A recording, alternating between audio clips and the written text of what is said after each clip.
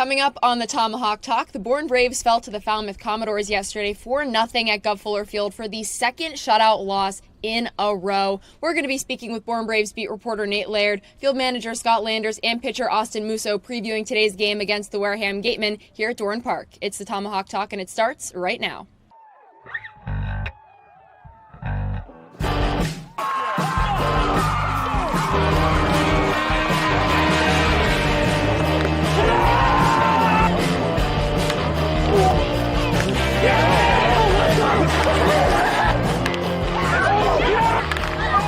Left field, back on it, the left fielder approaches. It drops before the wall.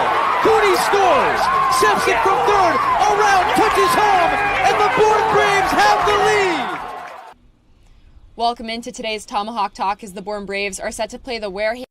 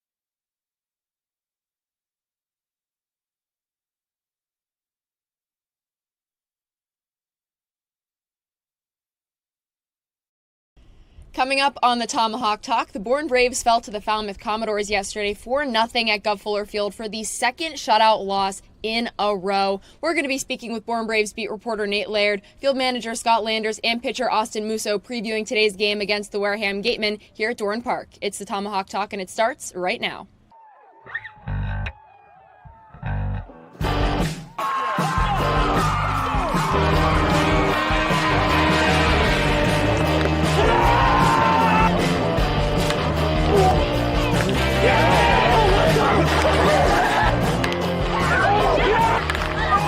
Left field, back on it, the left fielder approaches. It drops before the wall. Cooney scores.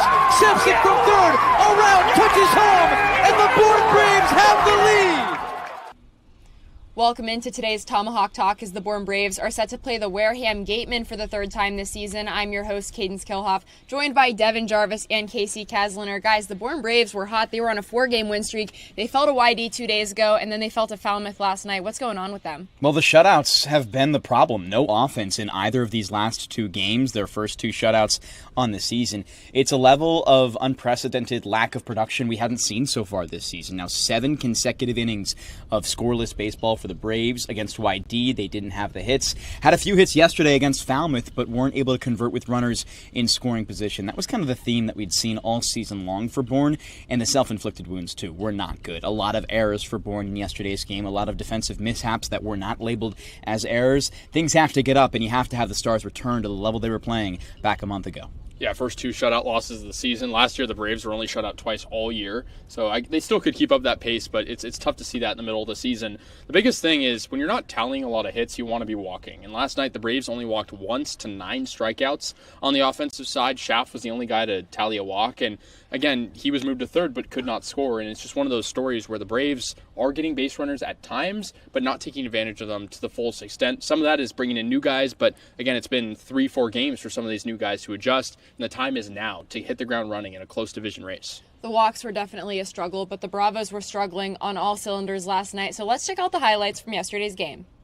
Falmouth started things off in the bottom of the 4th inning after a single from Carter White, and he advances to first base. But then there's a throwing error from Andrew Costello, and then another throwing error from catcher Bryce Estep.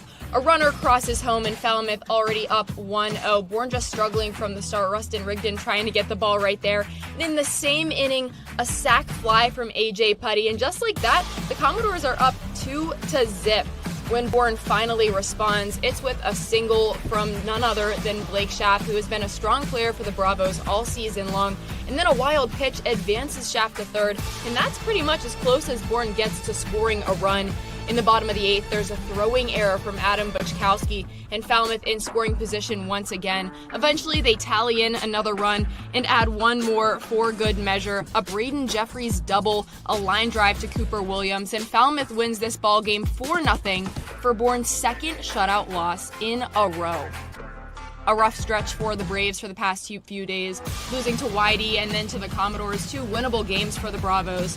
The Braves pitching staff tried their best to stop the bleeding, but the defense in general was sloppy. 3 errors won't slide, especially with the team that led the league in the least amount of errors at the beginning of the season. Yeah, looking at the stats right here, overall Bourne not quite finding that same success defensively. The errors now put them tied for last place in the entire Cape Cod Baseball League. 4 errors, and like you said, this was a team that did not commit many defensive mistakes at the start of this season. It's been turning in the wrong direction, and a lot of these losses, I would say more than half, have been a lot to do with poor defensive play, blow-up innings that could have been avoided, and now the Braves are paying the price for it. Again, it's now just a narrow lead at the top of the West, even if the Bourne Braves still have it. They're beating themselves. That's what Scott Landers has talked about when we've talked to him this season. And again, it's hard to coach things like that. We've talked about that before too. You can't necessarily coach a guy in the moment. Hey, don't make an error. But what you can do is get a guy to know the moment a little bit more. And it felt like the Braves were just a little bit flat-footed yesterday on some of these defensive plays that were just kind of ill-informed. They could have,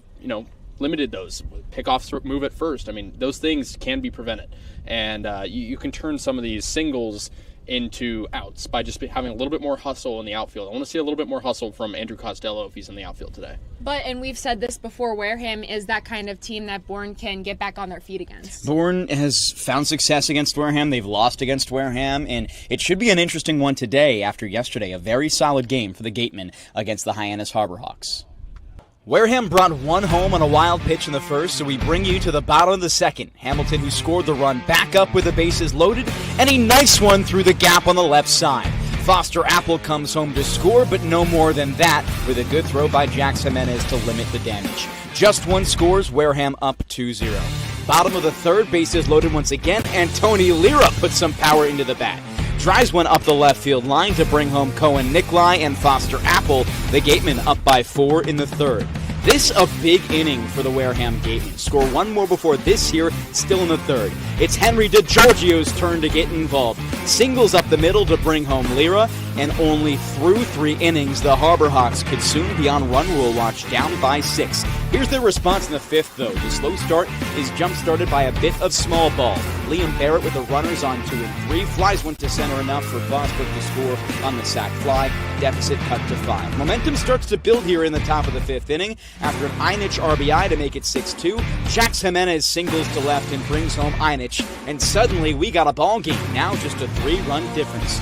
But for Hyannis, who is looking to come within 1 point of Bourne's first place in the West, their offense couldn't do much, and Sheffield secures one more RBI to make this a 7-4 victory for the Wareham Gatemen. Not a bad game for Hamilton, 3 for 5 with a run scored and an RBI. Lira goes 2 for 3 as well with 2 doubles and 2 RBI.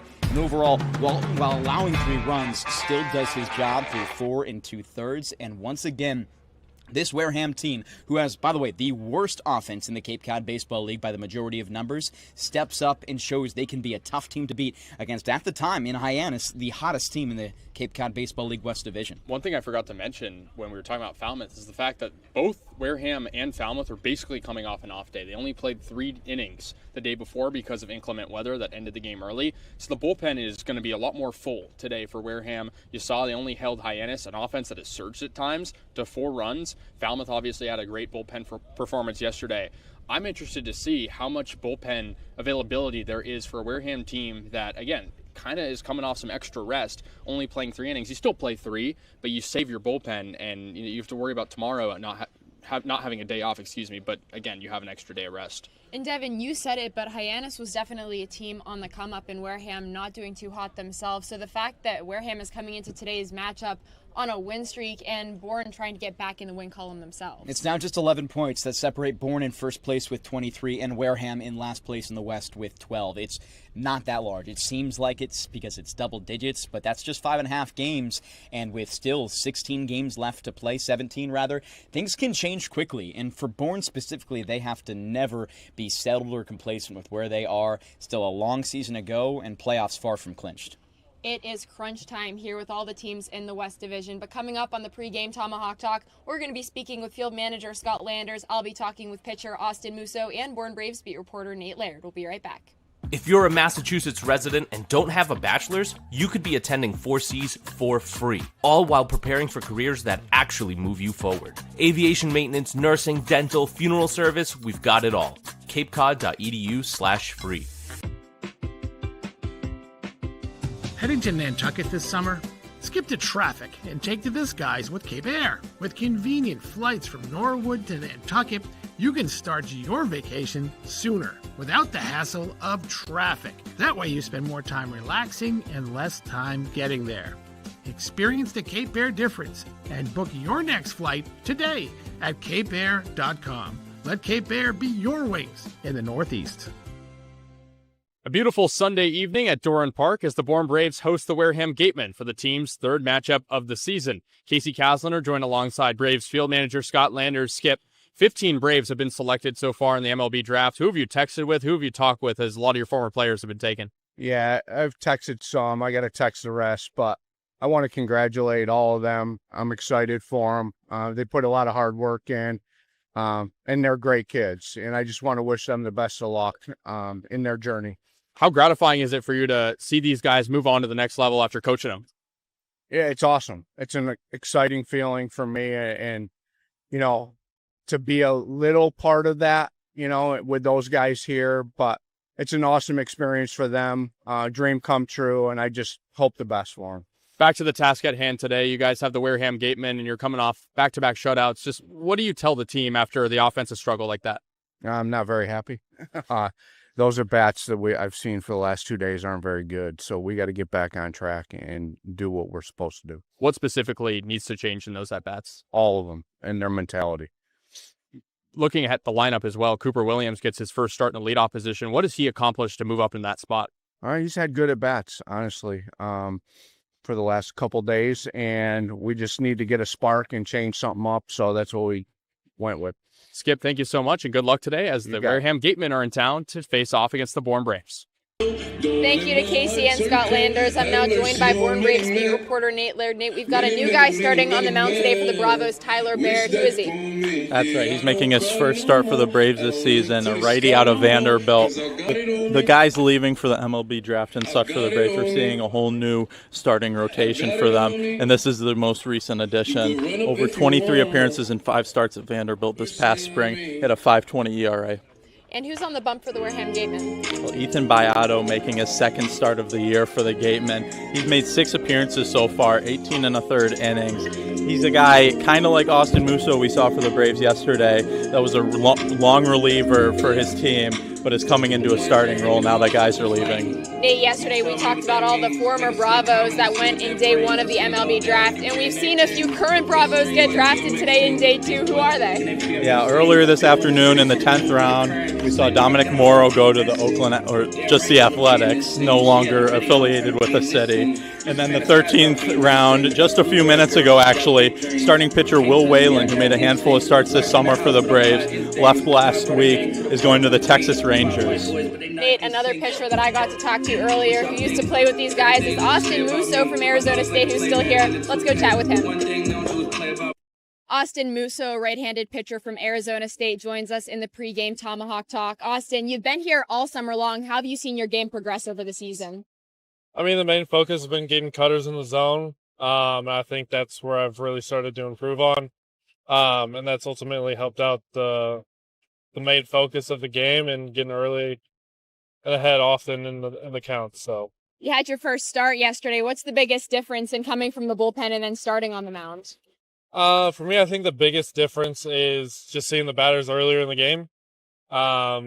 Before that, I went 4 innings as well, so I think just back-to-back 4-inning outings is pretty much the same, just seeing the batters more early and often.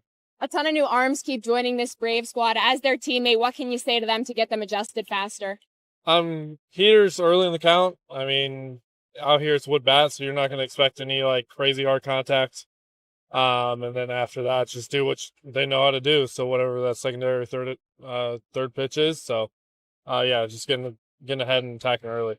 Bourne plays Wareham in just a few minutes, and Bourne is on a 2-game losing streak. So what do you need to see from today's starting pitcher, Tyler Baird, for the win? I mean, yeah, like I said, for him, it's just going to be fastball and then secondary all the way through their lineup. They don't have the strongest lineup from what I've seen, especially from my former teammate pitching against them. But besides that, I think for him, it's just going to be strikes on strikes over and over again. Some fellow Sun Devils have been getting drafted by the MLB over the past few days. What has it meant to you to be a part of their journey? I mean, yeah, it's obviously very huge and very special to be a part of a team like that. Be around guys that are going to get the chance to play at the next level is obviously accomplishment of any other player. But yeah, super happy for all of them, and then can't wait to see what they do in the future. Austin, I know you're familiar with the new Chipotle that just opened up in Mashpee. What's your go-to order? Recently I've been going the double wrap burrito with double steak, no beans, but I'll go white rice with queso, corn, pico, and a little bit of cheese. That's it. No sour cream? No sour cream, can't do it. See, I feel like every time I go to a Chipotle, they're always out of sour cream, and that's the only reason to go, in my opinion. You don't agree? No, definitely do not agree on that one. All right, Austin. Well, thanks so much for joining us. Cape Cod 5 is proud to be the official banking partner of the Cape Cod Baseball League. Cape Cod 5 offers a broad range of financial products and services tailored for every stage in your financial journey. Reach out to us. We're here to help. Life can be full of surprises, but Eastern Propane and Oil is always just a call away. With a local team member available 24/7, we're always ready to support you when you need it. With an Eastern Propane and Oil technician on the way, your family's comfort is our priority. Our local team, over 500 strong, ensures your home is comfortable and warm. Eastern Propane and Oil, a local team with 24/7 service and delivery, ensuring comfort when you need it most. In just a few moments, the Bourne Braves take on the Wareham Gatemen. But before then, welcome back into the pregame Tomahawk Talk. I'm your host, Kaydence Kilhof, joined by Kasey, Kazliner, and Devon, Jarvis. Guys, we've talked about it, but the Bourne Braves losing in 2 shutout games for the past 2 days. How can they get back on track offensively? They need to rally behind the pitching that has been really good. You hold a YD team to 2 runs and then a Falmouth team to 4 runs across 18 innings of work with one of the games ending early. You have to rally behind it. Tyler Baird makes his Bourne Braves debut today. He's coming off a bit of a rough season at Vanderbilt, but the numbers for him in certain situations were very good. He struck out 10 per 9, but of course, an 0-5 record, an ERA over 5. He's going to be looking for a bounce-back summer. If you can rally behind the new guy and the bullpen in general that has been very good for the Braves, I think the offense is going to start clicking a little bit more, just knowing that they have to stand up in the moment and rally behind their arms. You're taking 9 runs over 3 games between Orleans, YD, and Falmouth yesterday, but the bats have to come out. 7 runs, not 9, with Orleans scoring just 1 in that game. And specifically for Bourne, like you said, you have to rally around. I'm really excited about Baird today. I maybe have a little bit more optimistic of a view on him. That ERA just 5.2, 5 starts in the SEC. Of course, that's the best place to play in college baseball. You're facing the toughest bats, a lot of first-rounders, and overall draft picks out of that conference. And specifically for Baird, who has maybe the most starts we've seen from any Bourne starter so far this summer at an SEC school coming in. He had a lot of innings. He's warm. He should be a very exciting name. And it's another one of those Vanderbilt guys that always seems to fit exceptionally well in a Bourne Braves uniform. I think if you go out there again against a tough matchup in this Wareham team that seems to be a very high ceiling, low floor squad, it should be interesting. You do go against a tough guy in Bioto out of Tennessee. Also a freshman, ERA 6.17 so far in the Cape in 5 appearances, just a 1.15 ERA as Nate was touching on earlier. A fantastic pitching matchup today, and for Bourne specifically, I think it goes back to what Kasey said. You gotta rally around good pitching. The relievers have been there for you, and give your relievers a chance to pitch with the lead. How many times have we seen that this season? Not many, as oftentimes it's coming late in the game that Bourne gets their final victory. Well, Devon, how about position players? Because as a whole, they had 2 errors, minus the one from the actual pitching staff yesterday. How can they clean that up today? I think just approaching the game a little bit slower, right? Oftentimes you're thinking too quick, you're thinking ahead, and the way you put it a few days ago, you put the wagon in front of the horse, right? You gotta understand what is at stake. Not think about the next play you're going to make, but the play you're doing right now. Better first steps, more attentiveness to the job.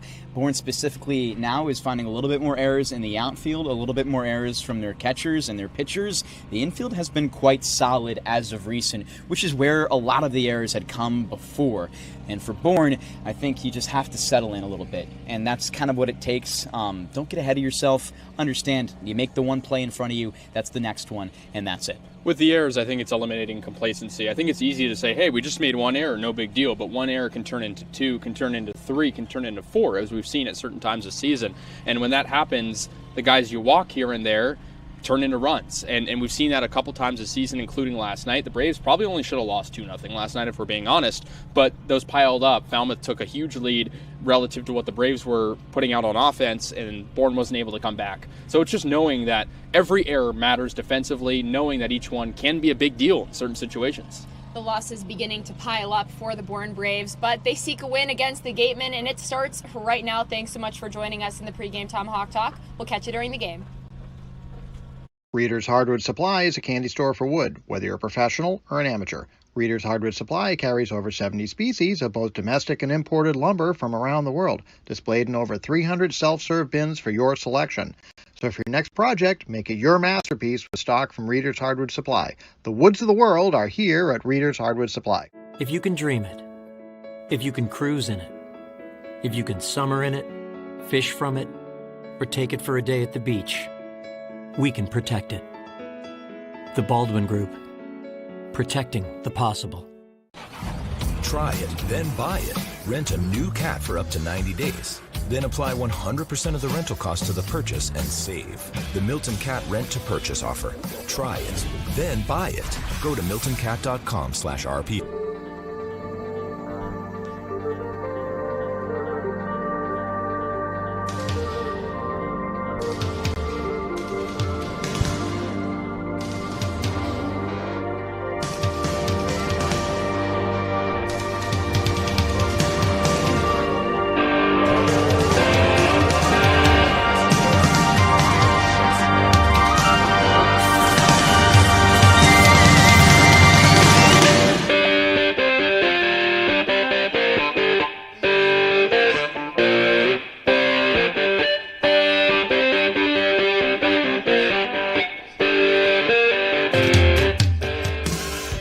Bourne Braves are desperately looking for a bounce back at home. At Doran Park, it's the Braves and the Wareham Gatemen for the third time this season.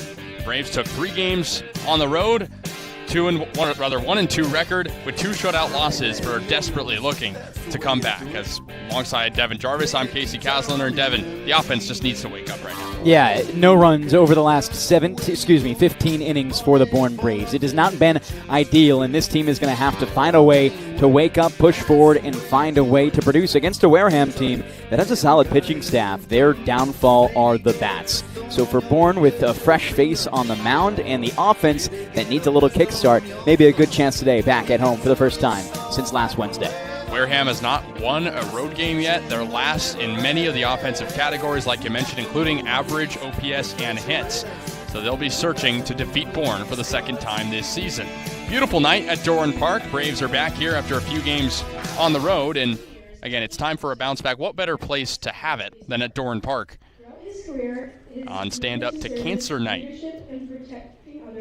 Will be a fantastic opportunity for this team. A little bit of shakeup in the lineup, too, for Bourne. Yesterday and the day before, we saw the exact same lineup, no insertions, just switched around. You do see something a little bit different. A player who played yesterday but making his debut as a starter. And for Bourne overall, it should be quite exciting. Third member of our crew in Kaydence Kilhof is fieldside. Kaydence, what's going on?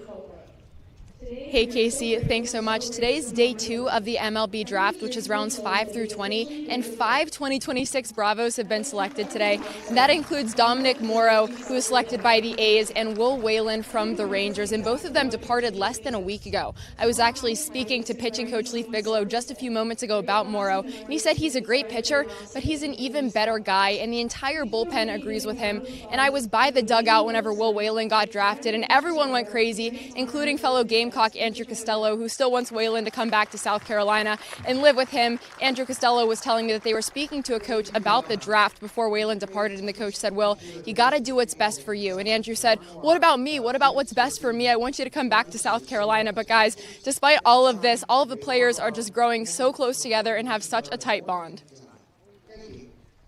Thank you so much, Kaydence. We'll keep you updated on all draft news coming up this evening and beyond, as the Braves have over 20 guys selected so far. But let's take you through the lineups. First for the visiting Wareham Gatemen, 6-16 record for Ryan Smythe's club. Jason Wax leads off. He hits first and plays in center field. Levi Clark follows, hitting in the DH spot. Connor Cuff, the third baseman, hits third. He had 3 hits against Bourne in the first matchup. Cohen Nikolai hits fourth. He moves down a spot from yesterday's game. Tony Lira hits fifth and plays first base, moving down up 2 spots from 7 to 5 from yesterday's win. Cade Elam, in the 6th spot. He has hits in 7 of his last 8. Dylan Dubovic moves down 3 spots from 4 to 7 from last night. He plays in right field. Henry DeGiorgio hits 8th, and Carter Groen is the 9-hole hitter in left field. Carter Groen starts out the outfield in left. In center, it's Jason Wax, and in right, Dylan Dubovic. First base around the horn goes Tony Lira, Cade Elam at second base, Henry DeGiorgio at shortstop, and Connor Cuff at third base. Cohen Nikolai is behind the dish, catching for the pitcher in Ethan Bioto for Wareham. Bioto, an all-star this season for Wareham, one of 2 all-star pitchers for the Gatemen. Let's go through the Bourne order. It's Cooper Williams hitting in the leadoff spot for the first time this season. He's been hot at the dish. Rustin Rigdon, the switch hitter, follows, playing second base. Blake Schaff, one of the 8 all-stars for the Braves, hits third and plays at shortstop. Andrew Costello in the cleanup spot. He's second in the league in OPS. Josiah Overbeek in the 5 spot, playing first base. Berkeley Mabius in the 6 spot. He's catching. Paul Vasquez, the third baseman, in the 7-hole. Matt Bolton in center field, hitting 8th. And Elliot Medlock, with his first career start as a Bourne Brave after coming in yesterday as a pinch hitter, hits 9th at the DH spot. Andrew Costello comes back to left field after playing both that and catcher in yesterday's game. Matt Bolton, the everyday center fielder, it seems, for the Braves, once again holds that spot. And in right field, Cooper Williams, who has been fantastic defensively recently, regains his defensive position in right field. First base around the horn, Josiah Overbeek at first, Rustin Rigdon at second. Blake Schaff, with a spectacular day defensively at short yesterday, comes back to be the shortstop once again. And Paul Vasquez sits there at third base with Berkeley Mabius, who's been fantastic defensively at the catcher position, a 50% caught stealing percentage. Catches for the pitcher in Tyler Baird, making his debut in a Bourne Braves uniform out of Vanderbilt. Baird, a pretty impressive campaign this past year at Vanderbilt. An ERA just over 5, but his strikeouts per 9 in double digits. I mean, a strikeout per 9 of that high and overall an ERA of just over 5 in the SEC translates exceptionally well to the Cape. You often can maybe subtract 40% off of it there. Maybe hoping for another fantastic Vanderbilt freshman to man this top of the lineup and just set the offense up for success, Kasey. I think that's what we've kind of been talking about, is you got to have a pitcher who can pitch with the lead, and they haven't been able to very much over these last few games. Braves offense has been quiet. Back-to-back shutouts, both on the losing end for Bourne, but looking for a big second win of the season over Wareham. But we will step aside here on the Bourne Braves Broadcasting Network. Lineups and everything else coming once more at Doran Park.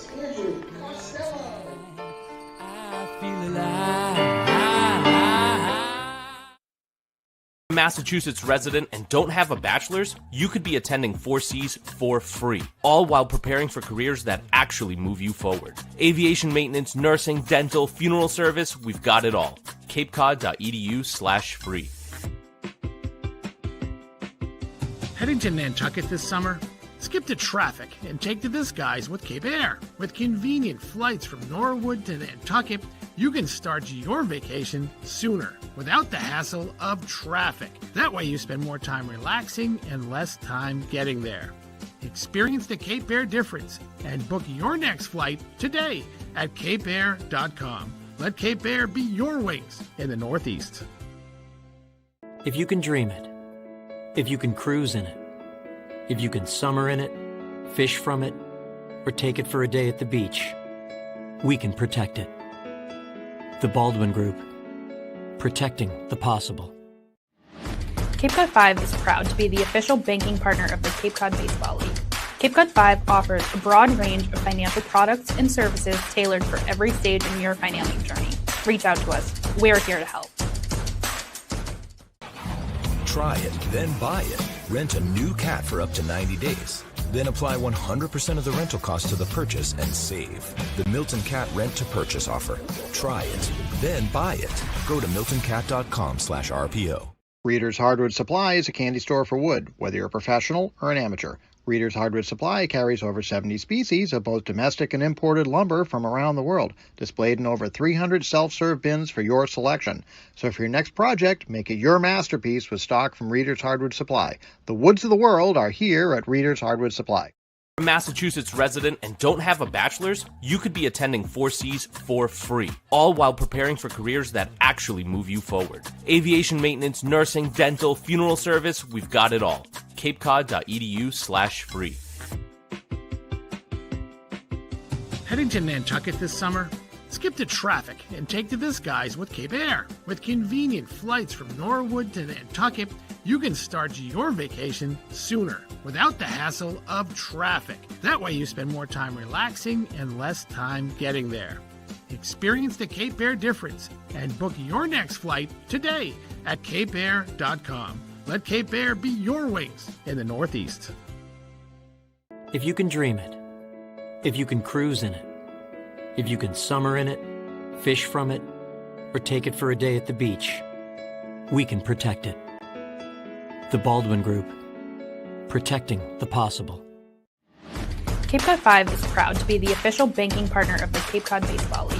Cape Cod 5 offers a broad range of financial products and services tailored for every stage in your financing journey. Reach out to us. We're here to help. Try it, then buy it. Rent a new cat for up to 90 days. Then apply 100% of the rental cost to the purchase and save. The Milton Cat Rent to Purchase offer.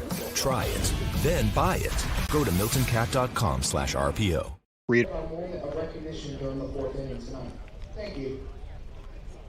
It's Tyler Baird's turn for the Bourne Braves. The right-hander is making his first start as a Bravo. Quickly through the Wareham lineup once more. Wax, Clark, Cuff will face Baird at a minimum in the top of the first. Nikolai to follow, Lira, Elam, Debovic, DeGiorgio, and Groen. Braves defense, Andrew Costello in left, Matt Bolton in center, Cooper Williams in right. That's the outfield. First base around the horn in the infield. Overbeek at first, Rigdon at second, Schaff at short, Vasquez at third, and Berkeley Mabius is the backstop for Tyler Baird. Coming off a freshman campaign at Vanderbilt, made 5 starts, 23 appearances, 45 innings. He struck out 51 guys across that span. That's good for 10.2 strikeouts per 9. And he was also able to keep the walks pretty manageable, only 24 of those across 45 innings. Those are all statistics you like to see that can possibly prove success going forward. And for Bourne, they're going to need that. They lose a couple arms. Will Whalen, Jaden Alba, Brendan Bennett, their 3 aces, all gone. Now these times are really dire for players who you haven't heard before to step up, join the team, and make starts down the stretch that really help the Braves. And Baird can certainly be one of those guys. It will be fascinating for him to see how he does. On top of that, it's against an easier offense. 9th or 10th in almost every major stat category for this Wareham hitting squad. Wareham last in average, runs per game, and OPS. Like you mentioned, they're either close to last or last in some of the other big ones as well. So we begin the top of the first inning. It'll be Jason Wax, Levi Clark, and Connor Cuff to face off against Tyler Baird, making his Cape League debut. The righty pitcher will face lefty, righty, lefty. Wareham and Bourne split a mini 2-game series against each other over the July 4th weekend.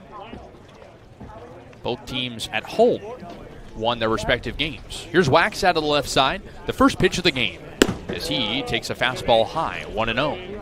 The wind blowing straight in here at Dorn Park, 78 degrees and sunny. Here on a beautiful Sunday evening. 1-0 on Wax. He's hitless his last 2. Did not play last night in the win against Hyannis. The 1-0 pitch. Wax chops it foul, right side into the Wareham dugout. 1 ball and 1 strike. Wareham with a big 7-4 win over the Harbor Hawks yesterday. Still last in the West, but only 6 points out of 4th. Top 4 make a playoff spot. 1-1 on Wax, the pitch from Baird. As Wax lines it on the ground over to second, and that's through for the infield for a base hit. A diving attempt from Rigdon in the 3.5 hole.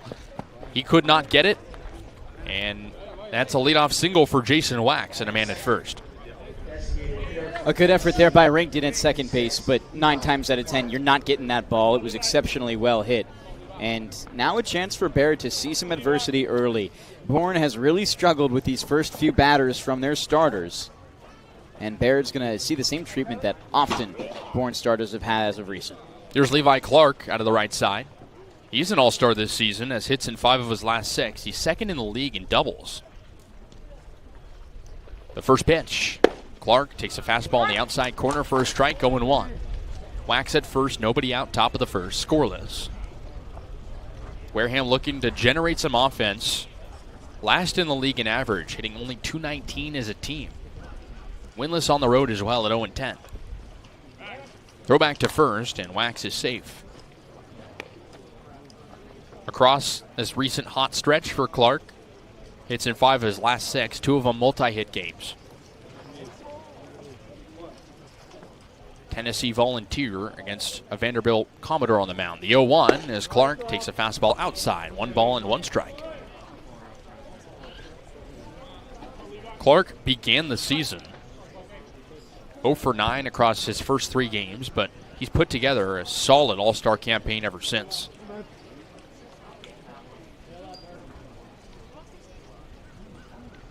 Baird tosses back to first, and Wax back in head first. He's safe. And the batting average might not be there for Levi Clark so far this season, but the extra base hits are. Like you mentioned, 5 doubles, second in the league, only to Luke Costello, and that's kind of what you get out of a player like Clark. High upside. Another throwback to first. Once again, safe for Wax, and again, it's a Wareham team that doesn't have a ton of power collectively. R.J. Hamilton, the best power hitter, not in the lineup today. He's an all-star. The 1-1 pitch, runner goes, Clark swings and misses. The throw to second from Mabius is offline. Wax is safe as the throw went just to the left of the second base bag, and Wax picks up a stolen base. And teams have not really been stealing on the Braves. They're first in the Cape Cod Baseball League with their caught stealing percentage of 40. Drops a touch there, but often due to Bryce Eastep's talent, Andrew Costello there too, and recently Berkeley Mabius.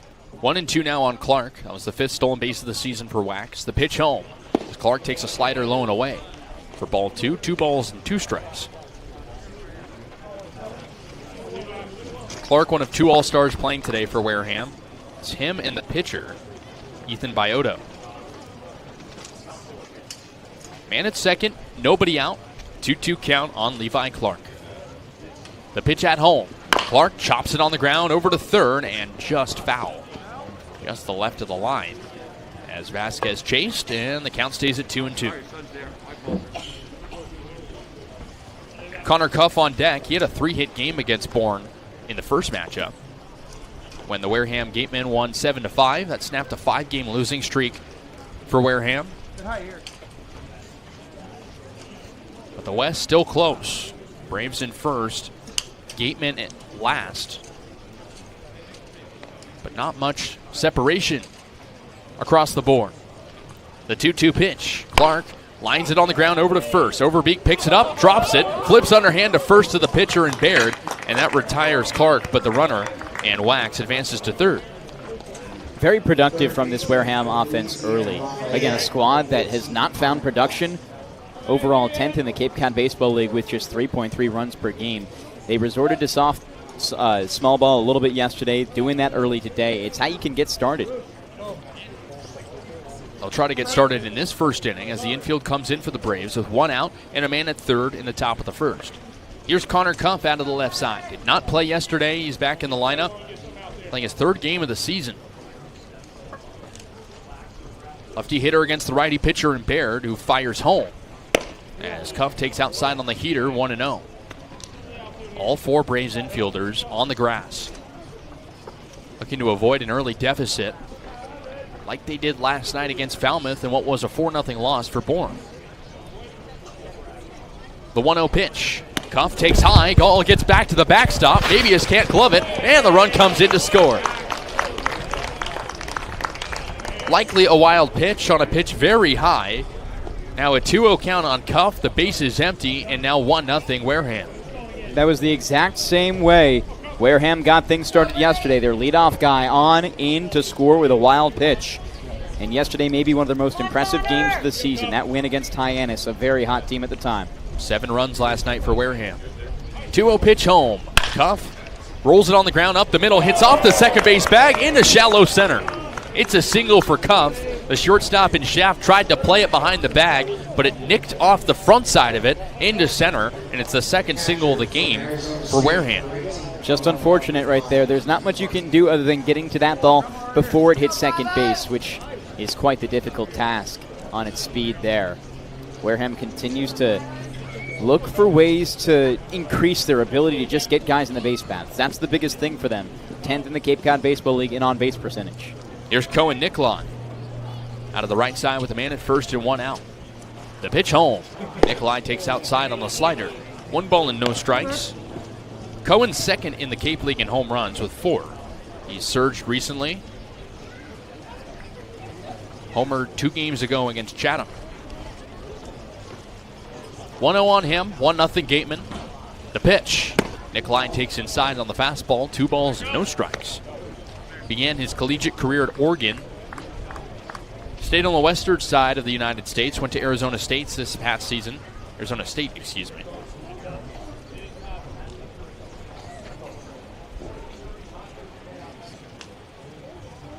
The 2-0 pitch. Nikolai takes high, 3 balls and no strikes, and Baird for the first time struggling with a little bit of command. Talked about the walks not really being too much of a problem for him at Vanderbilt. 1 pitch away from walking Nikolai with a man at first. The pitch home. Nikolai takes a get-me-over fastball for a strike. 3-1 on Cohen Nikolai, who has only 1 hit across his past 6 games.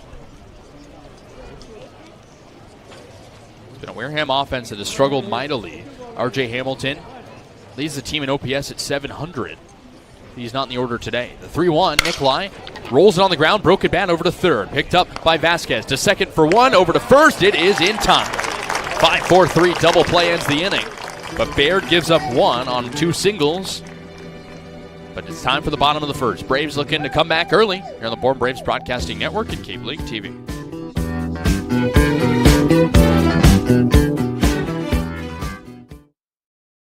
Cape Cod 5 is proud to be the official banking partner of the Cape Cod Baseball League. Cape Cod 5 offers a broad range of financial products and services tailored for every stage in your financing journey. Reach out to us. We're here to help. Life can be full of surprises, but Eastern Propane and Oil is always just a call away. With a local team member available 24/7, we're always ready to support you when you need it. With an Eastern Propane and Oil technician on the way, your family's comfort is our priority. Our local team, over 500 strong, ensures your home is comfortable and warm. Eastern Propane and Oil, a local team with 24/7 service and delivery, ensuring comfort when you need it most. Reader's Hardwood Supply is a candy store for wood, whether you're a professional or an amateur. Reader's Hardwood Supply carries over 70 species of both domestic and imported lumber from around the world, displayed in over 300 self-serve bins for your selection. So for your next project, make it your masterpiece with stock from Reader's Hardwood Supply. The woods of the world are here at Reader's Hardwood Supply. If you can dream it, if you can cruise in it, if you can summer in it, fish from it, or take it for a day at the beach, we can protect it. The Baldwin Group. Protecting the possible. Thanks.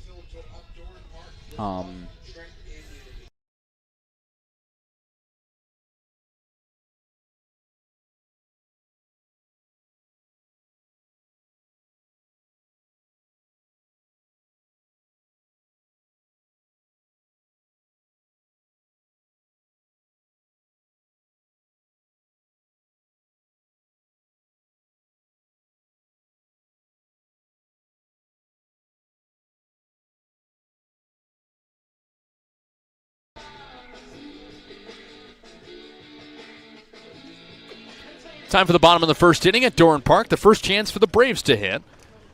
Down 1-0. It'll be Ethan Biota.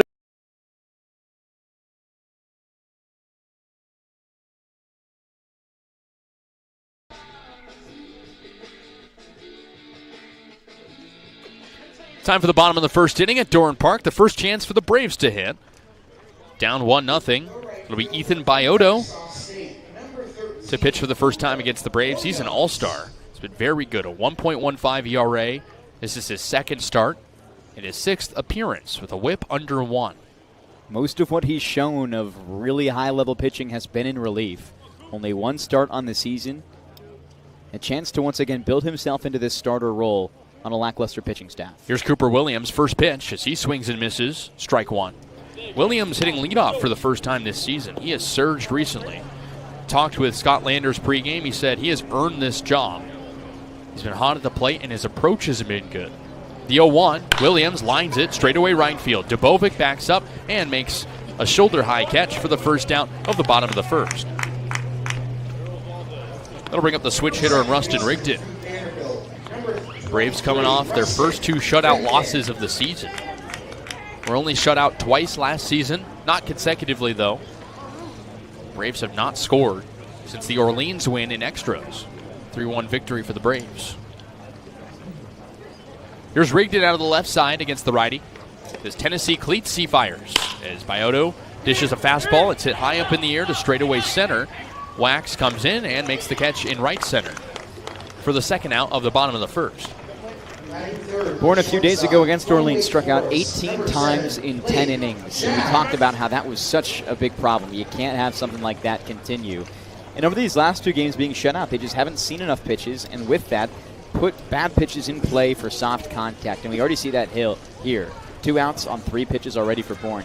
Got to work later into at-bats. And Blake Schaff, not a guy really known for doing that, but if he can be patient oftentimes, that's his best outcome. Here's Blake Schaff. He digs out to the left side against the righty. Biota fires home. Schaff takes a fastball in there for a strike going 1. He went 1 for 3 yesterday with a single and a walk. Has now knocks in 4 of his last 5 and 10 of his last 12. One of the 4 All-Stars in the lineup today for the Braves. The 0-1 as Schaff takes outside. 1 ball and 1 strike. Braves with 8 All-Stars total. 4 of them in the lineup today. Schaff has been dynamic at the plate. The 1-1. Schaff chops it foul. Over to the Wareham dugout on the right side. 1 ball and 2 strikes. So the base is empty and 2 out. In the bottom of the first, Wareham up 1-0.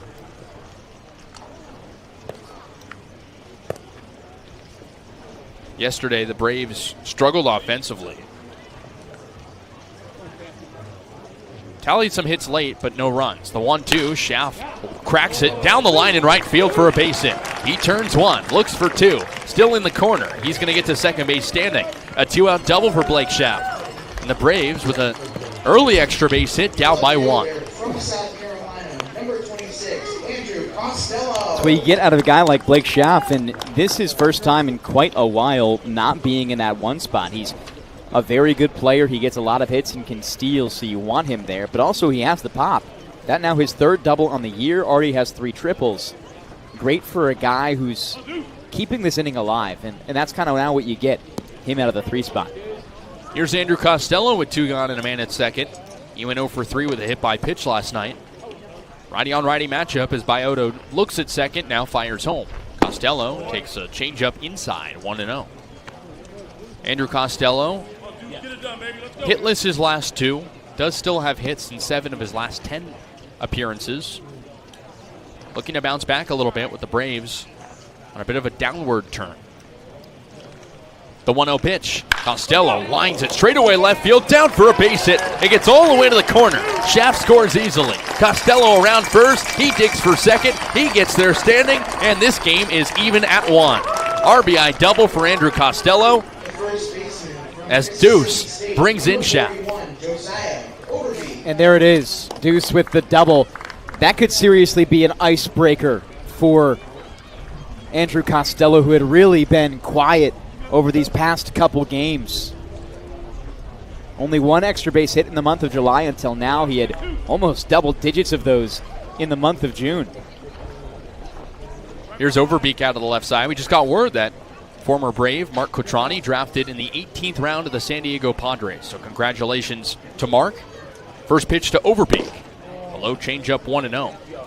Quattrani, Brave for parts of 2 seasons, and was a really fun player to watch this season in particular with a couple of home runs. He was fantastic. Still leads the team in home runs. 1-0 on Overbeek. The pitch from Biotto with a man at second is low.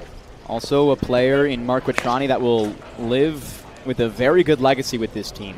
Bourne would have not won the Cape League Championship last year without him. A 2 RBI double with the season on the line to their final strike. He was here just Wednesday, gave goodbyes to him then, and now he's a big leaguer.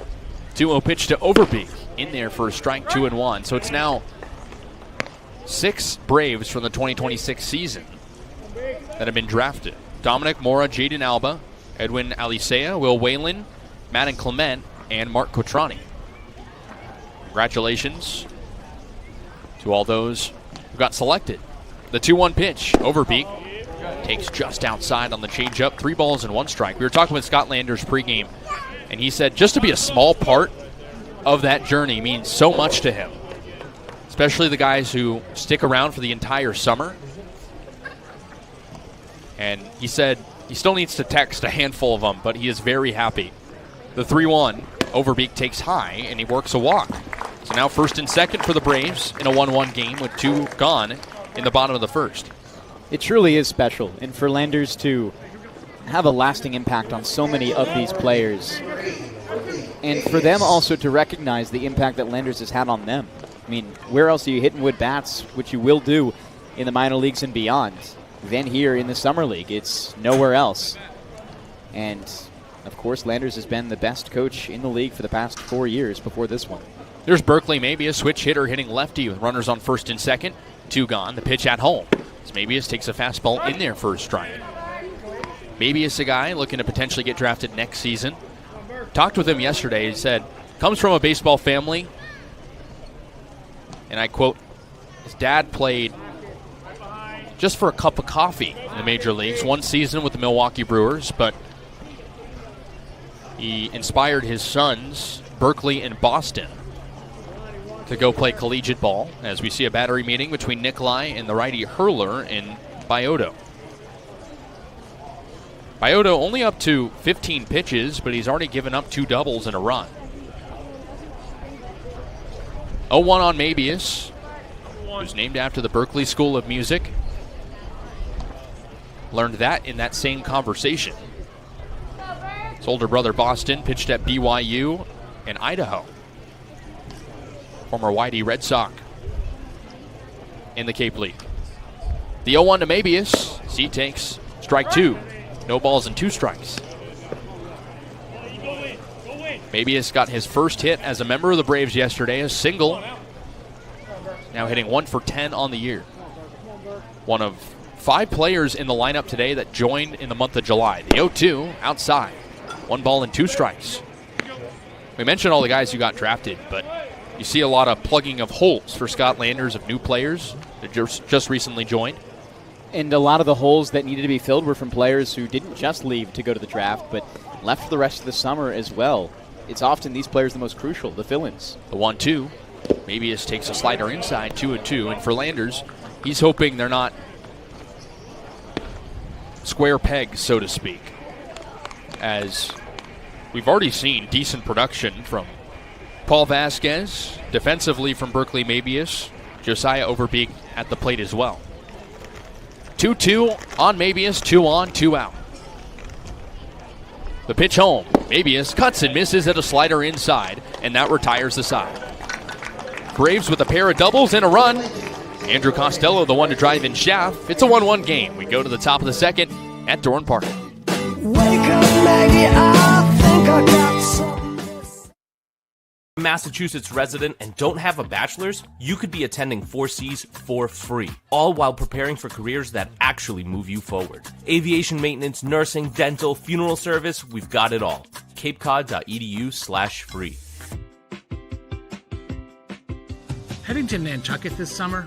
Skip the traffic and take to the skies with Cape Air. With convenient flights from Norwood to Nantucket, you can start your vacation sooner without the hassle of traffic. That way you spend more time relaxing and less time getting there. Experience the Cape Air difference and book your next flight today at capeair.com. Let Cape Air be your wings in the Northeast. Cape Cod 5 is proud to be the official banking partner of the Cape Cod Baseball League. Cape Cod 5 offers a broad range of financial products and services tailored for every stage in your financial journey. Reach out to us. We're here to help. If you can dream it, if you can cruise in it, if you can summer in it, fish from it, or take it for a day at the beach, we can protect it. The Baldwin Group. Protecting the possible.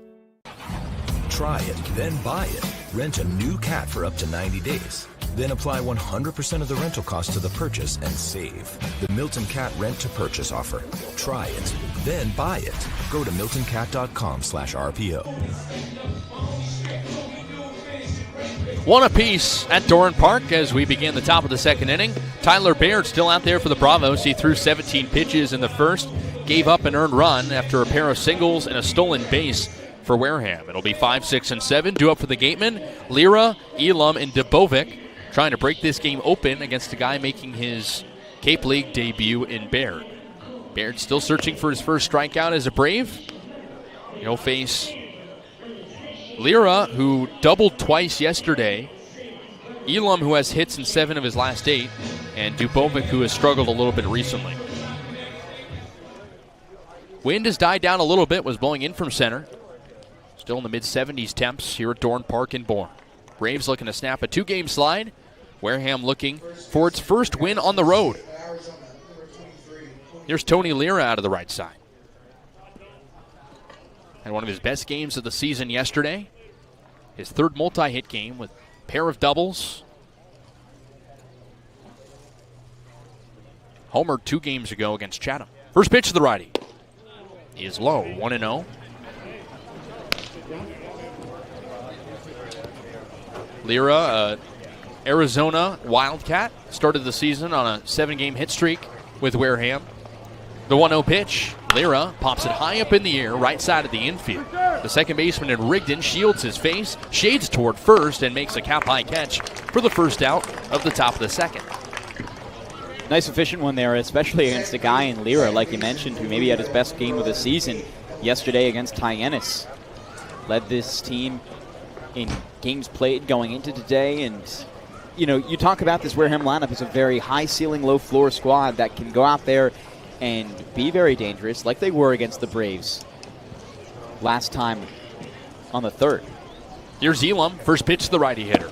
Slider outside, 1-0. Elam with hits in 7 of his last 8.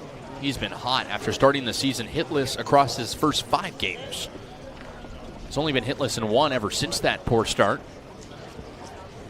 That's why he's only hitting .212. The 1-0 pitch. Elam swings and misses an outside slider. 1 ball and 1 strike. Played 2026 with a solid Louisville team that featured Take Davis, nation's leader in home runs. The 1-1 pitch. Elam takes inside on the heater. 2 balls and 1 strike. And he was just exceptional there as their everyday second baseman. He holds that role here and is still settling into his time with a .212 average, but was phenomenal for the Cardinals in the ACC. And his first extra base hit of the season yesterday, a double against Hyannis. The 2-1 pitch. Elam chops and misses at a fastball outside. 2 balls and 2 strikes.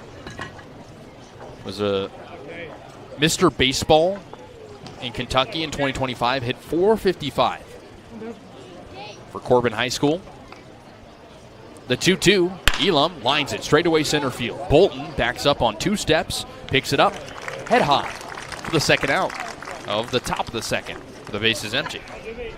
A touch harder contact there, just the way we saw from Wax back in the first. I think if you're really pinning down something against Baird, it has been just fires off the bat from this Wareham team. But then again, he's settling in. Oftentimes you get your best stuff once you work into the 3rd. 2 gone and the base is empty for Dubovic. Only has 1 hit across his last 3, but it was a double last night in a 7-4 win over Hyannis. Righty on righty matchup. The pitch from Baird is Dubovic takes high and tight on the fastball for a ball. 1-0. That was his second double of the season. Part of a Miami team that saw a handful of guys drafted these past couple of days. The 1-0 pitch. Dubovic takes a slider that runs inside. 2 balls and no strikes. Baird up to 25 pitches in his Bourne Braves debut. Not too bad so far. Got hit around just a little bit in the first inning. Gave up a run. But he's starting to settle in. The 2-0 pitch. Dubovic chops it straight into Mabius, the catcher, who's keeled over. Count it 2-1 as Mabius a little bit shaken up.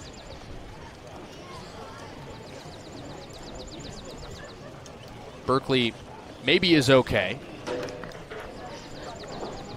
He's looking toward the trainers, but he goes back behind the dish. Should be all set, and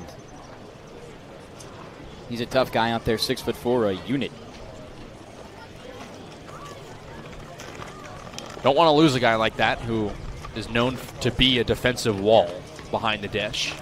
Again, especially with the limited catcher depth after losing Cotrani. Absolutely, but again, him and Bryce Eastep are going to be so crucial if they stay at the end of the summer here with what they provide defensively. Nonetheless, a 2-1 count on Dubovic. Berkeley's okay. The pitch home. Dubovic takes inside. 3 balls and 1 strike.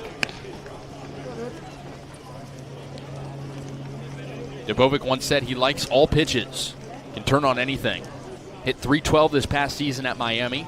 7 home runs, 30 RBI. Baird winds and deals the 3-1. Dubovic swings and misses. The sinker that runs low in the zone. Count goes full. And Baird really wanting his first strikeout here. Was a strikeout guy at Vanderbilt. Still searching for his first of this game. And again, it could unlock things for him. That confidence is huge for a freshman on the Cape. He nods to the sign on the third base side of the rubber. Now kicks and deals the payoff pitch. Dubovic chops it slowly over to short. Shaft charges, picks it up, fires to first, and it's not in time. Infield single for Dubovic. Now the third single of the game for the Gatemen. Let me check. That's just an unlucky one. You can't really blame anybody too much there, except a good hustle from Dubovic, and puts it just where he needs to. So a 2-out single for him, and that brings up Henry DeGiorgio, who has hits in back-to-back games entering tonight. He digs out of the left side with a man at first and 2 gone. All tied up at 1 between the Gatemen and the Bravos. It's been a good matchup so far through 2 games. Throw back to first, a close play. But Dubovic just barely safe. DeGiorgio moved up 1 spot in the lineup from last night after a single. As Laird steps off, touches the bag, wipes his hand off, and now touches the rubber. DeGiorgio looking for more experience after hitting just around the Mendoza line his first 2 seasons at college. He'll go to Northeastern this upcoming year. Lefty hitter against the righty in Laird, who touches the rubber on the third base side. Now tosses back to first, and Dubovic once again safe without a slide. Part of the reason that Bourne is so good stealing or catching runners stealing is because of their pitchers.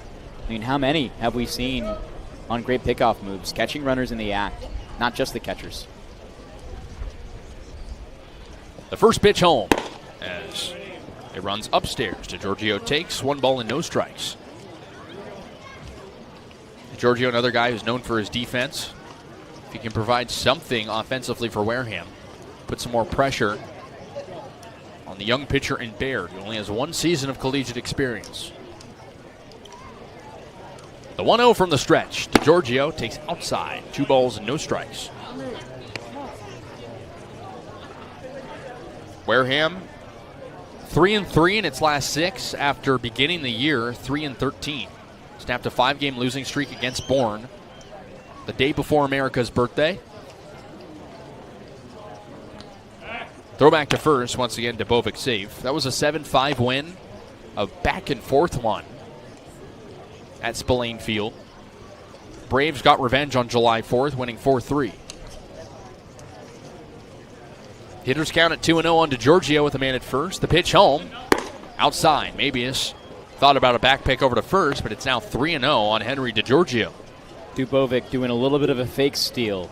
A jump off the start of the pitch and comes back. It can throw off the rhythm of a couple guys. If you hear that runner goes sign, Laird might pull his pitch. You never know. 3-0 count on DeGiorgio. The pitch at home. He takes strike 1. Fastball high in the zone. 3 balls and 1 strike. The Gatemen have not won back-to-back games all year. Chance to do that today. Chance to also win their first game on the road all year. Currently 0-10 away from Spillane Field. Laird tosses back to first, nothing doing. We were told that if they lose today, they'll go 0-11 on the road, which would be the worst road start in Cape League history since at least 2004. That's how far back the records go. Laird fires the 3-1. DeGiorgio clocks it straight to short. Backhand for Schaff. It pops up in the air. He can't find it, and everyone's going to be safe. Potentially an error, potentially a single. Dubovic goes to second, DeGiorgio into first, and the 2-out rally continues. I'd be surprised if they call that one an error, a tough play, but one you maybe expect Schaff to make. Hit that one hard on the line. Yeah, maybe 100 miles per hour up in the triple digits. They do rule a hit. So it's now 4 singles for Wareham. And here's the 9-hole guy in Carter Groen. First and second, 2 out in a 1-1 game. Top of the second inning at Dorn Park. Groen not in the lineup yesterday. He digs out of the right side. The first pitch home. Groen takes a slider in there for a strike on the outside corner. No balls and 1 strike. And going back to those 4 singles, not only 4 singles, but 3 infield singles to shortstop. Schaff has had his work cut out for him. The 0-1 pitch. Groen checks his swing and a fastball in the zone for a strike. Now Laird 1 strike away from his first K as a Brave. Groen in his 4th hit of the season, but rather in his 4th game of the season, but his 3rd against the Braves. A spin and a turn, throw back to second for Baird. Nothing doing as he looks at the runner Dubovic. So Groen has played in 2 full games against the Braves, sitting 3 for 7 against Bourne. All singles. The only game he's played not against the Bravos was against Chatham a couple days ago. The 0-2 home. Groen takes outside. 1 ball and 2 strikes. Groen will go to Pitt this upcoming season in the ACC. It'll be his 4th collegiate program.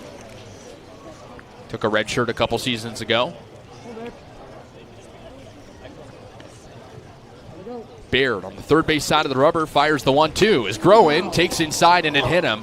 It looks like it nabbed that left hand as he is writhing in pain. He nearly came around with the bat and it just hits his hands on the way through. Does not look like that one was nice to feel. That loads the bases with 2 outs after a leadoff pop out and then a 1-out line out. To make it 2 outs, it's been single hit by pitch. As the lineup flips over to Jason Wax, who's 1 for 1 with a single, a stolen base, and a run. They're checking to make sure Groen can still stay in the game. Training staff is out, as well as skipper Ryan Smythe. Seems to be one of his left fingers. Got nicked on the pitch. And Scott Landers, the Braves manager, comes out to talk to his righty pitcher. So they'll keep Groen in the game, but Baird will have a talking to with his manager. Will be interesting to see if Groen stays in after this inning. Defensively, he is in left field. Maybe you just keep him out there, see what he can do for the rest in the base paths, and then beyond that, you make the decision to return him to the lineup or not. Dangerous hitter in Wax. 2 up now. Surged in the beginning of the season. He's been more quiet as of late, but he already singled in this game as he digs out of the left side against the righty pitcher in Baird, who's now up to 39 pitches. Bases loaded in 2-out, 1-1 game between the Braves and the Gatemen. Top of the 2nd inning. Already 2 hits in the inning, 4 total for the Gatemen. Here's Wax with his black bat on the left side. First pitch home. Wax chops it foul up the first base line. No balls and 1 strike on Jason. Broke a 2-game hitless skid with his single earlier. He has 2 multi-hit games on the season, looking for 1 today, including a 4-hit performance against Falmouth 3 weeks ago. 0-1 on him. Baird looks at third, now fires home. Wax takes high on the fastball, 1 ball and 1 strike. Groen at first, DeGiorgio at second, Dubovic at third. No R.J. Hamilton in the lineup today for the Gatemen, but the offense is doing just fine without him.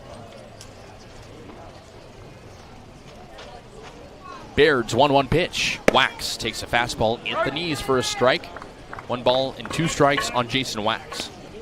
And Baird doesn't really look rattled. He's keeping himself in at-bats. That hit by pitch, the first free pass he's given up today. Everyone else on base by way of a single. Getting hit around just a little bit. Nothing new for him. Had a whip at 1.4 at Vanderbilt this past year. The 1-2. Wax takes a slider just outside. Baird thought it was strike 3, but the count now at 2-2. Levi Clark, the all-star on deck. If Wax can do something with the bases loaded. Only, 2 outs. And a 1-1 game. Both teams traded runs in the first inning. The 2-2 pitch. Wax takes a fastball just outside.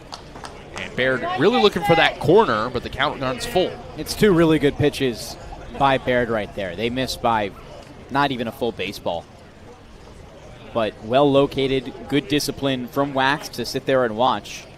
And now you got to give a pitch that he's going to try and swing at. You know he has a good eye. Wax, one of 3 insertions in the lineup after last night's win. And it's a balk. Rather, a pitch clock. Heard a commotion from third base umpire Mike Hinojosa. And that will bring in a run and continue the bases loaded for Wareham. And now a 2-1 game in favor of the road team. That's tough. It's really frustrating. And, you know, maybe a reminder just to work a little faster. Scott Lander is not appreciating the call, and we'll talk here with Mike Hinojosa about it. Yeah, here comes Landers talking with him. It's one of those things that's hard to overturn, as many things are in the Cape League, but especially the pitch clock where the umpire has to do a little bit of multitasking.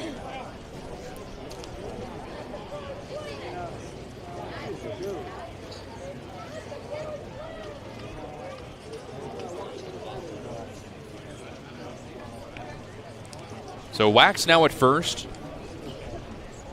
Groen at second, and DiGiorgio at third. This is now 2-1 Gatemen. That was only the first walk thrown by Tyler Baird, and again, bit of an unorthodox one. Yeah, not your normal walk. He thought he had strike 3 on a couple of those close pitches as well. That'll bring up Levi Clark. 0 for 1 with a ground out. The All-Star digs out of the right side against the righty with the bases loaded and 2 gone in the top of the second. Wareham up 2-1. Infield playing straight up. The pitch home.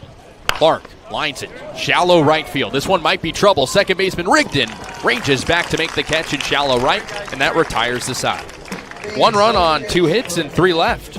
We go to the bottom of the second. Braves down by 1.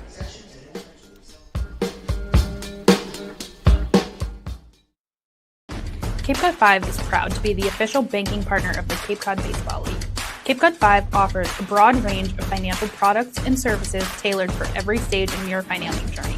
Reach out to us. We're here to help.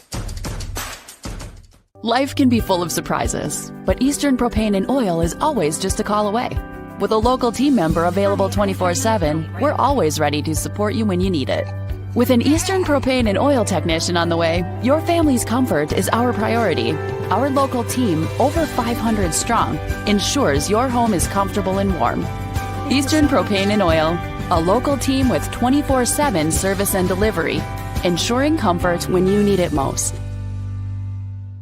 Reader's Hardwood Supply is a candy store for wood, whether you're a professional or an amateur. Reader's Hardwood Supply carries over 70 species of both domestic and imported lumber from around the world, displayed in over 300 self-serve bins for your selection. So for your next project, make it your masterpiece with stock from Reader's Hardwood Supply. The woods of the world are here at Reader's Hardwood Supply. If you can dream it, if you can cruise in it, if you can summer in it, fish from it, or take it for a day at the beach, we can protect it. The Baldwin Group. Protecting the possible.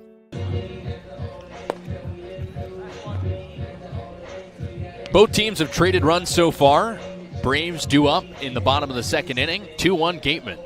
It'll be 7-8-9 due up for Bourne against the righty pitcher and Ethan Bioto, the All-Star, who gave up a run on 2 doubles back in the first.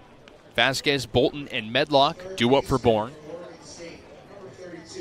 As it's first Vasquez out of the right side.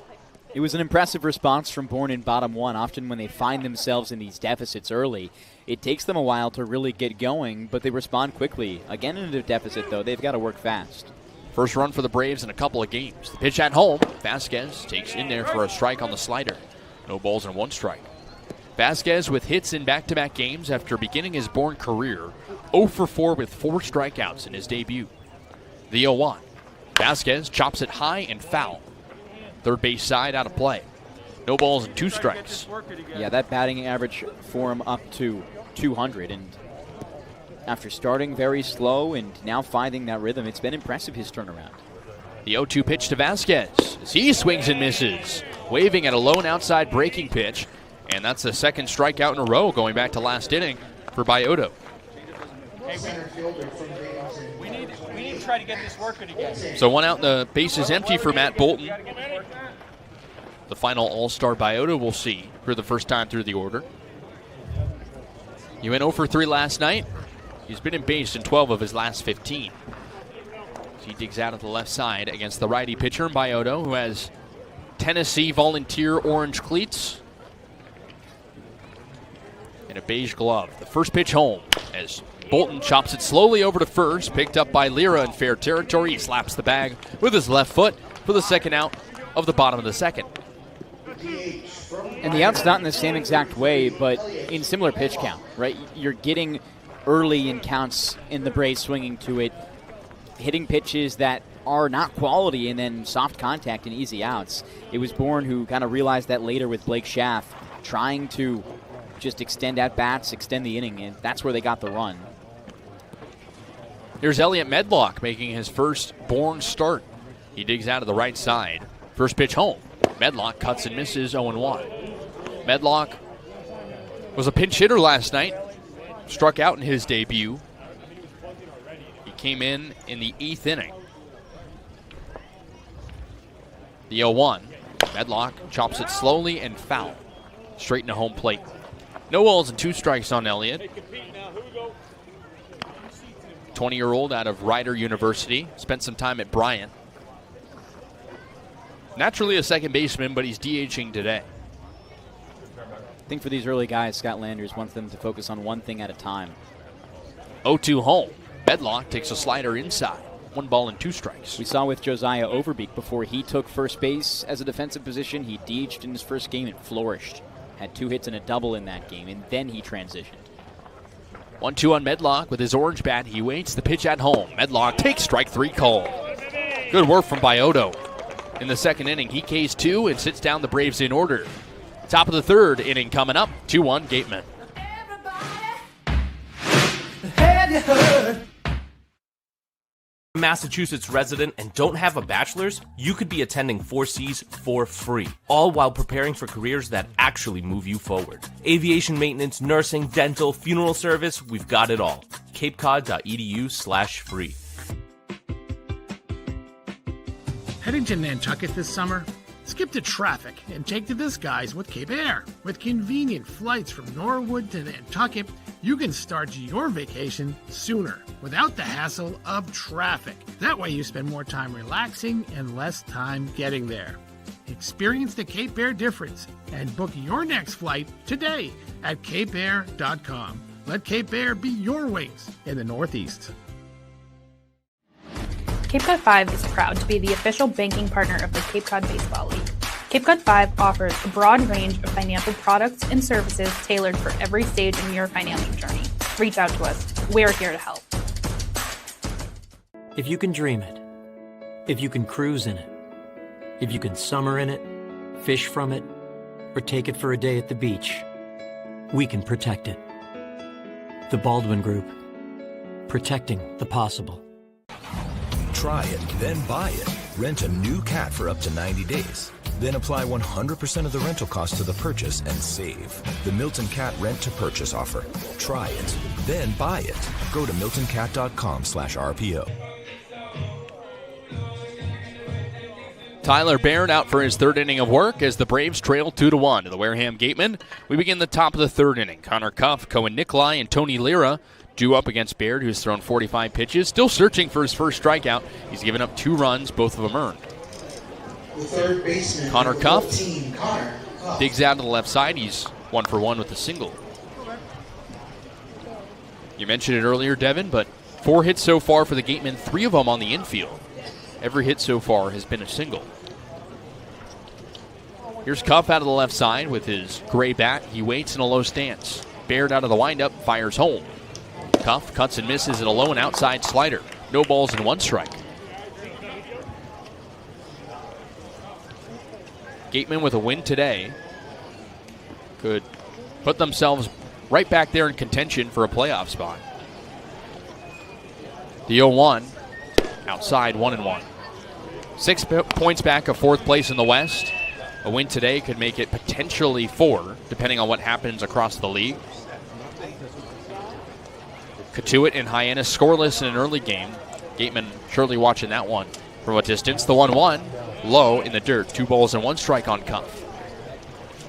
That Katuitt team right now in 4th place, Bourne only 5 ahead of them.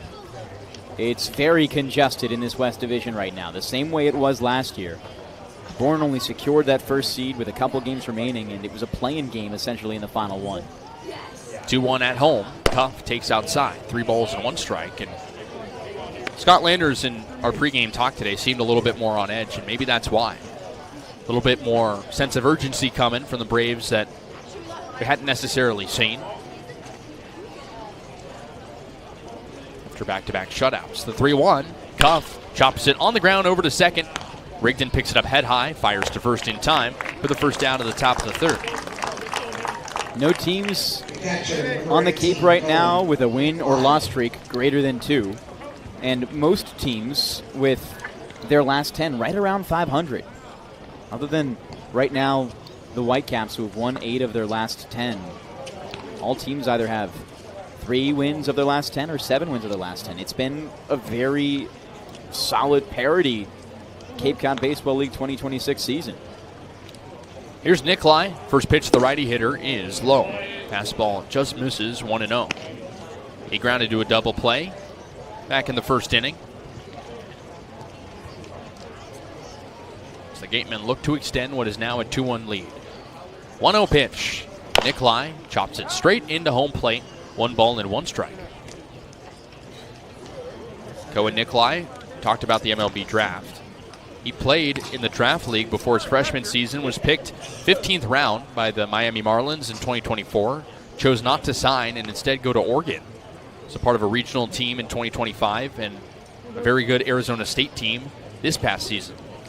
The 1-1, Nikolai takes low and outside on the slider. 2 balls and 1 strike.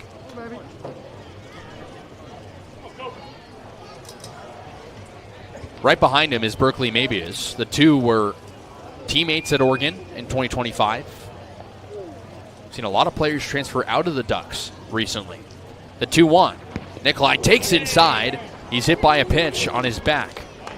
It's the second hit batter for Baird, and Nikolai goes to first. A tough one for sure. And the control not really there for Baird. The 3 passes have come 2 by way of the hit batter, 1 by way of the walk. It's not egregious, but he's also working up his pitch count a lot. And these Wareham batters seeing him well enough to find hits, 4 of them, and get on base. Now up to 54 pitches thrown. So here's Tony Lira, popped out to second base his first time up in the second. Righty on righty matchup with a man at first. Gatemen up 2-1, 1 out in the top of the 3rd. Baird comes set, now fires home out of the stretch as Lira takes a sinker in there for a strike, 0-1.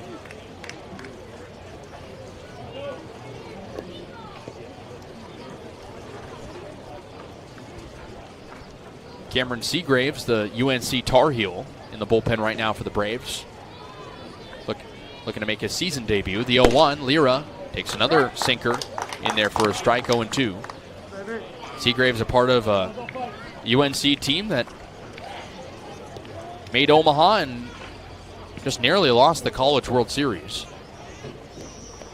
Cameron, a returner, as part of the Braves last season. Throwback to first, and Nikolai safe. 0-2 on Lira, who got a little bit of a promotion after 2 doubles last night. Moved up in the order 2 spots from 7 to 5. 0-2 count on him. The pitch at home. Lira takes just low. Man, Baird cannot get that first strikeout. He is close. The count goes to 1-2. It's one of Arizona's top players, Lira, this past year. Hit .336 for the Wildcats. 5 homers, 25 RBI in the Big 12. The 1-2. Lira skies it straight back and foul. Count stays at 1-2.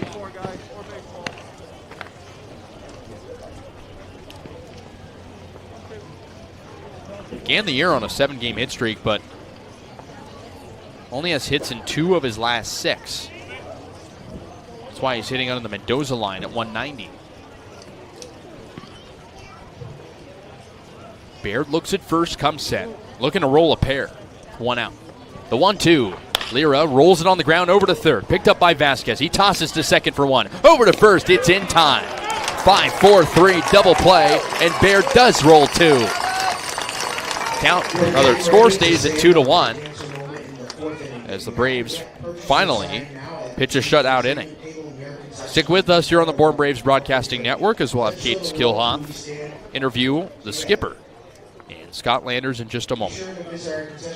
A solid inning there from Baird, his first scoreless one, and sees just fewer batters. That's the biggest thing, that one blip, the hit by pitch.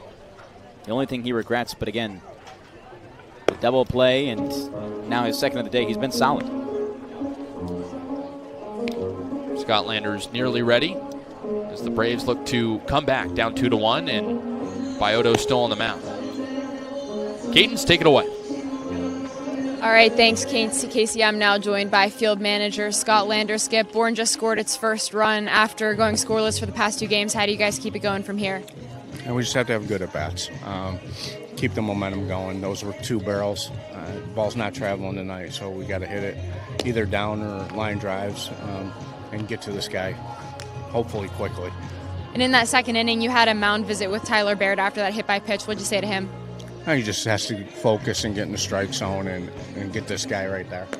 There's been a lot of Bravos being drafted today. Mark Quattrani, the most recent one, to the Padres. What has it meant to you to have been a key piece in their journey in baseball? It's exciting. I'm so proud of them. All good kids, and I just wish all of them the best of luck in what they're doing. And if they ever need my help, I'm right here. Thanks, Skip. Thank you. Thank you, Kaydence.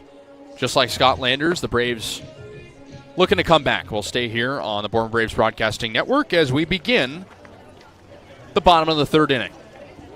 2-1 game in favor of the Wareham Gatemen, looking to take down the Braves for the second time this season. It'll be Cooper Williams, Rustin Rigdon, and Blake Schaff due up for the Braves, who've gone a combined 1 for 3. Ethan Bioto still in the game for Wareham. The All-Star has only given up 1 run on a pair of hits, both doubles. First pitch to Williams as he swings and misses, 0-1.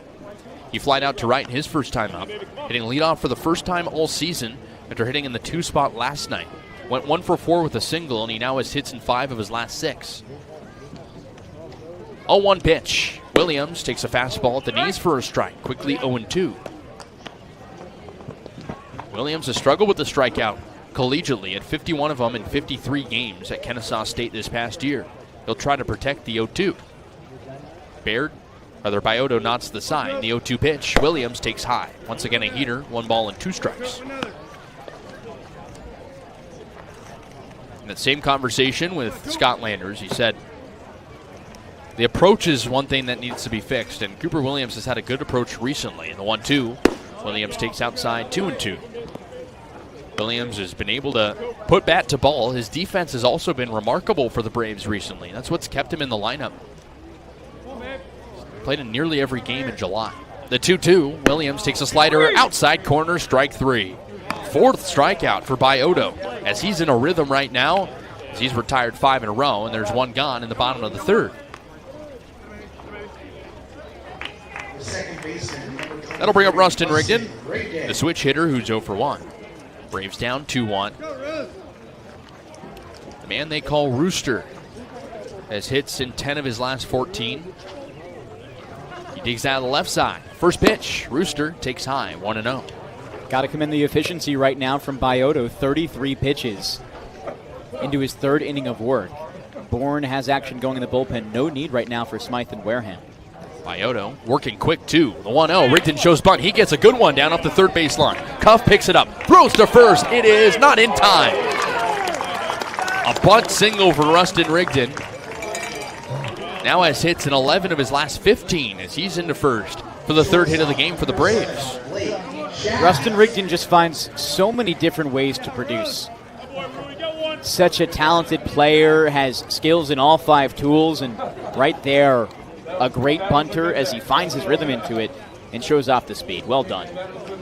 That'll bring up Blake Schaff with a man at first. Braves down 2-1, and 1 out in the bottom of the 3rd. Schaff doubled and scored back in the 1st inning. Lefty hitter against the righty pitcher. Bioto fires. Schaff cracks it foul. On the ground up the first base side, 0-1. Schaff co-leads the league in triples with 3. He's been an extra base hit machine as a reason for the Braves.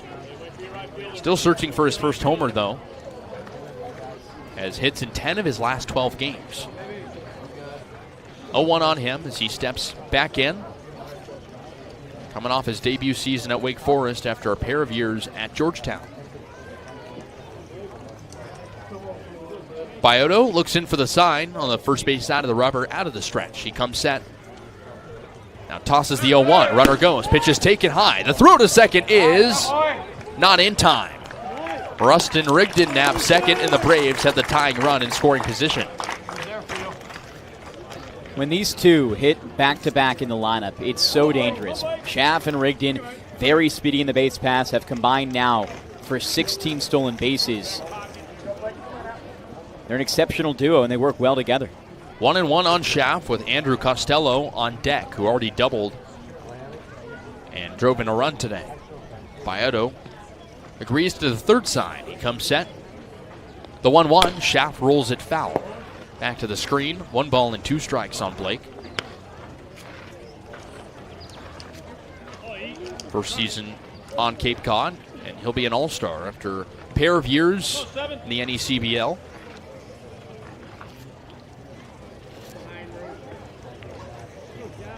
Coming off his best collegiate season, a .945 OPS at Wake Forest this past year. The 1-2 home. Schaff takes low and outside. 2 balls, 2 strikes. And hopefully not a broadcaster jinx here, but he's just eliminated the strikeout out of his game. It seems like everything in the zone he can foul off. If he's going down, it's in play. Hasn't struck out in now 4 games, including this one. He holds the bat on his shoulder, now high above his head. 2-2 count on him. The man at second, 1 gone. The pitch home. Schaff takes low and away. A good block from the catcher in Nikolai. Full count now on Schaff. Readjusts his batting gloves. Spent his high school days at the Head Royce School in Oakland, California. Not D1 in high school, but it's a program that has developed a lot of respected players, such as Nico Horner, and it's going to be a pitch clock violation. So Blake Schaff earns a walk, and that's the second pitch clock violation we've seen today. Now, Joe Labella, the home plate umpire, was talking about how the home plate pitch clock wasn't working. We can't see it from our angle, but now that being the second pitch clock violation on the day, curious how it is affecting these guys if that pitch clock is not on. Here's Andrew Costello. Runners at first and second, 1 out in the bottom of the third. Costello waves his black bat. Now comes set. Righty on righty matchup. First pitch at home. Costello chops and misses. Thought he checked his swing, but he went around 0-1. He doubled in Schaff in the first. Now has hits in 8 of his last 11 games.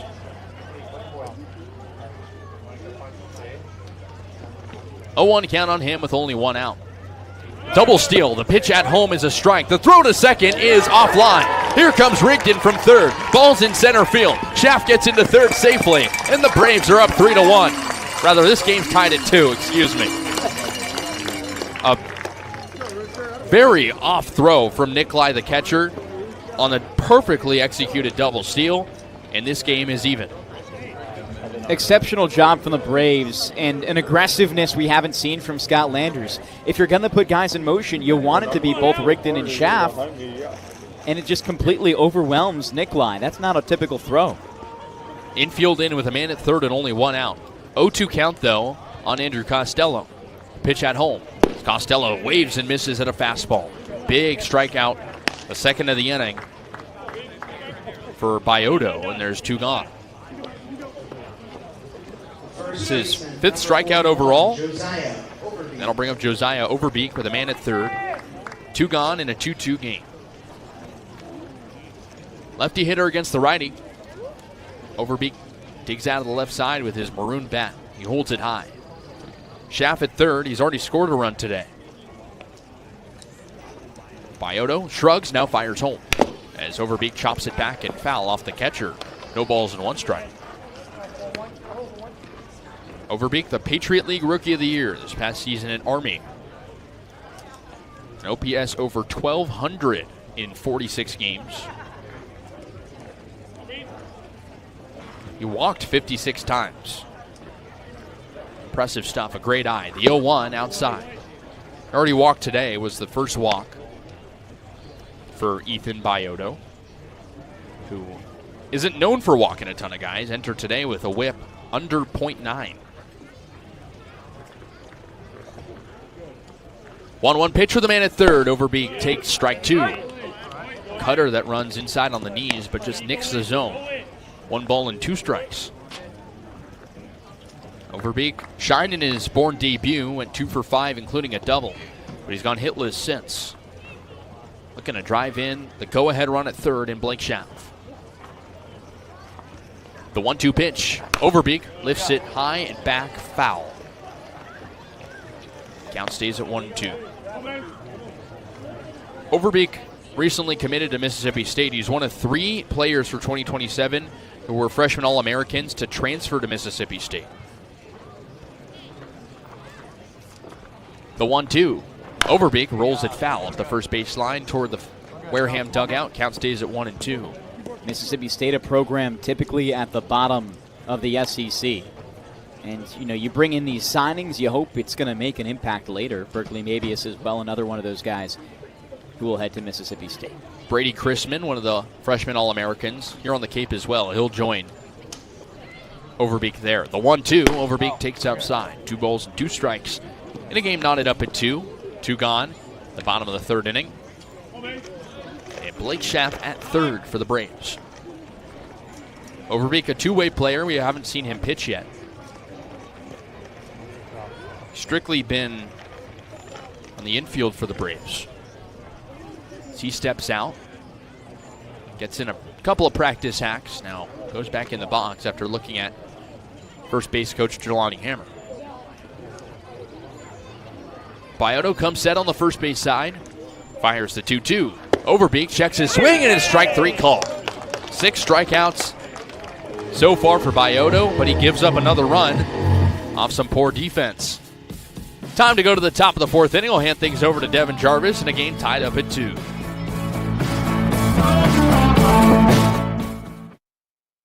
Oh, shoot, I forgot to... Massachusetts resident and don't have a bachelor's, you could be attending 4Cs for free, all while preparing for careers that actually move you forward. Aviation maintenance, nursing, dental, funeral service, we've got it all.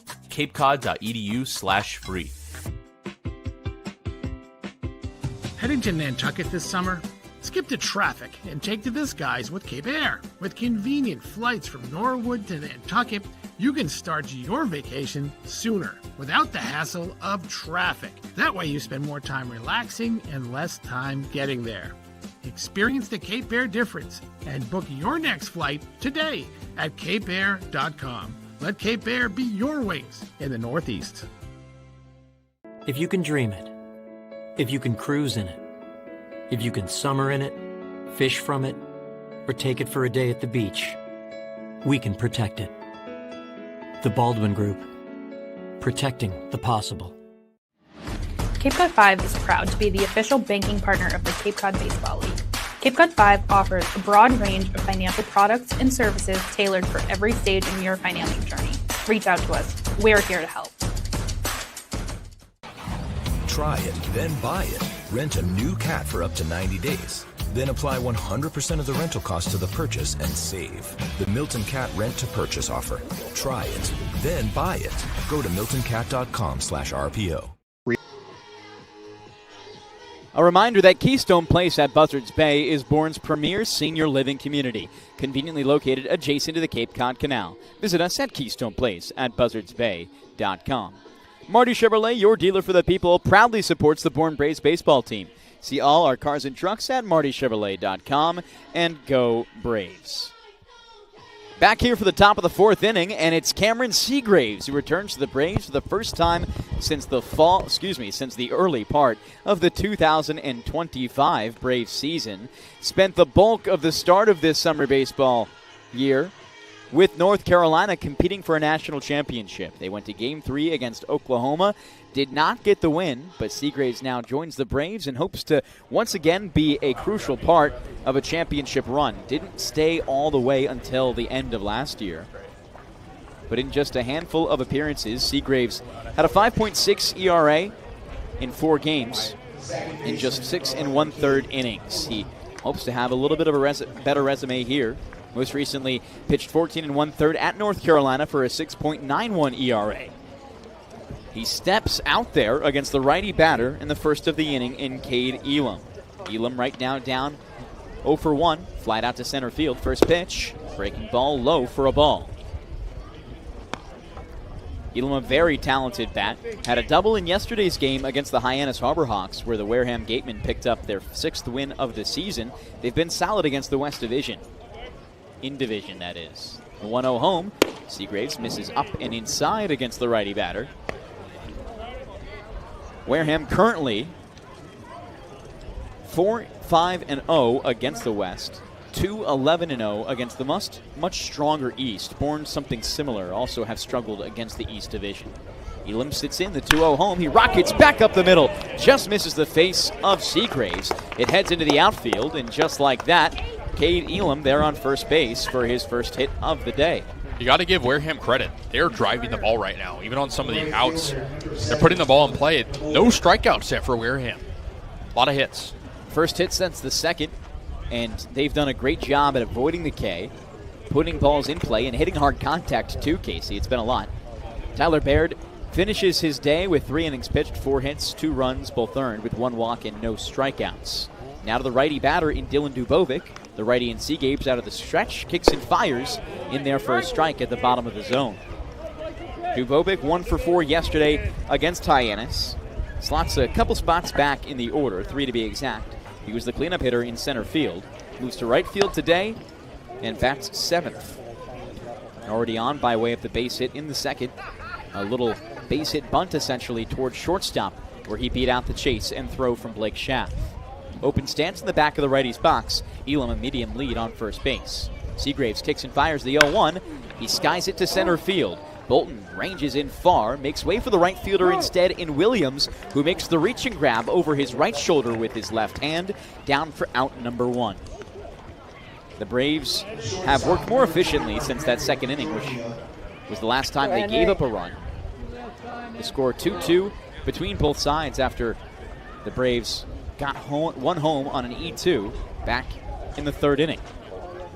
Yeah, like we talked about, I mean, this is a Wareham team that has struggled offensively. They are just driving the ball, putting it in play. Wareham entering the game struggling. First pitch to the lefty, DiGiorgio misses for a ball. Entering today's game, Wareham toward the bottom of most major stat categories in the Cape Cod Baseball League. They are 10th in batting average, runs per game, slugging, on base, OPS, and walks. 1-0 the count. Here's the pitch at home to DiGiorgio. Before that, a look over at first. Gets past Josiah Overbeek. He wasn't looking at it. On towards second is Elam. He slows down around second, and the throw comes back into third base for Vasquez. We've seen a lot of E1s. This one likely going to be an E3. Overbeek was looking down at Elam as he slid in and didn't focus on catching the ball. That's tough. It's free bases. Back to your point, though, about Wareham's offense hitting 219 entering today. Small sample size so far in this game, but they're hitting 360 today alone. It's been different. In Bourne, known for having a very low opponent batting average. They lead the Cape Cod Baseball League with that figure of 194. And here comes Ryan Smythe out of the dugout talking to his batter in Henry DiGiorgio. DiGiorgio yesterday with an RBI moves up 1 spot from 9, batting 8th today. Gives a quick sign, possibly a play in motion to try and take the lead once again for Wareham. They have yet to hold a deficit, took the lead in the first, took it back in the second, and we're even here at 2s in the top of the 4th. E3 is the call officially. Got the first error on the day for the Braves. They lead the Cape Cod Baseball League in errors now. 1-0 home, and DiGiorgio skies it into the screen behind home plate. And it's so unlike a Scott Landers-led team that, again, he's known to be a pitching and defense-minded manager. Pitching has been there recently. Not so much the defense. In 2025, when Bourne won the Cape Cod Baseball League championship, they had the 5th most errors. 1-1 home. DiGiorgio takes just low for a ball. 44 to be exact through 40 games. That was tied 5th in the Cape Cod Baseball League. Right now, Bourne is up to 30. They're on pace to eclipse that 44 figure. The 2-1 pitch from Seagraves comes home. Just misses outside, and the count runs to 3 balls and 1 strike. DiGiorgio with just 4 RBI on the season so far. Was part of that second inning where he got the second hit to move Dubovic into scoring position, eventually to come around. 3-1, misses low and outside, and just like that, it's DiGiorgio on first base by way of the walk. Only the second one given up by the Bourne pitching staff so far today, and the first one of orthodox nature. Back in the second, Tyler Baird gave up a walk by way of a pitch clock violation. Not the case this time for Bourne. And now runners on first and second, DiGiorgio and Elam respectively, with Carter Groen now back up. He got hit by a pitch in the second inning. Looks like he was rattled for a moment as it hit his right hand. He seems to be okay back in the batter's box. The first pitch home from Seagraves. Fastball misses low and outside.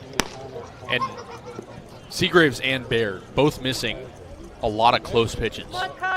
They've been lucky that unlucky that Wareham has not been swinging, chasing, but it's costly.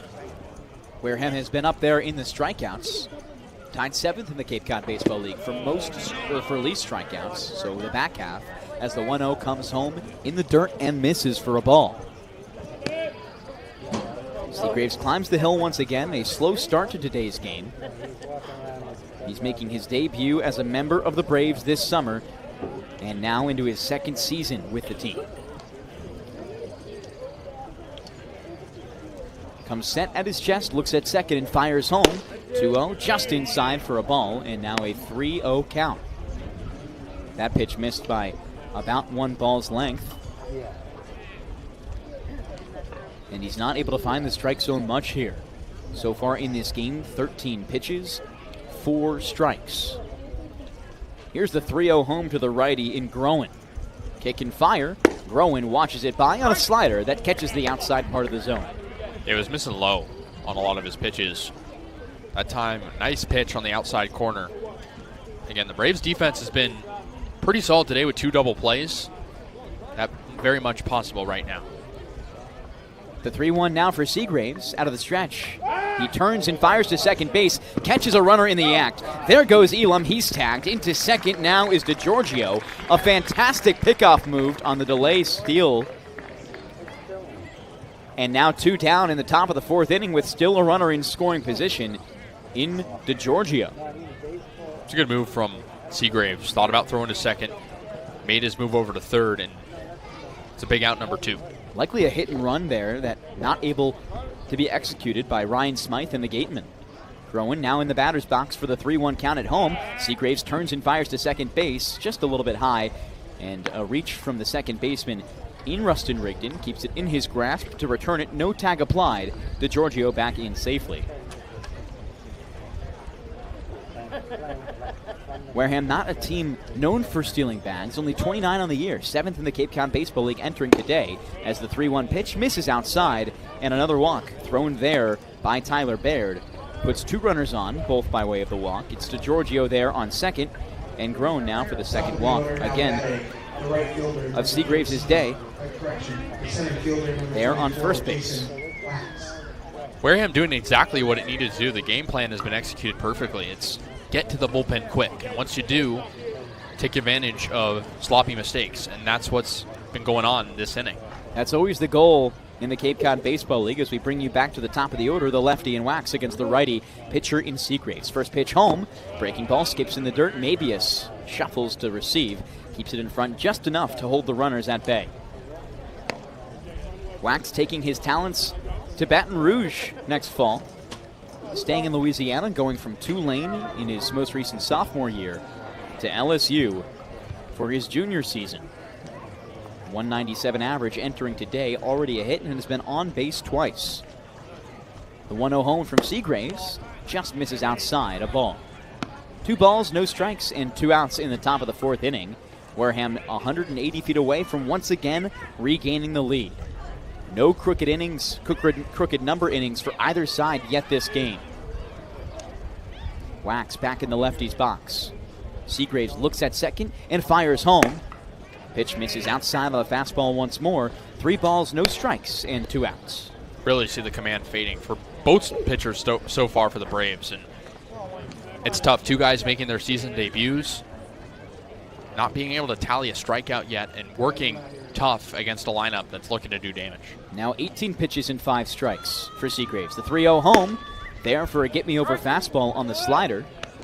3 balls and 1 strike between Cameron Seagraves, the arm in his first inning of work, against the lefty at the top of the order in Jason Wax.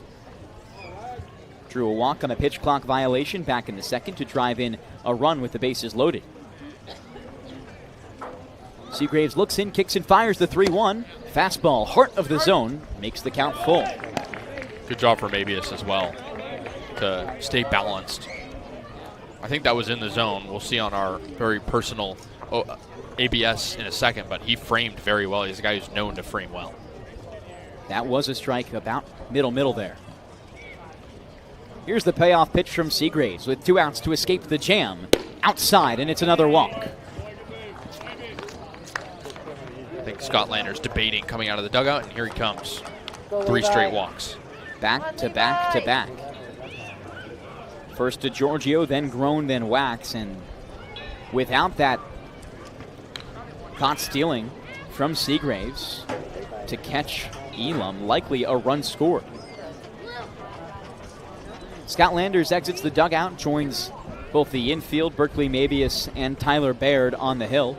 A quick talk, maybe just about 10 seconds, now turns around and goes back toward the third base dugout. Cameron Seagraves knows what it's like to play under Scott Landers despite being here only for a week so far.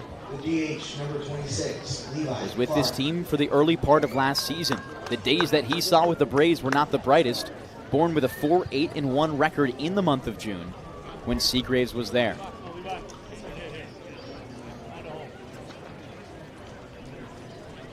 Still out of the stretch, he looks in against the designated hitter out of the right side in Levi Clark. He is a dangerous bat.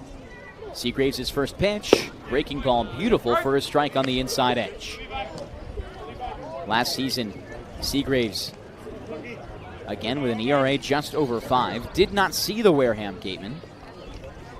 Pitched once on June 22nd, the 27th, July 1st, and then July 6th. That was all he wrote. The 0-1, another breaking ball. Levi Clark skies it to center field. Should be easy for Bolton. Clears everyone off and makes the cap-high catch for out number 3.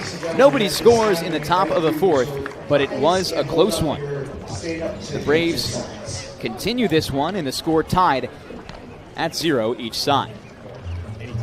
We're not going to step aside here for the middle of the 4th inning.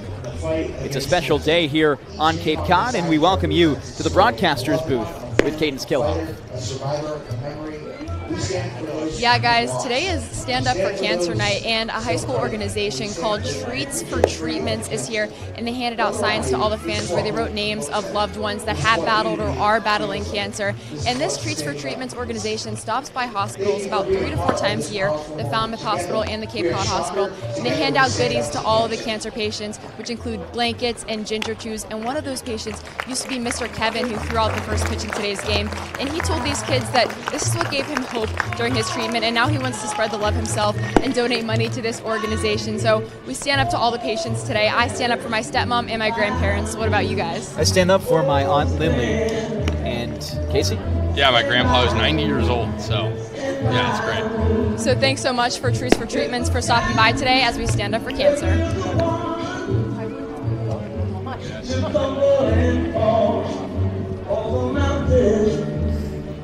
Nice. Massachusetts resident and don't have a bachelor's, you could be attending 4Cs for free, all while preparing for careers that actually move you forward. Aviation maintenance, nursing, dental, funeral service, we've got it all. capecod.edu/free. Heading to Nantucket this summer? Skip the traffic and take to the skies with Cape Air. With convenient flights from Norwood to Nantucket, you can start your vacation sooner without the hassle of traffic. That way you spend more time relaxing and less time getting there. Experience the Cape Air. Back on the Bourne Braves Broadcasting Network and Cape League TV, we welcome you back for the bottom of the fourth inning.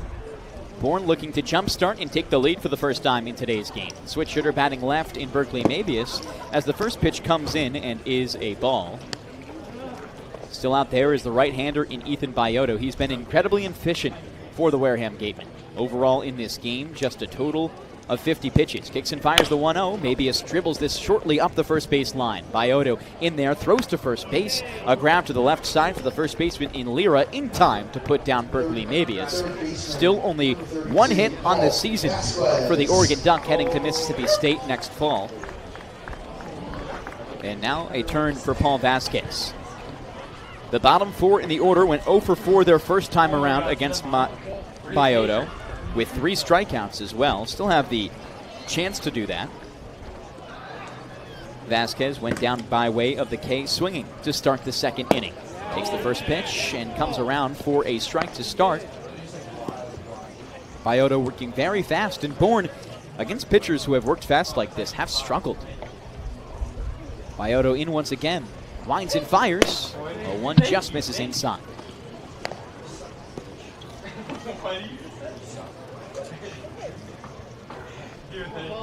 Vasquez has rocketed up over these past couple days in Bourne stock.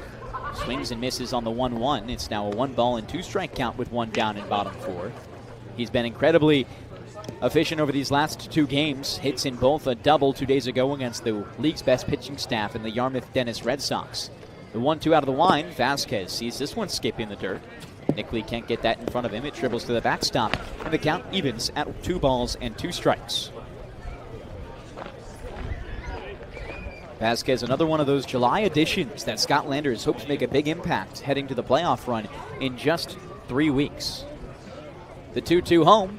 Vasquez watches it by inside for a ball.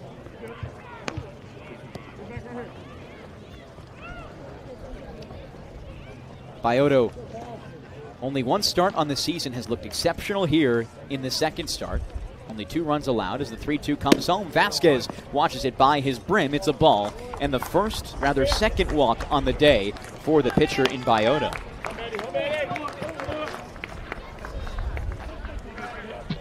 In his first start, which was just 7 days ago against Cotuit, 4 innings pitched, allowed 3 hits, 1 run earned with a walk and 2 strikeouts. Only 53 pitches there, which makes you wonder how long is the leash today.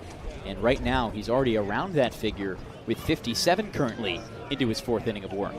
So he's staying incredibly efficient, but wants to keep it that way. Bourne have put a little bit of stress on him as Matt Bolton, the lefty batter, takes the first pitch for a ball just outside to start.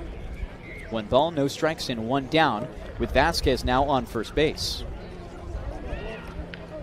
Vasquez a medium lead on first. Bolton gets set, and Biotto out of the stretch looks in and fires.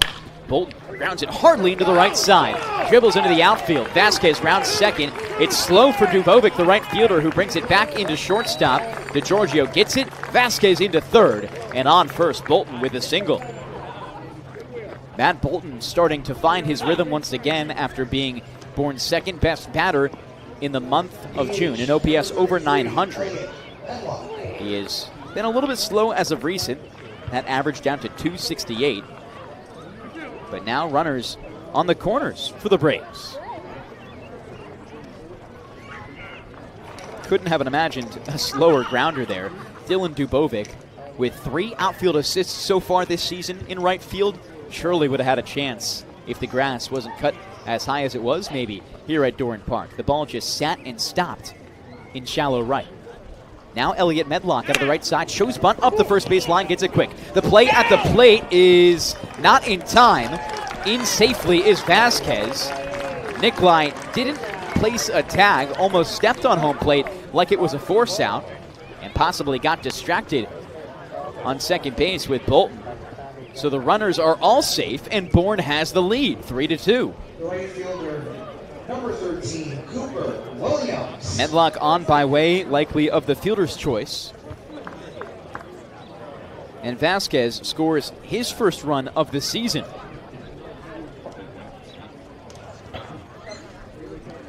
Cooper Williams in the top of the order steps back up, his third plate appearance so far today here in the fourth inning. Score 3-2 in the Braves' favor. Biota skips one in the dirt. Runners go again. Nikolai late to it up the third base line. It's Bolton into third, and into second, Elliot Medlock. Look at that for the Braves. Things start to click as we see the first sign of mortality, truly, from the arm in Biota. Now up to 61 pitches, starting to lose that control. He steps back up, the count 1 ball and no strikes to Cooper Williams. 0 for 2 with a strikeout and a flyout. He rockets one up the first base line, Leary gets the ball, the throw at the plate in time to get Bolton. And now 2 outs in bottom 4. Bolton not able to score, the score still at 3-2. Second baseman, number 23, Rustin Rigdon. And Williams on base for the first time so far today. A good pick there by Tony Lira. He nearly didn't have it in his glove. Rustin Rigdon, the switch-hitting second baseman, bats out of the left side against Biota. Third time seeing him. Last time, base hit a bunt up the third base line to be safe. 2 outs in the first pitch home. Misses inside. Another wild one. Here comes Medlock. He's in safe. Mistakes on top of mistakes for the Wareham Gatemen, and the Braves now doubling 4-2. Quite remarkable. And just like that, Bourne gets on. Into second now is Cooper Williams. Overall, all but 1 run earned for Medlock. All runs in this inning earned for him. The 1-0. Rigdon fouls it back into the glove of Nikolai. And the count at 1 ball and 1 strike with 2 outs here in the bottom of the fourth inning. Bourne up by 2 now, 4-2.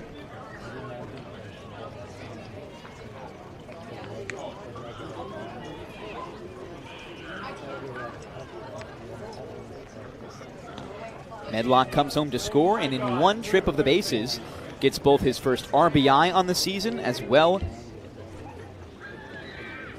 as his first run.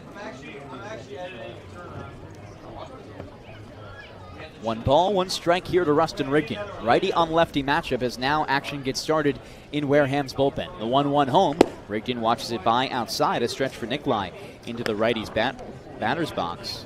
He picks it up and returns it back to the mound for the arm in Biota.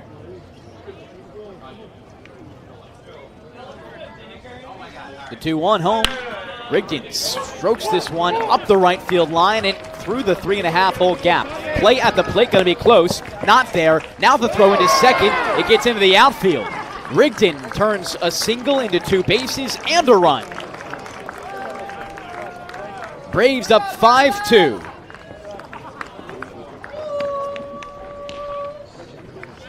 And for a start from Biota that was looking to be exceptional, the all-star in the Cape Cod Baseball League Shortstop, number 7, Blake. suddenly turns on his head, and Ryan Smythe exits the dugout to likely pull the plug. We'll take a short break here on the Bourne Braves Broadcasting Network and Cape League TV. New arm coming out for the Wareham Gatemen.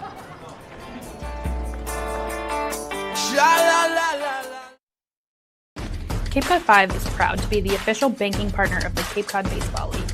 Cape Cod 5 offers a broad range of financial products and services tailored for every stage in your financial journey. Reach out to us. We're here to help. Life can be full of surprises, but Eastern Propane and Oil is always just a call away. With a local team member available 24/7, we're always ready to support you when you need it. With an Eastern Propane and Oil technician on the way, your family's comfort is our priority. Our local team, over 500 strong, ensures your home is comfortable and warm. Eastern Propane and Oil, a local team with 24/7 service and delivery, ensuring comfort when you need it most. Reader's Hardwood Supply is a candy store for wood, whether you're a professional or an amateur. Reader's Hardwood Supply carries over 70 species of both domestic and imported lumber from around the world, displayed in over 300 self-serve bins for your selection. So for your next project, make it your masterpiece with stock from Reader's Hardwood Supply. The woods of the world are here at Reader's Hardwood Supply. If you can dream it, if you can cruise in it, if you can summer in it, fish from it, or take it for a day at the beach, we can protect it. The Baldwin Group. Protecting the possible. Cape Cod 5 is proud to be the official banking partner of the Cape Cod Baseball League. Cape Cod 5 offers a broad range of financial products and services tailored for every stage in your financial journey. Reach out to us. We're here to help. Life can be full of surprises, but Eastern Propane and Oil is always just a call away. With a local team member available 24/7, we're always ready to support you when you need it. With an Eastern Propane and Oil technician on the way, your family's comfort is our priority. Our local team, over 500 strong, ensures your home is comfortable and warm. Eastern Propane and Oil, a local team with 24/7.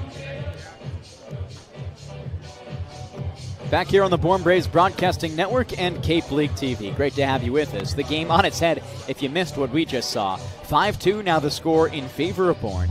New pitcher out there in Sahil Patel for the Wareham Gatemen. 2 seasons with the Ohio State Buckeyes. A little bit of an ERA that he probably wishes to improve here on the Cape. Makes his second appearance. Last time out, 2 innings pitched, 1 hit, and no runs scored for him with no walks and 1 strikeout. He steps in a tough situation. He sees the still hard part of the order for Bourne. It's Blake Schaff up with 2 out here in bottom 4. And on second base is Rustin Rigdon, a speedy player. Patel, a deep breath, works out of the stretch on the third base side of the rubber. Looks at second base at Rigdon, now comes home with a pitch. Schaff skies it into the screen on the third base side. And the count 0-1. Bourne all of a sudden finding a rhythm. In 17 innings, hadn't scored a run. And now they already have 5 through 3 2/3 in this one. Patel looks at second base once more, fires home. Breaking ball misses upstairs. It's what you need. I mean, talk with Scott Landers. He was all bits of frustrated coming into today. This is exactly what you needed. Game's not over yet by any means, but got to keep adding on. Message clearly delivered from the skipper. And the Braves bats have turned on. The 1-1 from Patel upstairs on the fastball, way high above the brim of the lefty bat in Schaff. 2 balls, 1 strike, 2 outs. Patel last time out pitched against Chatham. In relief, just 2 innings.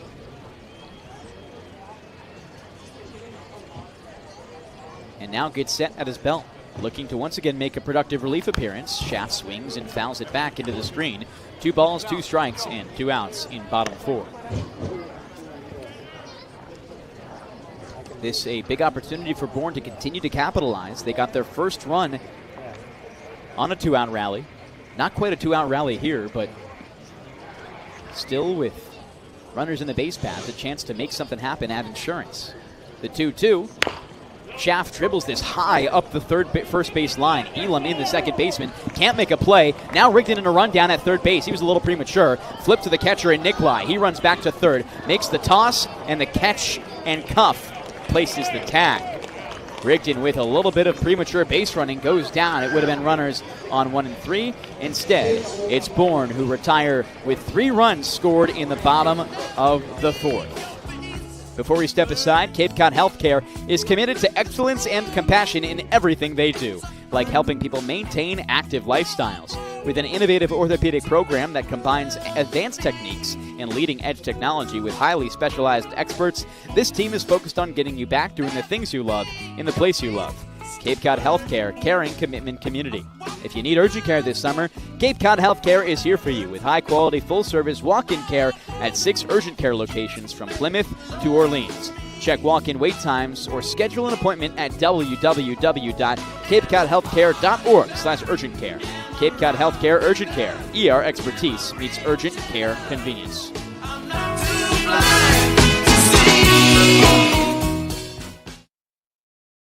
Cape Cod 5 is proud to be the official banking partner of the Cape Cod Baseball League.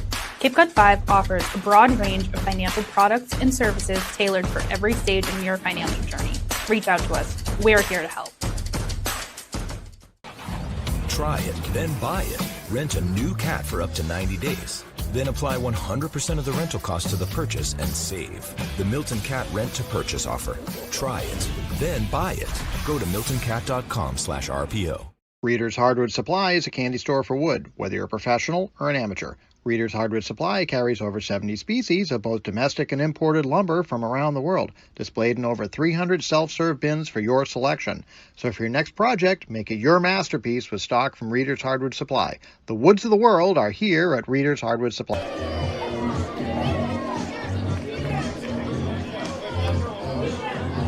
Top of the fifth inning between Bourne and Wareham. 5-2 in favor of Bourne right now as we bring back out Cameron Seagraves. And Bourne for the first time today, pitch with a lead. We talked about that, Kasey, as something the Braves need to have early on in this game. Finally, they do have it as Seagraves comes out for his second inning of work. So important for the confidence. And not that Seagraves or Baird don't have confidence, but they're both making their first appearances of the season. They want to have leads.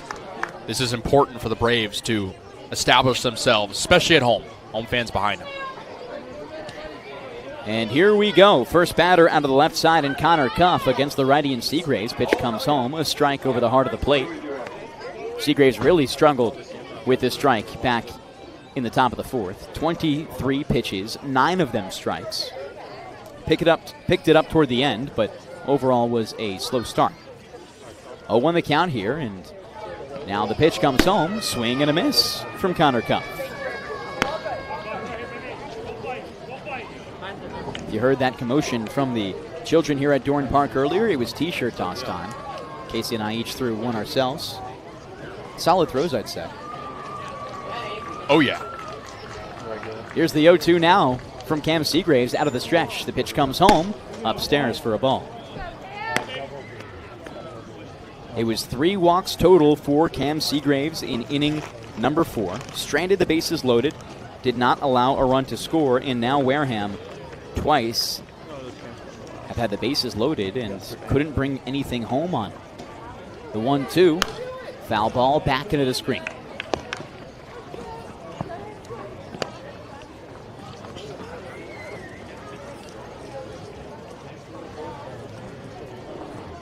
Seagraves works into his set on the hill, just waiting for Berkeley Mabius behind the plate.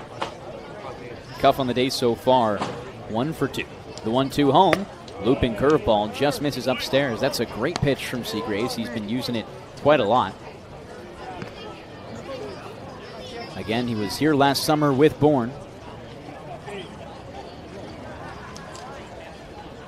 Used that curveball about 25% of the time. The 2-2 home, upstairs once more, and the count runs to full. 3 balls, 2 strikes, no outs.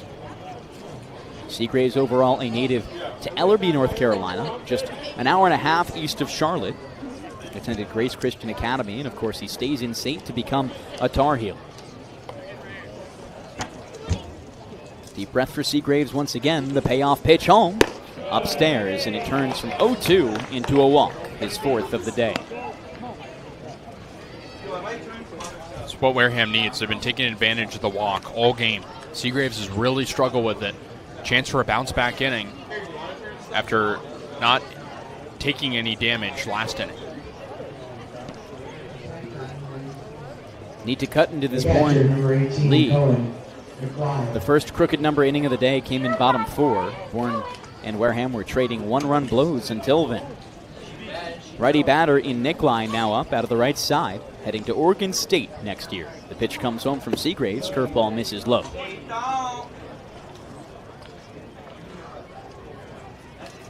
Seagraves just 4 appearances total for Bourne last summer, all of them in relief. His first one wasn't his greatest, blew the game against Cotuit, but continued to find solid strides, and in his final 2 appearances didn't allow an earned run over 4 innings pitched. 1-0, he fires in there, and Nickline grounds up the third base line and foul. That's the type of improvement you want to see from a guy. His best outing of the year was a 3-inning relief appearance No hits, no runs, 1 walk, and 4 strikeouts. Nikolai straddles the righty's box once more with Cuff on first base, a medium lead there. Seagraves set to go and pitches. The 1-1, this time he skies it into the middle of the infield. Seagraves steps off the hill, makes way for the shortstop in Schaff, and on the rubber makes the grab on a towering pop-up for out 1. It's a big out. Doesn't seem like it necessarily, but for Seagraves to settle in. He walked 3 in a row last inning, leadoff walk this inning. Just take the outs as they come. That's what Scott Landers is probably telling him. He's doing a good job. Gets his first one down here in inning number 5. It's now Tony Lira. Lira entering today, him and Jason Wax, the most games played of any Gatemen so far this season. They've guarded the big gate to the best of their ability. This team, though, 6-16 through their first 22 games. First pitch comes home. Slider in there for a strike. A nice offering, and the count 0-1. Seagraves continues to work fast, and against this Wareham lineup, who has yet to win a game on the road yet this season, wants to keep it that way for Bourne, who have been very solid at home. Seagraves looks in. The count 0-1. He kicks and fires. Curveball fools the batter in Lira. A swing and miss. And now he's down in the count 0-2.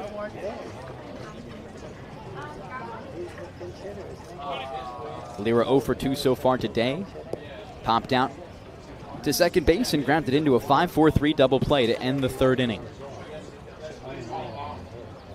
Seagraves now in the 0-2 count. Turns and fires to first base. Overbeek holds onto it this time. No tag applied. There's the E1 back in the 4th. That made things scary. Again, nobody came around to score in that inning for Bourne. They kept it clean, despite stranding the bases loaded. The 0-2, Lira skies it. Shallow right field. No move for Cooper Williams. Now shuffles in and makes the grab.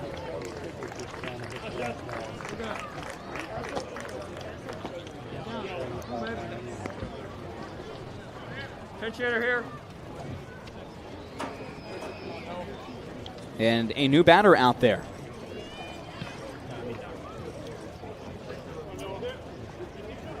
Sheffield, a solid player, son of Gary Sheffield. Former big leaguer and fantastic player, a Hall of Famer. Attention, please, pinch hitting now for shortstop number 2, Noah Sheffield. First pitch home, just in there for a strike. Bourne looking to retire Sheffield, who has that same signature bat waggle as his father did in the pros. Goes all the way almost in front of his head and behind it. I guess if it worked for his dad, it'll work for him. The 0-1, Sheffield sees in the dirt. Maybe he can't find it. Shuffles to his left. Runner into second in Cuff. No throw made.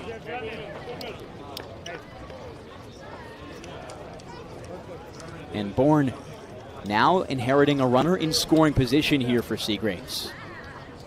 They have had runners into second 4 of their 5 innings. Can Wareham capitalize here? Just 2 runs so far. The 1-1 home from Seagraves above the head of Sheffield. A ball and the count 2-1.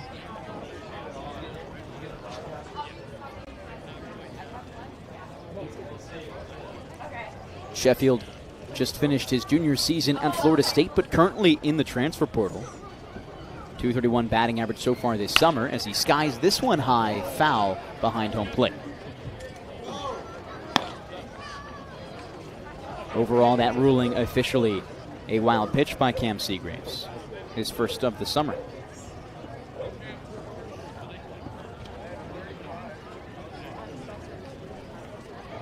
Sheffield digs back into the right side. And the 2-2 home here from Seagraves. High fly ball left side. It towers and tails foul for Sheffield. Big opportunity for both the pitcher and the hitter. Sheffield coming in the game. Big chance to drive in somebody. And for Seagraves, a chance for what would be potentially the cleanest inning of the game for the Braves pitching. So Elam does end his day 1 for 2 with a base hit to center field. He was the first one who saw Seagraves. Swing and a miss on the 2-2. The first strikeout of the day for the Bourne Braves pitching staff comes here to end the top of the 5th inning. Took a little while, but the Braves get it done. And we send things to a break for mid-5. 5-2 the score in favor of Bourne. Now time to add on.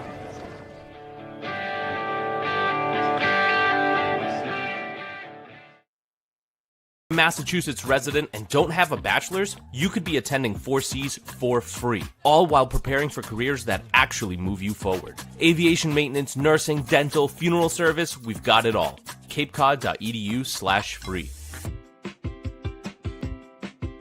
Heading to Nantucket this summer? Skip the traffic and take to the skies with Cape Air. With convenient flights from Norwood to Nantucket, you can start your vacation sooner without the hassle of traffic. That way you spend more time relaxing and less time getting there.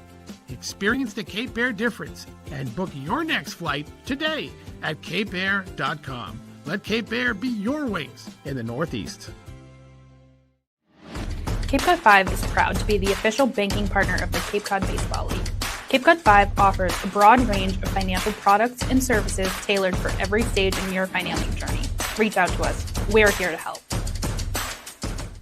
If you can dream it, if you can cruise in it, if you can summer in it, fish from it, or take it for a day at the beach, we can protect it.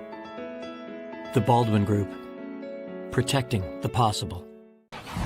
Try it, then buy it. Rent a new cat for up to 90 days. Then apply 100% of the rental cost to the purchase and save. The Milton Cat Rent to Purchase offer. Try it, then buy it. Go to miltoncat.com/RPO. The left fielder, number 26, Andrew Costello. Halfway through this one between Bourne and Wareham, 5-2 in favor of the home Bravos, as once again Patel out there for Wareham for his first fresh inning of work. He faces the most dangerous bat in the Bourne order in Andrew Costello. Already a double this game, 1 for 2 overall. He digs into the left side against the lefty pitcher in Patel. Right side. First pitch home, misses inside. Andrew Costello here had a very up season in June, a little bit of a down spur here in July. But as we hit the 12th day of the month, he gets his second extra base hit and seems to be back in that group. 1-0, watches by his brim. It's a ball once again. We talked about it. The biggest thing for him was just staying focused and keeping his eye on the ball. Seems like he's improved that today. Wonder what's gotten into him today to get back on track so far. Sometimes just a fresh day can fix that. 1-0, takes for a strike on the inside edge, rather 2-0, 2 balls and 1 strike. Such a jovial guy. He's always happy. Comes to the ballpark early, saying hi to everybody, and can tell that channels into good play. Strikeouts in each of his last 4 games, including today, the 1-1 just low. And for him, it's finding that rhythm. He had switched from catcher to left field, has played left each of his last 5 consecutively. Here's the 3-1 pitch home to him, just outside, and it's a strike as he was about to take off his left shin pad. Joe Labella, home plate umpire, calls it as such, and the count runs full. Bat halfway to the dugout, flipped it. So he picks it back up. Josiah Overbeek fetches it for him. And now, as he stretches and gets set to go once again, it's a full count here between Patel, the lefty pitcher, and the righty batter in Deuce. The 3-2 home. Costello takes for a ball, this time low, and does earn himself the walk. Takes a little extra, but now he's gone on by way of a base hit, a walk as well, and he's 1 for 2 overall. His first time seeing the base paths twice in one game since July 8th. 4 days ago, went 2 for 4 against Chatham. Patel now deals with a runner on first base, and it's Overbeek out of the left side in the batter's box. Takes a strike to start, went down by way of the K, watching it by to end the 3rd inning. Bourne brought home 1 there, and Overbeek, after a very hot start, has cooled off so far with the Braves. Pitch home from Patel upstairs. In his first game, Josiah Overbeek went 2 for 5 with a double. Was absolutely fantastic. And since then has struggled to find his way to the base paths. Excuse me. Only as the pitch comes up and inside, Overbeek dodges out of the way. Those 2 hits against Orleans on Thursday, his only 2 of the season. Has drawn a total of 2 walks as well, including 1 already today back in inning number 1. He waggles the bat on the left side. The pitch comes home from Patel, and Overbeek swings and misses just under it. The count squares up at 2-2.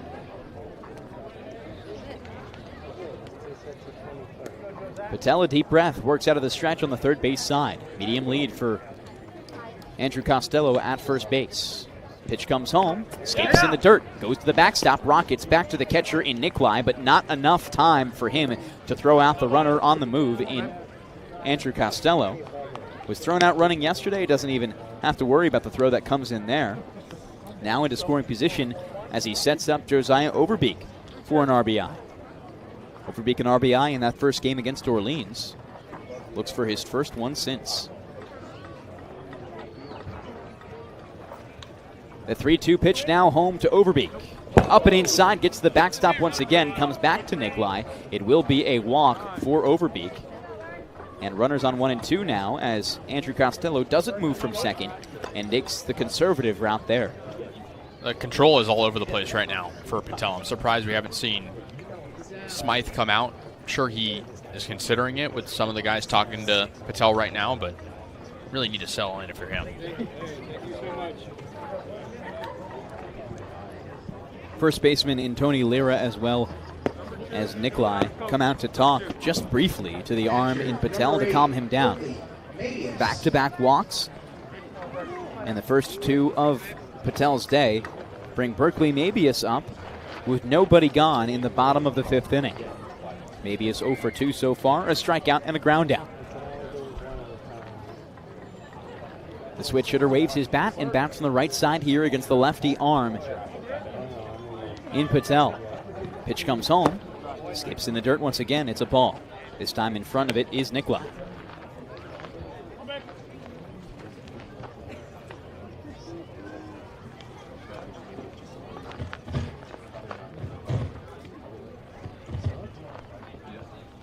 One ball, no strikes, no outs. Pitch comes home from Patel once more. This misses low again. And there's that lack of control.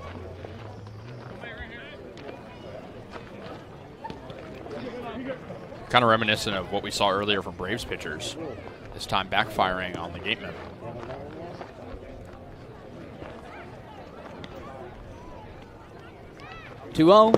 Skips in the dirt once again. 3 consecutive balls here for Patel, and he hasn't thrown a strike in quite a while. Back-to-back walks and 3 consecutive balls here. Could load the bases for Bourne to tack on against the Gatemen.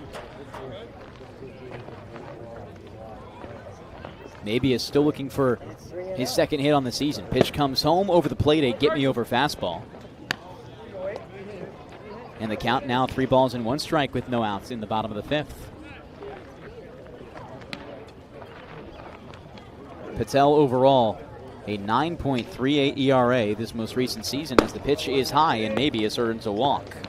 3 walks in a row. And Ryan Smythe still waiting, not looking to the bullpen quite yet, but now he exits and potentially will make that call. Let's throw some strikes.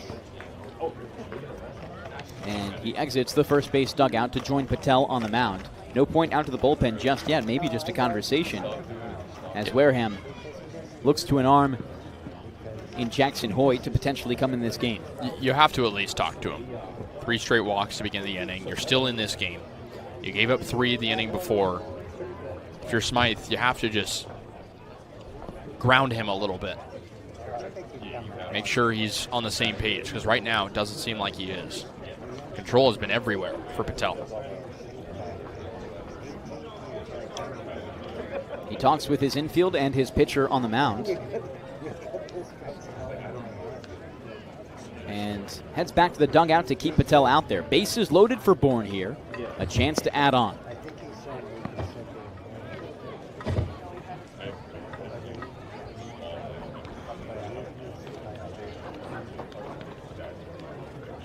And it's Paul Vasquez up for Bourne. Let's go, Gatemen. He waggles the bat out of the right side. Patel, the lefty, looks in, kicks in, fires. It goes off the glove for a ball of Nikolai, and Andrew Costello stays back. Likely could have had it, but takes the conservative route, still with no outs in bottom 5.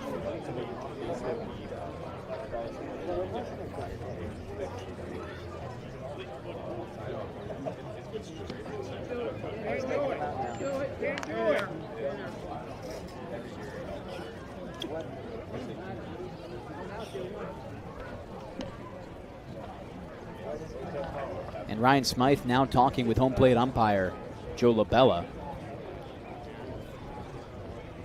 We'll see what this one's about.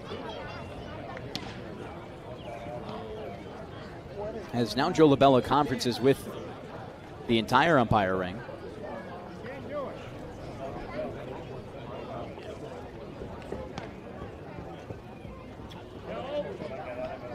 And should be all set.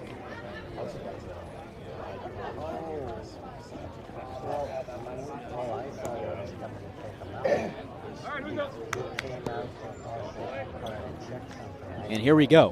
1 ball, no strikes, and nobody out in the bottom of the 5th inning with the bases loaded and Paul Vasquez up. In front of the box, the pitch comes home, in for a strike. The count at 1-1. On third base, Andrew Costello. On second, Overbeek. On first, Berkeley Mabius. Not the fastest bunch out there for Bourne, but with no outs, you can play small ball here to add to your tally. Just a 3-run lead right now. Pitch comes home, and Vasquez takes it low for a ball. This is where the Braves were challenged past couple days. It's situations like this. Bases loaded, nobody out. How do you just move a runner over? Don't worry about a home run. Big test for Vasquez. 2 balls, 1 strike. Kick and pitch. Vasquez skies this one. Infield left side. Shortstop into Giorgio. Ranges to his right. Makes the grab halfway between second and third for out 1. Not the at-bat that Bourne was hoping for there. And the runners stay put. The center fielder. It's disappointing because now Patel with an opportunity to get a double play. But here's a guy who's looking for a wake-up call in Matt Bourne. And Ryan Smythe heads out of the dugout now, likely to make a call to the bullpen. He will do exactly that as we once again send you to a break here on the Bourne Braves Broadcasting Network and Cape League TV. Still in the bottom of the 5th. Bases loaded for Bourne with 1 out in a 5-2 ball game. Once upon a time, it dressed so fine. Cape Cod 5 is proud to be the official banking partner of the Cape Cod Baseball League. Cape Cod 5 offers a broad range of financial products and services tailored for every stage in your financial journey. Reach out to us. We're here to help. Life can be full of surprises, but Eastern Propane and Oil is always just a call away. With a local team member available 24/7, we're always ready to support you when you need it. With an Eastern Propane and Oil technician on the way, your family's comfort is our priority. Our local team, over 500 strong, ensures your home is comfortable and warm. Eastern Propane and Oil, a local team with 24/7 service and delivery, ensuring comfort when you need it most. Reader's Hardwood Supply is a candy store for wood, whether you're a professional or an amateur. Reader's Hardwood Supply carries over 70 species of both domestic and imported lumber from around the world, displayed in over 300 self-serve bins for your selection. So for your next project, make it your masterpiece with stock from Reader's Hardwood Supply. The woods of the world are here at Reader's Hardwood Supply. If you can dream it, if you can cruise in it, if you can summer in it, fish from it, or take it for a day at the beach, we can protect it. The Baldwin Group. Protecting the possible.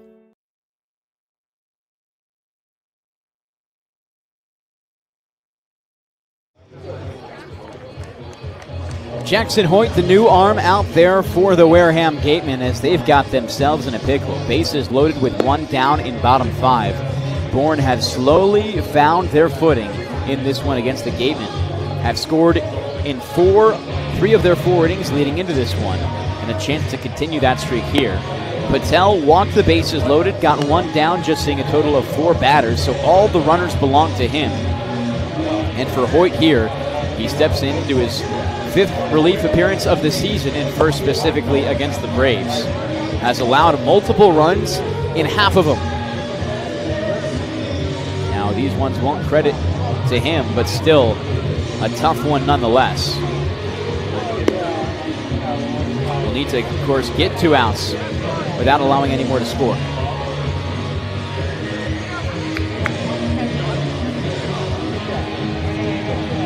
On third base, Andrew Costello. On second, Josiah Overbeek. And on first, Berkeley Mabius. Hoyt in his last time out, 1 inning against Cotuit 1 week ago. Allowed 2 hits, no runs, no walks, and 2 strikeouts. Just 18 total pitches there. He should be very fresh. Pitched 3 times in June, totaling 131 pitches. Just about 43 per appearance. Ryan Smythe will like him to go along here, but Bourne a chance to pile on, already up 5-2. Lefty bat Matt Bolton out there. The pitch comes home, just outside. Go Hoyt. Bourne will need to continue to find the winning streak they did 3 games ago. We're on a 4-game winning streak for a little while there. Even with the loss today, they'll still hold the number 1 spot. The 1-0 comes home. Bolton swings and misses. Falmouth in their game against Brewster tied in that one, so they'll be 1 point back of the Braves if they were to lose today, and 3 points back if the Bravos get the win. Hoyt nods his head on the mound. Out of the stretch, he works. Here's the 1-1 into Bolton. Kick and fire. Bolton watches the curveball to miss on the outside edge.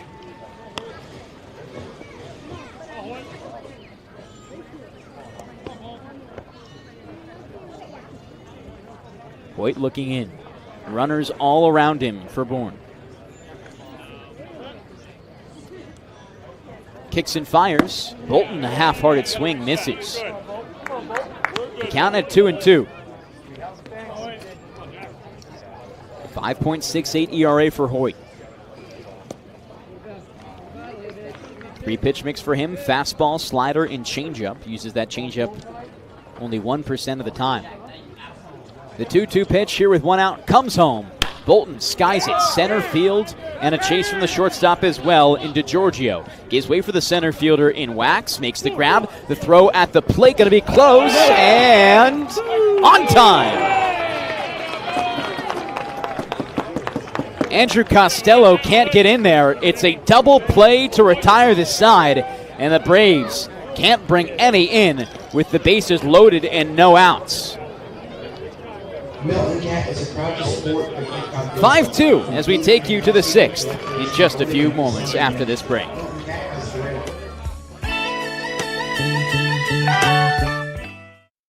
Massachusetts resident and don't have a bachelor's, you could be attending 4Cs for free, all while preparing for careers that actually move you forward. Aviation maintenance, nursing, dental, funeral service, we've got it all. capecod.edu/free.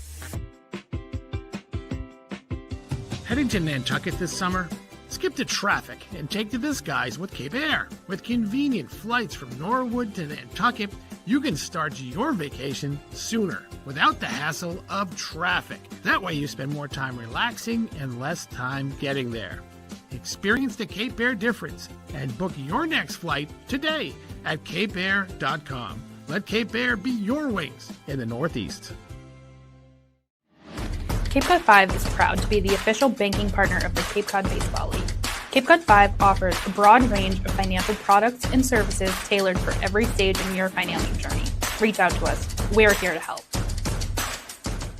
If you can dream it, if you can cruise in it, if you can summer in it, fish from it, or take it for a day at the beach, we can protect it. The Baldwin Group.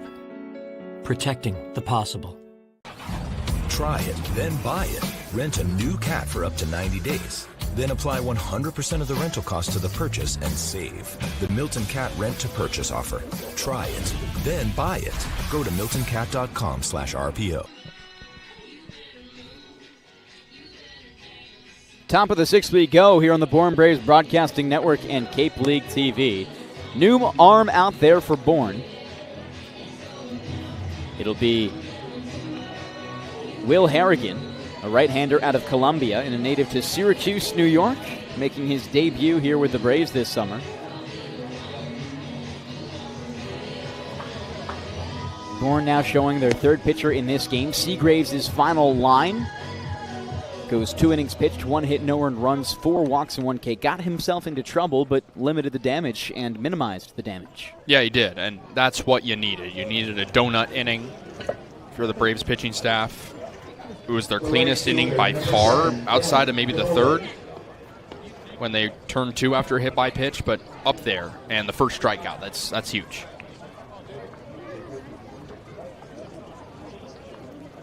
And Will Harrigan gets set against the righty batter in Dylan Dubovic. 1 for 4 on the day so far. Scored the second run of the ballgame for Wareham. Harrigan delivers his first pitch for a strike, low and outside on the swing and miss.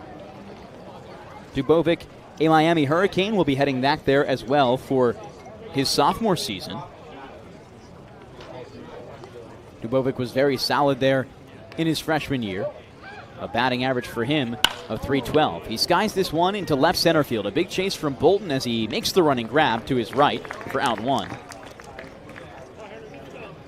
Bit of a colder night at Dorn Park. I haven't seen the ball fly quite as much. Maybe the first inning from the Braves is where you saw it fly the most, a couple of doubles, but it's a little colder. No wind, though.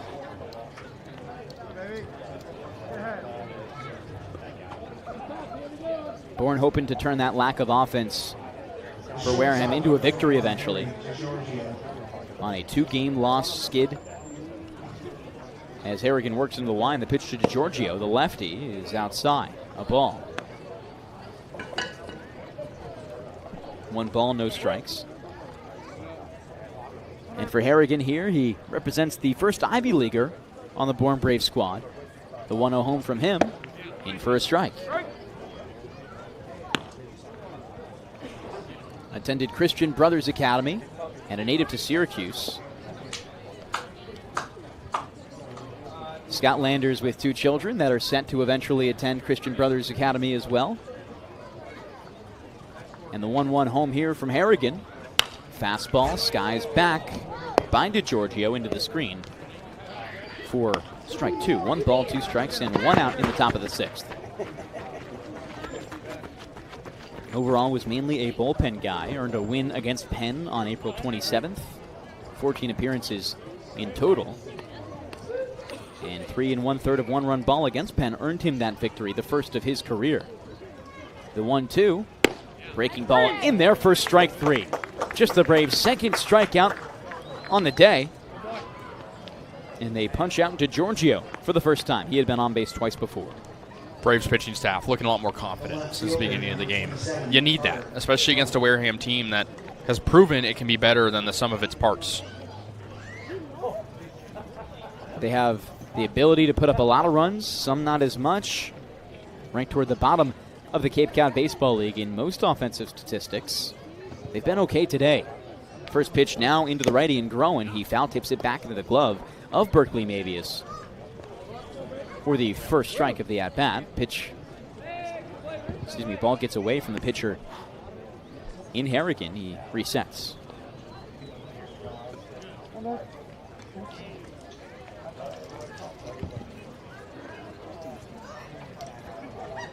Into the Y and the 0-1 from Harrigan. Swing and a miss from Groen. Groen taking his talents to Pitt this next season. Most recently spent his redshirt sophomore year at LaSalle. Was very good for them. The 0-2 pitch now outside and nearly a chase by Groen. Spent his freshman season at Iona, his sophomore year at UConn and redshirted. And then his most recent season at LaSalle, so will be going to his 4th school in as many years this upcoming year. The 1-2. Groen checks his swing. The fastball misses low and outside. And it's a ball. 2 balls, 2 strikes, and 2 outs in the top of the 6th inning.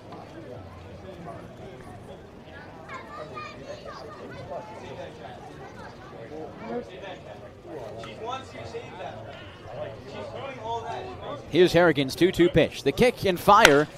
And Groen skies this one into left center field. It's a catch there by Andrew Costello. makes the grab and retires the side. Bourne bring out their first 1-2-3 inning with no base runners of the day for Wareham.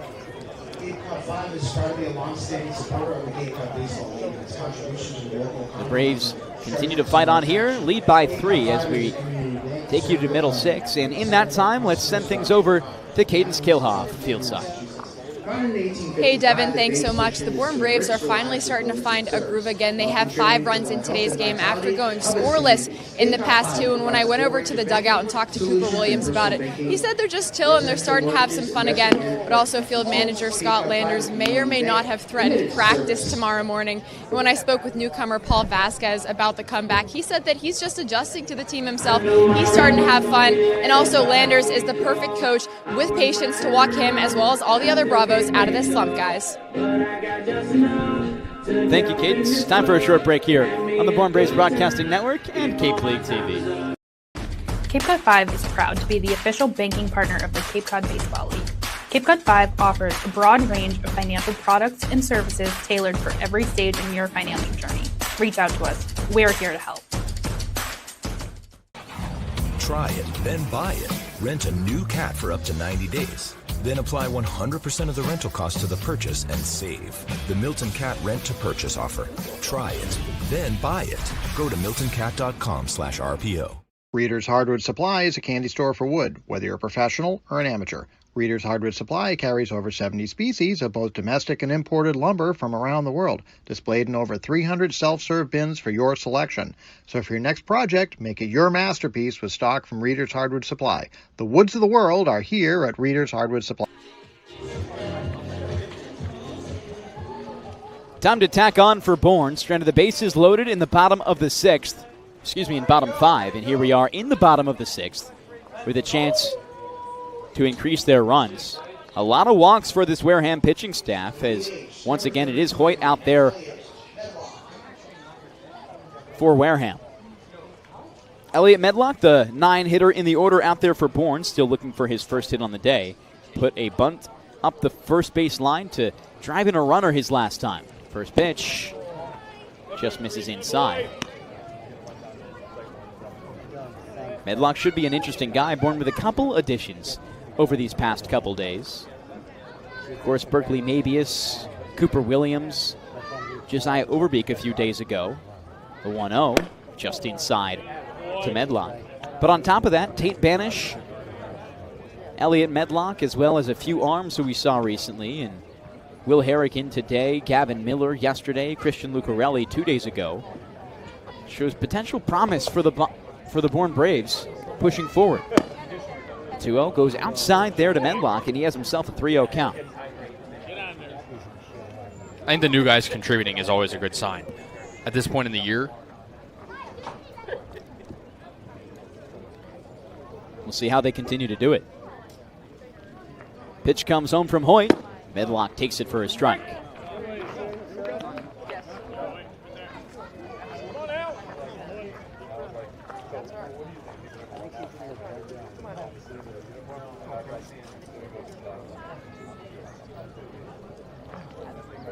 Hoyt for the 3-1 now. A lot of walks for Wareham. This time outside, and Medlock earns himself his first walk of the season. Gotta like this from a 9-hole hitter who makes his first start. Had a tough strikeout in the second inning, but you'll take any base runner right now if you're the Braves. With how the offense has been, this is a game where you want to explode the rest of the way. Bourne have not had that explosive win in quite some time. Even on their win streak were a lot of close ones. Medlock now on first and back to the top of the order for Cooper Williams, the lefty against the lefty pitcher. Williams skies it foul to start. On the win streak, Bourne piled on once. It was against Chatham, but up until the 9th inning, it was a 3-2 ball game. Haven't dominated in the middle innings since, likely you could argue, their second win of the season against the Wareham Gatemen, where they the Hyannis Harborhawks, where they mercy ruled at McKeon Park. 0-1 outside for a ball.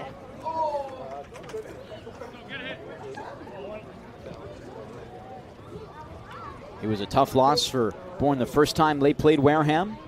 Scored 5 in one inning, none anywhere else. The 1-1, Williams shows bunt, brings it back, and takes the pitch low for a ball.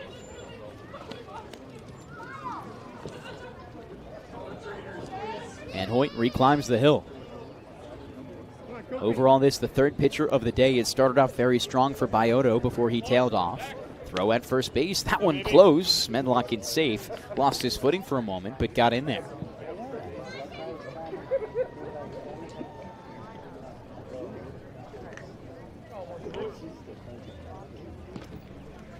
Here's the 2-1.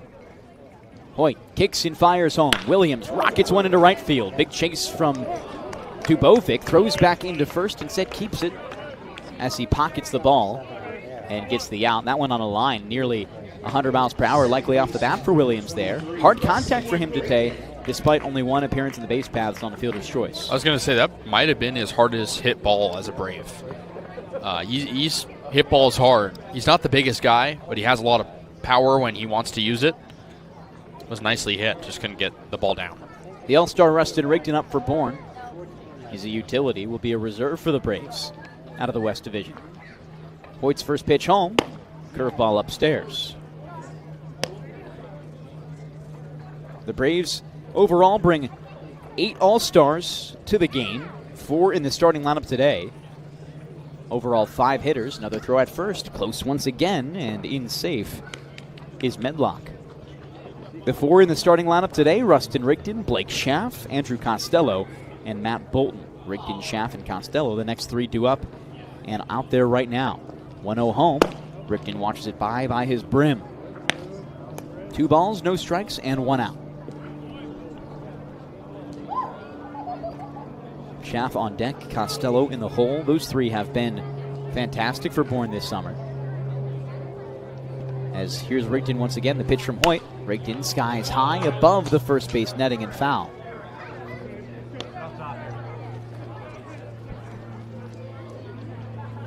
Bourne, of course, with extra motivation, as you heard from Kaydence. Don't want to practice tomorrow. That's always a good thing to hold over players' heads to get them going. Yeah, especially when you don't have that many off days here on Cape Cod. 2 balls and 1 strike. Hoyt's pitch home. Rigdon rockets it up and foul once more, same side. You think Landers was bluffing, or do you think he would actually do it? Ooh, I think that's the dilemma that the players don't know. And that's the most important thing. Right. I'm going to say he was bluffing. I think he wants that off day too. 2-2. Medlock slips in the base pass. The throw into second going to be just late. Medlock tripped a quarter of the way there, but still gets in safe. And the pitch comes home a strike. So the count now, or excuse me, a ball. So the count now 3 balls and 2 strikes to Rustin Rigdon.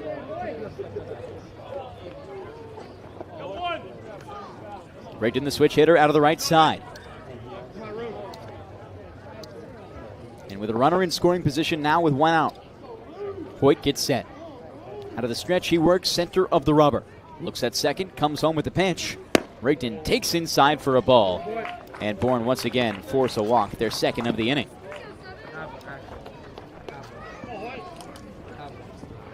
What do you think, Kasey?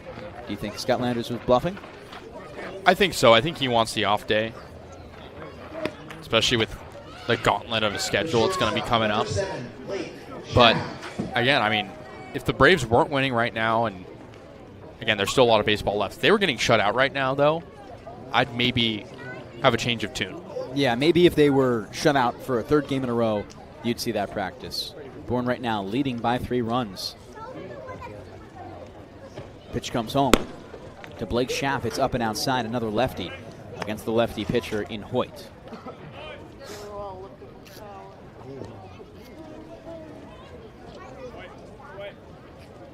A few more All-Stars out there for Bourne on the pitching staff side.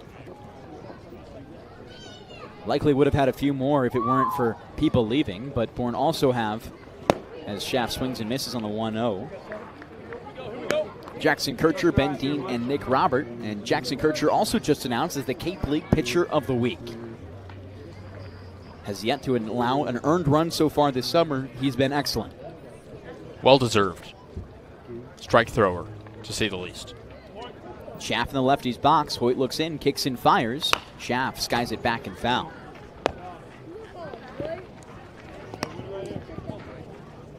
Among starters today, Schaff, the team leader in RBI. Luke Costello, a player who went home for the draft, did not get drafted, and is set to potentially return to the Braves.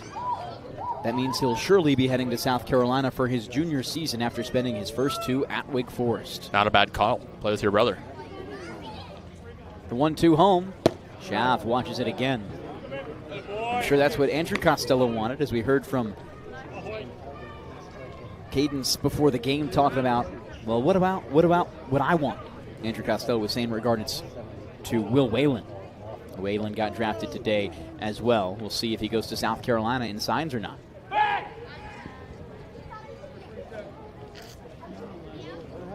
I think that's the hardest thing with some of these guys. You look at even some of the Braves, they have these fantastic collegiate opportunities lined up. But the chance to go play in the minor league system this upcoming season, although on a small salary, also very enticing. Hoyt's 2-2, just low. And the count now at full once again. The pitch count getting up there for Hoyt. Bourne working him good. 25 pitches. And he's so far only pitched 1 total inning.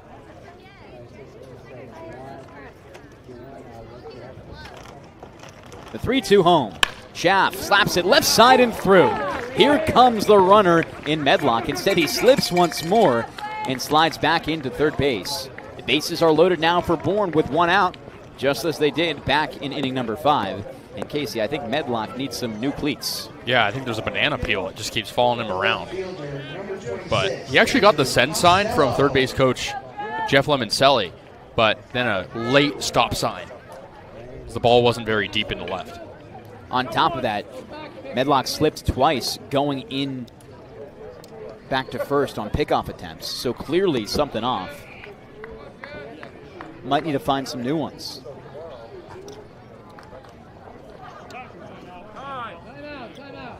And time called as Ryan Smythe going to grab a ball.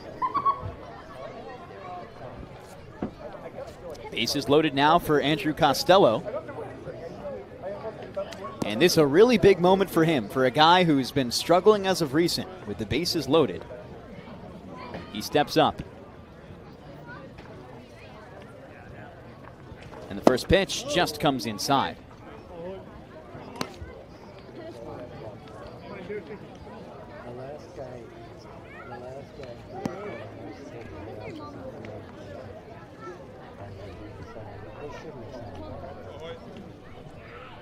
Deuce stands back in the righty's box, open stance, 1-0 home from Hoyt, and he slaps it left side and foul, just between the third base bag and the coach's box.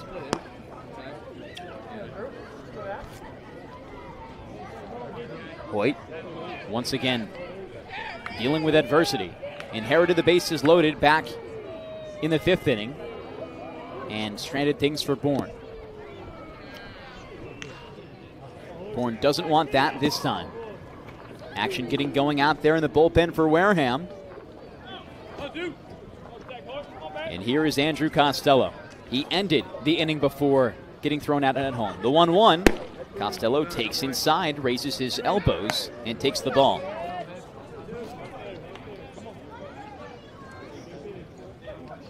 Five to 2 in favor of Bourne over Wareham.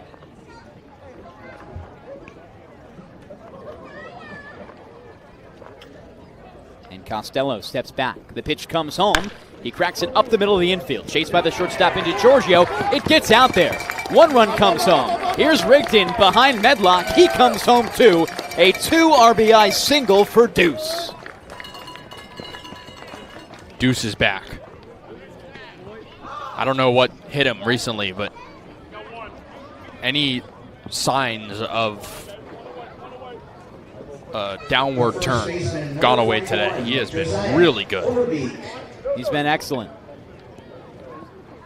And just like that, Bourne now pile on, up by 5 against the Gatemen. Schaff now on second, and Costello on first base. Here's Overbeek out of the left side. The pitch comes home, just misses out. And it's still only 1 out in the 6th. The chance to continue here, Kasey. Oh, yeah. I mean, You have an opportunity with the heart of the order up. Everyone's been able to get on base. This is what Scotlanders wanted. Not just 7 runs in a game, but getting on base consistently. Pitch at home, just outside. And the count 2-0 here to Overbeek.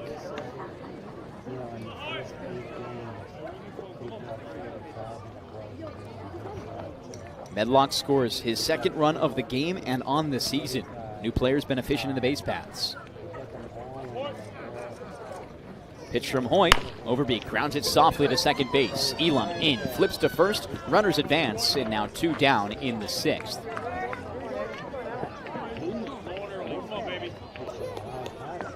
And excuse me, in at second base now is Noah Sheffield, who subbed in for Elam earlier.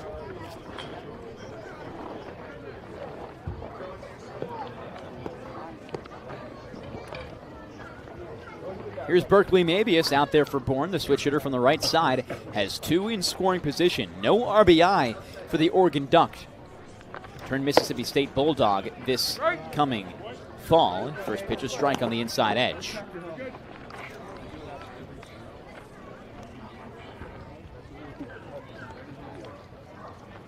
And for Bourne, who haven't had a mercy rule, the 0-1.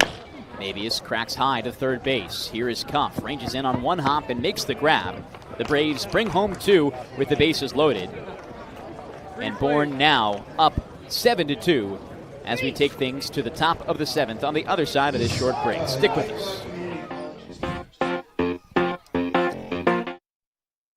Massachusetts resident and don't have a bachelor's, you could be attending 4Cs for free, all while preparing for careers that actually move you forward. Aviation maintenance, nursing, dental, funeral service, we've got it all. capecod.edu/free.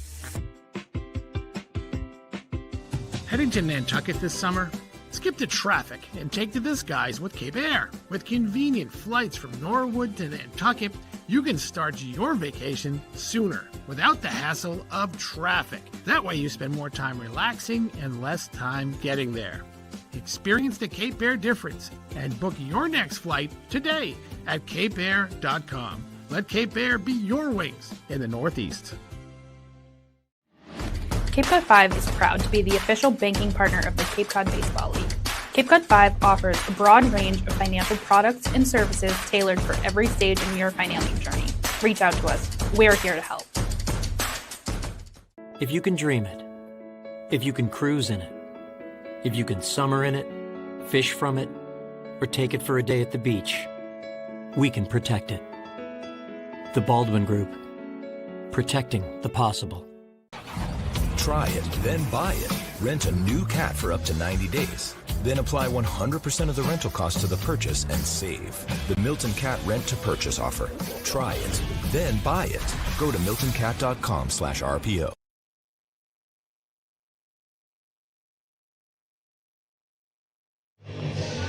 We are with you here for the top of the 7th inning between the Bourne Braves and the Wareham Gatemen. Still out there is the arm in Harrigan for Bourne. 1 inning of 1-2-3 baseball. It's been quite the long one here so far. 2.5 hours in, and we're only 2/3 through the game. Harrigan looking to keep things quick, just as he did in the 6th. Yeah, I mean, again, you're protecting a 5-run lead against the worst team in your division. It doesn't sound like a hard thing on paper, but we know what Wareham was able to do yesterday, and every pitcher so far for the Braves has made his debut on the season. So, got to bridge the gap a little bit between the nerves and getting through this game. We saw Scotlanders look to a lot of new faces yesterday, and like you said, Kasey, it's only new faces for the arms today for Bourne. Starts off against the lefty at the top of the order in Wax. First pitch comes home from Harrigan, high and outside. Last 6 consecutively retired for the Braves, from Nikolai all the way down to Groen. And Wax, who's reached base every single time so far, looking to stop that streak. The 1-0 from the wind. Harrigan fires. Pitch misses low and inside. A couple finals out there in the Cape Cod Baseball League already. Why'd he drop their 2nd in a row? What's going on? 9-3 they lose to the Harwich Mariners. And overall, now dropped to 19-4-2. Here's a hard hit ball by Wax to the right side, a flip, and Harrigan is there, the pitcher, to step on first base from the toss from Overbeek. The DH, number 26, Levi Clark. Now it's Levi Clark out there, an all-star in the Cape Cod Baseball League.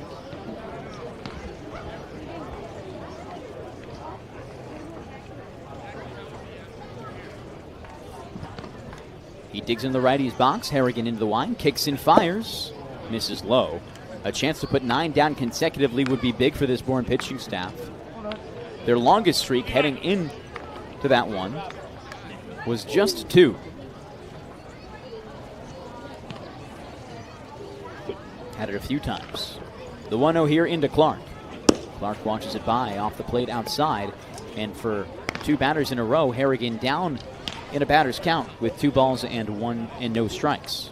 How about Katuit right now? 1-0 on Hyannis on the road in the 9th. At a very low scoring 1.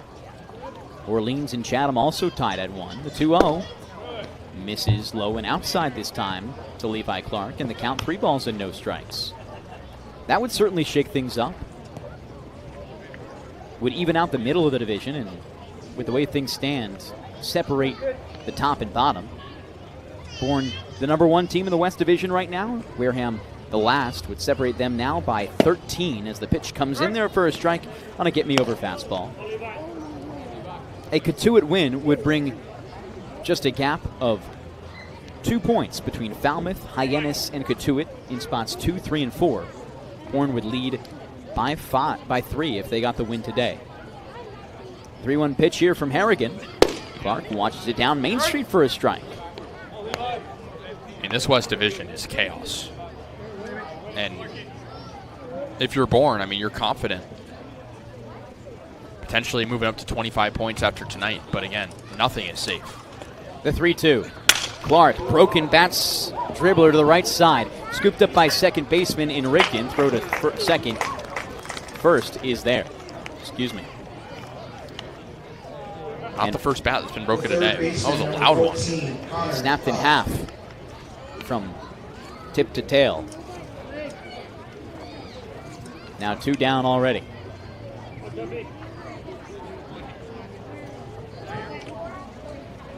And here is Connor Cuff.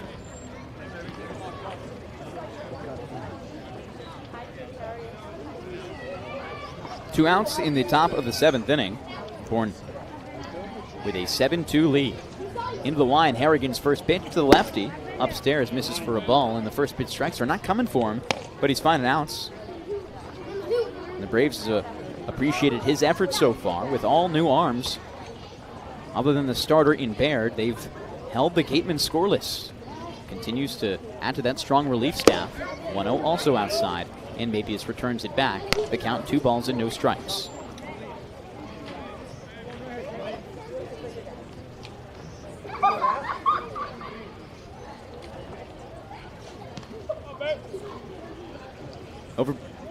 Harrigan masks his face, fires home, swing and miss from Connor Cuff out of southeastern Louisiana.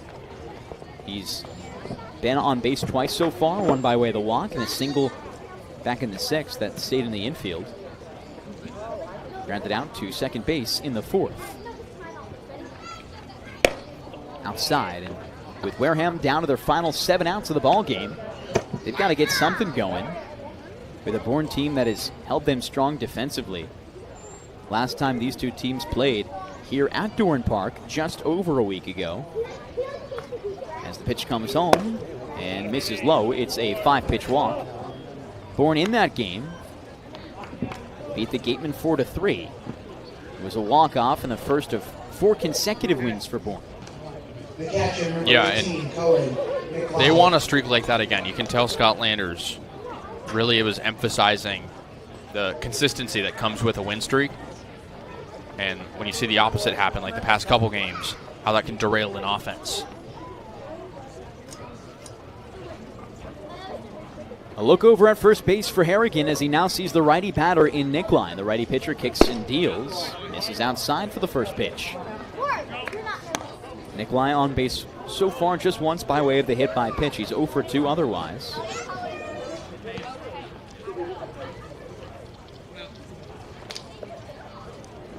And here is Harrigan. The 1-0 comes home. High fly ball center field from Nikolai. Big range in there. And a grab by Matt Bolton puts him down. They might have broken the streak, but Bourne once again keep it scoreless from Wareham, who haven't scored since inning number 2. It's 7-2. And with Take Me Out to the ball game set to come in just a few moments, we've got a couple ads for you. Keystone Place at Buzzards Bay, Bourne's premier senior living community, conveniently located adjacent to the Cape Cod Canal.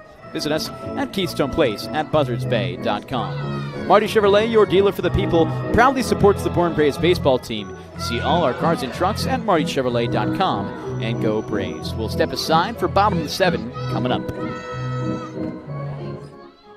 Massachusetts resident and don't have a bachelor's, you could be attending 4Cs for free, all while preparing for careers that actually move you forward. Aviation maintenance, nursing, dental, funeral service, we've got it all. capecod.edu/free. Heading to Nantucket this summer? Skip the traffic and take to the skies with Cape Air. With convenient flights from Norwood to Nantucket, you can start your vacation sooner without the hassle of traffic. That way you spend more time relaxing and less time getting there. Experience the Cape Air difference and book your next flight today at capeair.com. Let Cape Air be your wings in the Northeast. If you can dream it, if you can cruise in it, if you can summer in it, fish from it, or take it for a day at the beach, we can protect it. The Baldwin Group. Protecting the possible. Cape Cod 5 is proud to be the official banking partner of the Cape Cod Baseball League. Cape Cod 5 offers a broad range of financial products and services tailored for every stage in your financing journey. Reach out to us. We're here to help. Try it, then buy it. Rent a new cat for up to 90 days. Then apply 100% of the rental cost to the purchase and save. The Milton Cat Rent to Purchase offer. Try it, then buy it. Go to miltoncat.com/RPO. Reader's Hardwood Supply is a candy store for wood, whether you're a professional or an amateur. Reader's Hardwood Supply carries over 70 species of both domestic and imported lumber from around the world, displayed in over 300 self-serve bins for your selection. So for your next project, make it your masterpiece with stock from Reader's Hardwood Supply. The woods of the world are here at Reader's Hardwood Supply.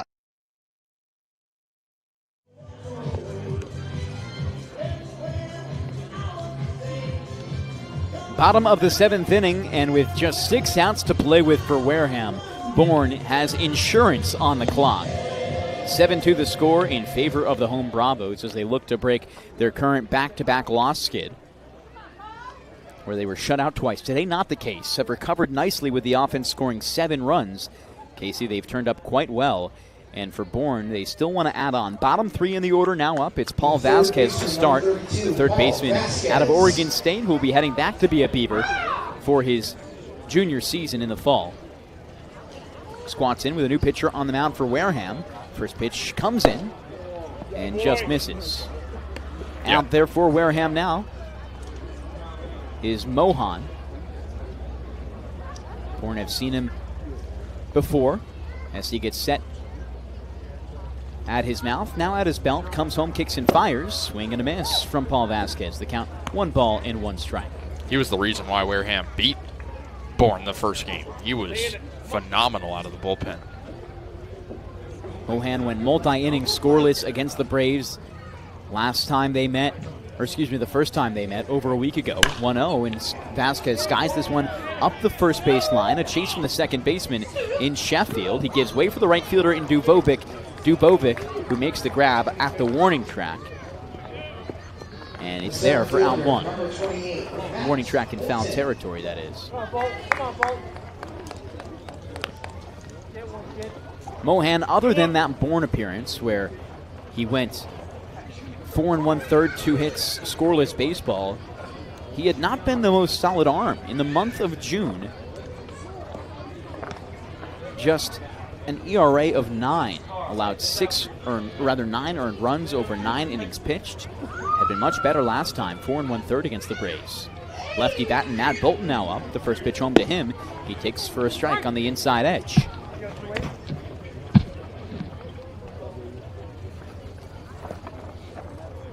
Hasn't pitched since that Friday game against the Bourne Braves 8 days ago. Bolton stands on the left side. Mohan looks in and fires. Bolton cracks it up the middle. One hop into the glove of Mohan. Shuffles over to first. An underhand toss with his right hand to get out number 2. And now 4 consecutively retired in a row for the Wareham Gatemen. If you're Bourne right now, you know you're up. You know you're on track to win this game, but you don't want to get complacent down the stretch here. An opportunity to just put a stamp on this game. At least every single Brave has at least seen the base paths, including Elliot Medlock, who now steps into the righty's box, who has scored twice.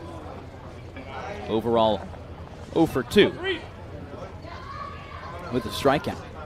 He crowds the plate in the righty's box. Mohan gets set, kicks, and fires.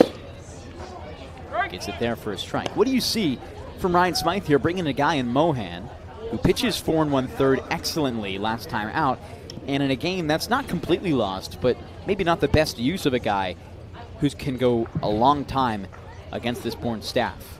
I think it's confidence his team will come back potentially. Medlock watches it by outside on the 0-1. I mean, you're only down 5. You put up 7 last game. You've only put up 2 so far, but now Bourne, a bit deeper in its bullpen. You have an opportunity. Again, like you said, the game's not over yet. I think Smythe is playing it day by day and not thinking long term. Mohan for the 1-1. Looks in and fires against Medlock. Medlock skies this one left side. A big chase now from Groen at the warning track. Backs up his heels on it and makes the grab.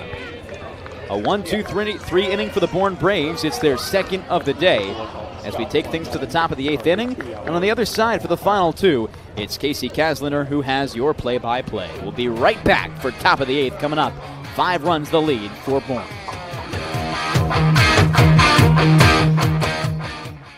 Massachusetts resident and don't have a bachelor's, you could be attending 4Cs for free, all while preparing for careers that actually move you forward. Aviation maintenance, nursing, dental, funeral service, we've got it all. capecod.edu/free.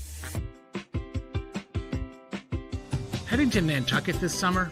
Skip the traffic and take to the skies with Cape Air. With convenient flights from Norwood to Nantucket, you can start your vacation sooner without the hassle of traffic. That way you spend more time relaxing and less time getting there.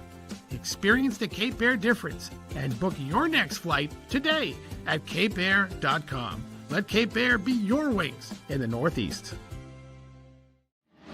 Cape Cod 5 is proud to be the official banking partner of the Cape Cod Baseball League. Cape Cod 5 offers a broad range of financial products and services tailored for every stage in your financial journey. Reach out to us. We're here to help. If you can dream it, if you can cruise in it, if you can summer in it, fish from it, or take it for a day at the beach, we can protect it. The Baldwin Group. Protecting the possible.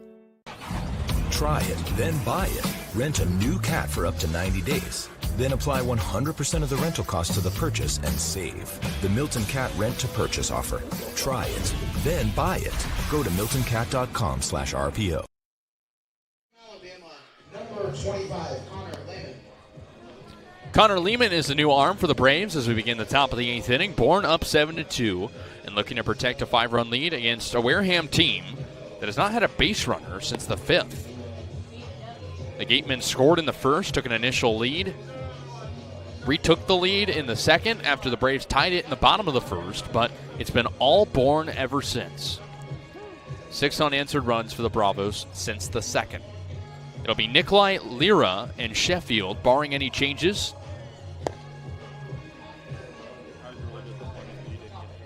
For the Gatemen as we begin the top of the 8th.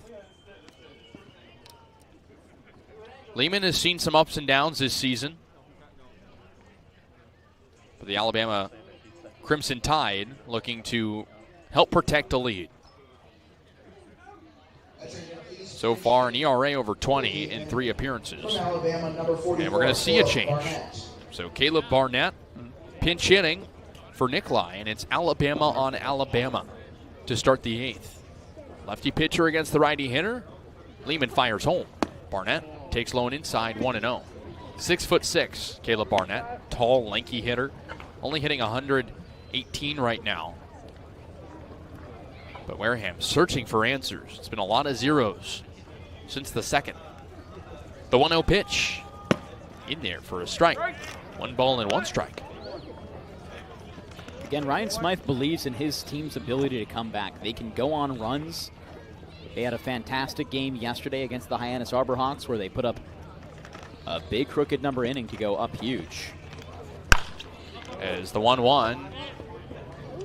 Barnett pops it high up in the air, shallow left center. It'll be the shortstop and Schaff to back up onto the grass and make the catch for the first out of the top of the 8th.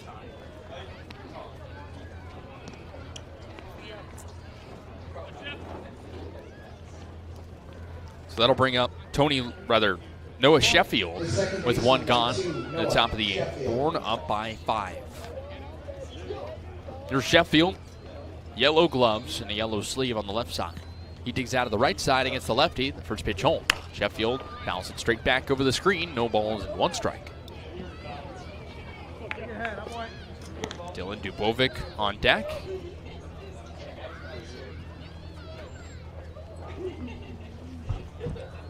Lehman looking for a clean inning. He's struggled at times this season.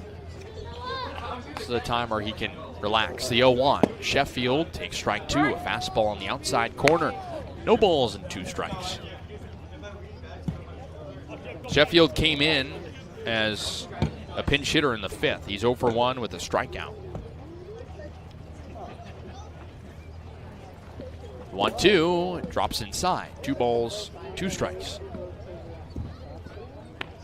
You talked about it earlier, Devon, but Sheffield's swing very similar to his father, Gary, in the major leagues. Looking at video of it right now, and it's almost identical. A lot of waggle from that bat. The 1-2. Sheffield lines it the other way and foul over the screen on the right side. They said no. 1 ball and 2 strikes still. Sheffield playing in his 6th game as a member of the Gatemen. He has hits in half of them. Looking for his first one tonight. Lehman nods to the side. He winds, deals the 1-2. Sheffield clocks it left center field. Costello backs up and makes the catch. Straight away left center. So he trots to his left for the catch, and there's 2 outs to the top of the 8th. You got to commend this Bourne pitching staff for turning things up. They haven't allowed a hit overall since the 4th inning, and that was the first batter there. They've turned things around. And the walks have been a little bit of a problem. The lack of strikeouts haven't been there, but they're doing what they need to induce soft contact and outs. Here's Dubovic. First pitch to the righty hitter. Breaking ball low, 1-0. Dubovic singled and scored back in the 2nd. But he's 1 for 3 overall. He's put the ball in play 3 times. 2 flyouts on his line. The 1-0 pitch. Dubovic cuts and misses. Curveball outside, 1-1. Braves looking to snap a 2-game slide and win their 5th game out of their last 7 here in July.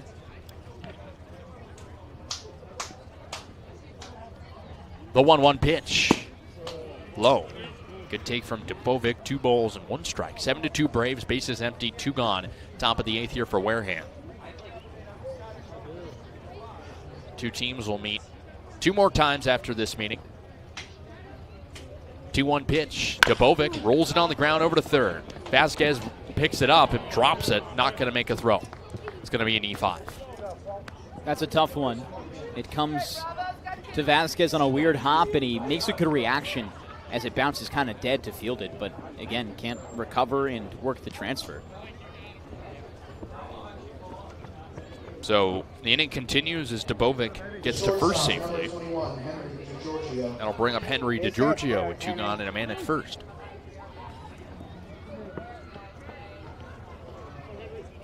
E5 is the official ruling. Here's DeGiorgio out of the left side. The first pitch, a curveball that drops in for a strike, 0-1. DeGiorgio so far today, 1 for 2. Single in the second, stranded at third base. He walked in the fourth, and it struck out 2 innings ago against Harrigan. The 0-1. Cut and a miss. Once again, the curve. It breaks low in the zone, 0-2. Dubovic at first. Gatemen looking for a late rally with only 4 outs to play with.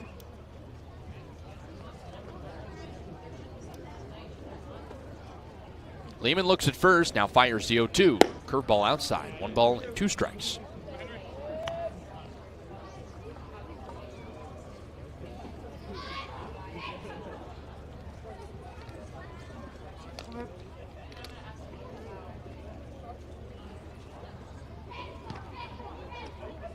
The 1-2.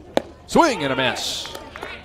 DeGiorgio down on strikes. First K of the day for Lehman as he gets through the inning, giving up 1 base runner on an error. We go to the bottom of the 8th inning. Braves up 7-2.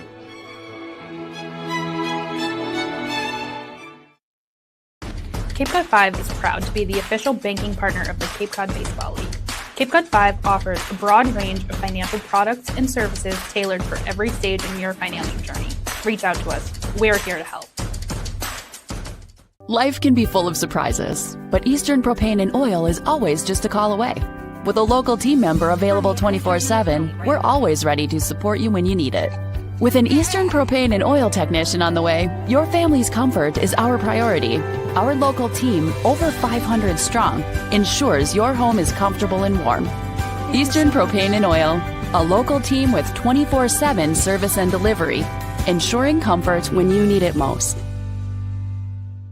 Reader's Hardwood Supply is a candy store for wood, whether you're a professional or an amateur. Reader's Hardwood Supply carries over 70 species of both domestic and imported lumber from around the world, displayed in over 300 self-serve bins for your selection.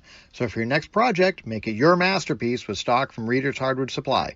The woods of the world are here at Reader's Hardwood Supply. If you can dream it, if you can cruise in it, if you can summer in it, fish from it, or take it for a day at the beach, we can protect it. The Baldwin Group. Protecting the possible.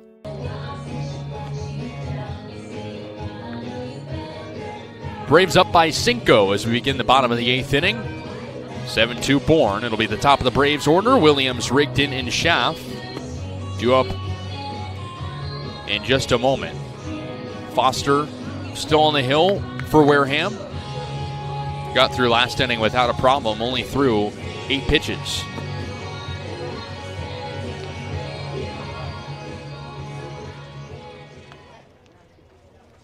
So here's Cooper Williams. Number 13, Cooper Williams.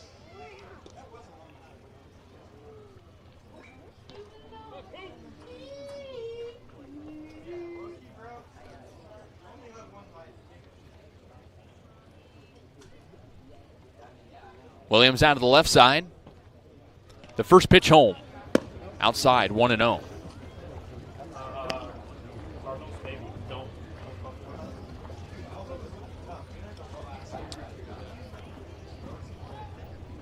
Foster comes set on the first base side of the rubber. He pitches home. Williams lines it foul.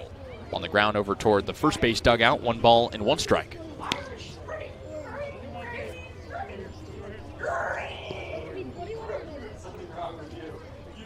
Foster sat down the Braves in order last inning. Williams looking for his first hit. The 1-1. Williams shows bunt. And he went around but did not make contact at strike 2. 1 ball and 2 strikes. Braves with a couple of good innings so far today. Scored 3 in the 4th and 2 in the 6th. En route to a 7-2 lead over Wareham. Looking to get back in the win column. The 1-2 home. Williams lines it back and foul. Count stays at 1-2. So far today, he's 0 for 4. Did reach on a fielder's choice in the 4th, and he scored on a Rustin Rigdon RBI knock. He very much fits the mold of Blake Schaff and Rustin Rigdon, who can get out there and move in the base paths when given the opportunity. We get back in the hit column now. The 1-2 home. Williams chops it on the ground over to second. Sheffield picks it up on his knee, fires to first, not in time. There's the hit. Cooper Williams legs out an infield single on a ball only hit to second. That's some speed from Coop. See how they call this one. It could be an error on Sheffield as he bobbled the transfer, and that's what they do say. An E4 to put Williams on, and still doesn't have a hit today. So he reaches twice, but no hits. Second error of the game for the Gatemen. And here's Rustin Rigdon, switch hitter hitting lefty against Foster. With Williams having a big lead at first. First pitch home. Rigdon rolls it on the ground over to third. That's into the outfield for a base hit. Williams stops at second. The opposite field hit for Rigdon is his third single of the game and his fourth time on base as he rolled it just to the left of the third baseman. He has these games, Kasey. He goes out there and can put up multi-hit performances and just electrify an offense. When he's in the base paths, he oftentimes scores. Overall, 9 runs scored on the season so far, That is the third 3-hit game of July for Rustin Rigdon. As that brings up Blake Chaff out of the left side with 2 on and nobody out. Infield playing double play depth. Righty pitcher Foster looks at second, now fires home. Chaff takes inside on the breaking ball, 1-0. Chaff so far has also been busy. He's been on base 4 times for the second time this year. A double in the first, a walk in the third, a single in the fourth, and 1 in the sixth as well. So he's 3 for 3. Average well above 300 once again. The 1-0 pitch. Chaff rolls it back and foul. 1 ball and 1 strike. Heading into the game, Kasey, we said what's necessary for Bourne is for the Stars to show out, which they hadn't done in the 2 shutouts. And you look to the All-Stars in this game, at least 3 of them, Rigdon, Chaff, and Costello, all of them with multi-hit games, and all of them extremely productive. Bourne needed to pile on. This is the game to do it. 7 runs and counting so far as we're in the bottom of the 8th with nobody out. The 1-1. Chaff checks his swing, and he did not go, says our third base umpire, Mike Hinojosa. 2 balls and 1 strike. Chaff moved down in the order after the last couple of games hitting leadoff, and it didn't hinder his confidence. He's in the 3 spot and thriving. Likely will stay there into the next game 2 days from now. The 2-1. Chaff hits it high in the air, left center field, big chase, and it is down for a base hit. They will keep Cooper Williams at third, and that will load the bases with nobody out for Bourne. That's the 4th hit of the game for Chaff, his second 4-hit performance in the last week. And this time a little bit more. He's finding balls into the outfield. Already has an extra base hit. How about Blake Chaff? And a guy who had been slow over these last 2 games, went 1 for 3 with a walk yesterday, coming out big. Bases loaded for Andrew Costello, who already has 2 hits today and 3 RBI. Could double that here if he puts one in the gap. Nobody out. The pitch at home to the righty as Costello takes in the dirt. It bounces off the catcher Nikolai. Here comes Williams. He scores. Everyone else advances 2, and the Braves are up 8-2. Now 2nd and 3rd for the Braves and a 1-0 count on Deuce. I just saw on Instagram a really popular account, Dugout Reports, posted something about selecting. So 1-0 count on Andrew Costello, still has an RBI opportunity as the infield comes in with nobody out for Wareham. Braves trying to tack on more. The 1-0 as Costello drives it straight away center field. Wax backs up, and he'll make a cap-high catch. The runner from third and Rigdon tagging. He'll score as Chaff moves to third on the sacrifice fly, and the Braves lead 9-2. 3rd crooked number inning for Bourne. That's the type of stuff you got to do, and a great response to 2 shutouts. I mean, you'd be happy with 4 runs and a win. A 9-2 victory is a lot more satisfying, Kasey. Still have an opportunity for more. As here's Josiah Overbeek, who's 0 for 2 with a pair of walks as he digs out of the left side against the righty. 1 out and a man at third. Braves up 9-2, bottom of the 8th. The pitch home. Overbeek takes a fastball in the inside corner for a strike. He's the one guy who you want to see get a hit in this game. He was so impressive in that debut. No hits since. 2 walks today. Productive in that sense, but 0 for 2 otherwise. Braves have walked 8 times today after only walking once yesterday in the loss. The 0-1 home. Overbeek takes outside. 1 ball and 1 strike. Schaff at third has speed. If Overbeek can at least get one to the outfield, Braves will have put up double digits. Yeah, so like some of the ones we had drop boxes for. Foster's 1-1. Outside. 2 balls and 1 strike. Bourne has not put up double digits in a game this month. The closest was a 9-2 win over Chatham at home. The Bourne Braves surged late. The 2-1 home. Overbeek takes strike 2, a fastball at the knees. The last double-digit scoring performance was in Game 4 of the season, the 13-3 run rule win over Hyannis, excuse me. That was the only one the Braves had this year. Just the guys that didn't play. The 2-2 pitch. Overbeek swings and misses at an outside breaking ball for out number 2. Schaff still at third. Second strikeout of Overbeek's day. You don't get nervous, but you hope that he can, with the off day tomorrow, reset and find what he did at Orleans. Again, so impressive in that debut, and his resume of a 1,200 OPS at Army was that as well. There's a switch hitter, Mabius batting lefty with a man at third. 2 outs in the bottom of the 8th. Bourne up 9-2. Pitch at home. Mabius cuts and misses at a high fastball. No balls and 1 strike. And that now is 7 strikeouts total for Bourne, but it's first since the 3rd inning. So the Braves have done a good job of avoiding the K after that being a main source of the offensive downfall these past couple of games heading into tonight. 0-1 to Berkeley. He takes strike 2. Fastball in the inner corner. He's due for a hit as well. He's began the season 1 for 13. A late addition to the Braves roster. He has gotten on base once today via the walk, but 2 groundouts and a K on his line as well. 0-2 pitch. Mabius lines it, right field. This one is down for a base hit. Just over the reach of Sheffield, the second baseman. That scores in Schaff, and the Braves have double digits for the first time in over a month. It's 10-2. It's a single for Mabius, and the Braves continue the offensive surge. How about that? Turn this into a mercy run rule victory now. Run rule, excuse me. And just so impressive at their ability to not be complacent. That was the main thing you said in the pregame, Kasey, and it was exactly right. You can't be complacent. They haven't been in this game. Here's Paul Vasquez out of the right side. That was the second hit of the season for Mabius. The man at first now. Pitch home. As Vasquez rolls it on the ground to short. Picked up by DeGiorgio. Charges toward first. Lofts it there in time.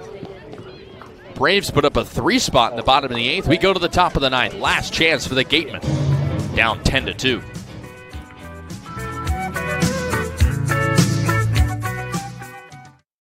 Massachusetts resident and don't have a bachelor's, you could be attending 4Cs for free, all while preparing for careers that actually move you forward. Aviation maintenance, nursing, dental, funeral service, we've got it all. capecod.edu/free. Heading to Nantucket this summer? Skip the traffic and take to the skies with Cape Air. With convenient flights from Norwood to Nantucket, you can start your vacation sooner without the hassle of traffic. That way you spend more time relaxing and less time getting there. Experience the Cape Air difference and book your next flight today at capeair.com. Let Cape Air be your wings in the Northeast. Cape Cod 5 is proud to be the official banking partner of the Cape Cod Baseball League. Cape Cod 5 offers a broad range of financial products and services tailored for every stage in your financial journey. Reach out to us. We're here to help. If you can dream it, if you can cruise in it, if you can summer in it, fish from it, or take it for a day at the beach, we can protect it. The Baldwin Group. Protecting the possible. Try it, then buy it. Rent a new cat for up to 90 days. Then apply 100% of the rental cost to the purchase and save. The Milton Cat Rent to Purchase offer. Try it, then buy it. Go to miltoncat.com/RPO. Attention, please. Now pitching for the Braves. From Miami, number 36, Nick Roberts. Braves up 10-2 as we begin the top of the 9th inning. Last chance for Wareham. It'll be Groen, Wax, and Clark. Barring any changes from the skipper Ryan Smythe, Nick Robert, the new pitcher for the Braves. Not a save opportunity, but he gets a chance to shut the door up by 8. Braves have put up crooked numbers in 3 innings, including 3 last half inning, thanks to a few clutch hits from Mabius, Schaff, and Rigdon. Banish is the new left fielder for the Braves. He comes in for Andrew Costello. Other than that, everything else the same for the Braves defensively. So Nick Robert trying to close the door. Braves with 11 hits today after only 7 combined over their last 2. Nick Robert, also an all-star for the Braves, one of 8 on the team, and now one of 5 to appear in today's game. The righty pitcher will face 9-1-2, Groen, Wax, and Clark. The last 3 outs for Wareham, down by 8 runs and 3 outs away from going 0-11 on the road to start the year, which would be the worst start since at least 2004. That's as far back as the data goes. Here's Groen out of the right side. The first pitch from the righty. Outside. Corner for a strike. 0-1. Groen has been on base twice. He was hit by a pitch. He walked and flied out. So he's 0 for 1. Wareham trying to get back on track. Still in the thick of the playoff conversation, but here's the 0-1. Groen fouls it straight back, 0-2. The loss today would not be helpful, of course, by any means. Falmouth and Brewster tied. So a point for Falmouth. And Katuit gains a little bit of ground, winning 1-0 over Hyannis on the road. Robert comes set on the first base side of the rubber. He sighs. Now fires the 0-2. Groen takes high on the fastball, 1-2.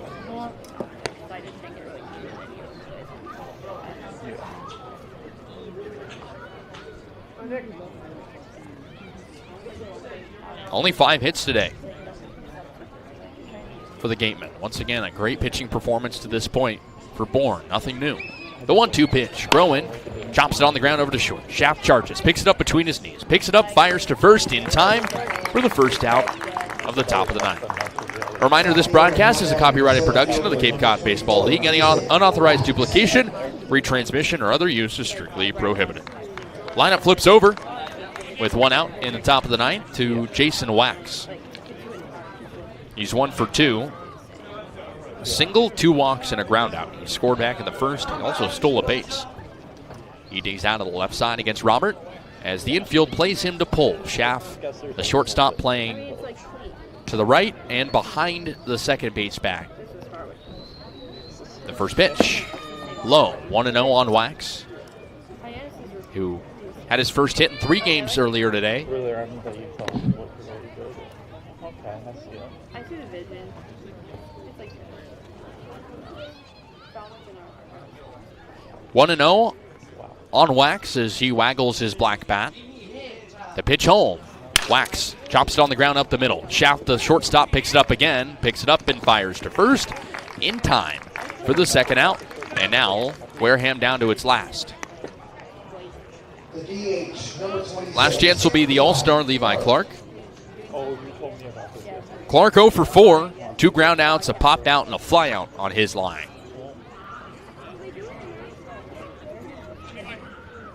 He digs out of the right side against Robert, who's looking for a quick inning. He's only thrown 6 pitches here in the 9th.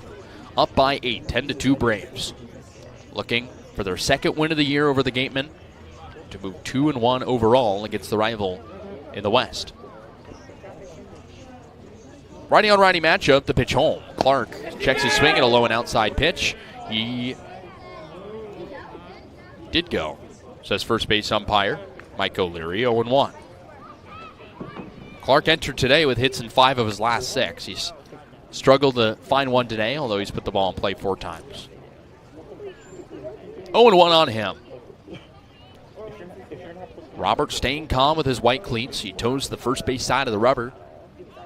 Now fires home. Clark cuts and misses. Now down 0-2, and the Braves 1 strike away from getting back in the win column. Robert studies his glove. Braves fans, some of them on their feet. Robert stands tall on the first base side of the rubber. Shrugs. Now fires the 0-2. Clark takes just outside. 1-2. If he can get on, Connor Cuff on deck. Wareham down by 8.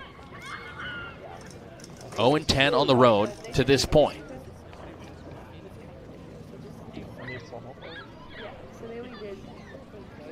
Robert set on the first base side. He shrugs, set at the belt, steps off. And that's a pitch clock violation. So it'll be ball 2, 2 balls and 2 strikes.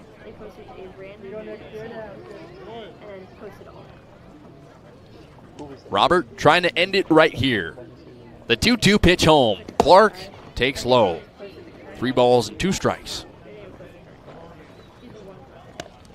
Bourne trying to get out of here with a 1-2-3 inning in the top of the 9th. And what would be its 11th win of the year.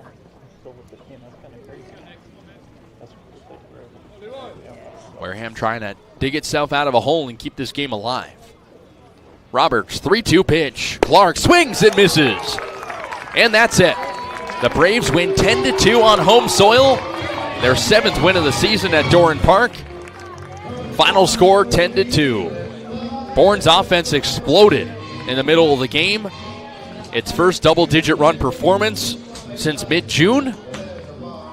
And once again, the pitching was right there the whole way through. The winning pitcher is going to be Cameron Seagraves, his first win of the season.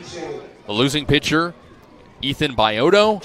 And the Braves move to a record 11-10-3, create a little bit of separation, still in a close West Division, and now a record of 7-4-1 at home. No save opportunity, but the Braves get it done in the 9th. A big one there for Bourne, and a team that hasn't not held the number 1 spot in the West since June 17th continues that streak.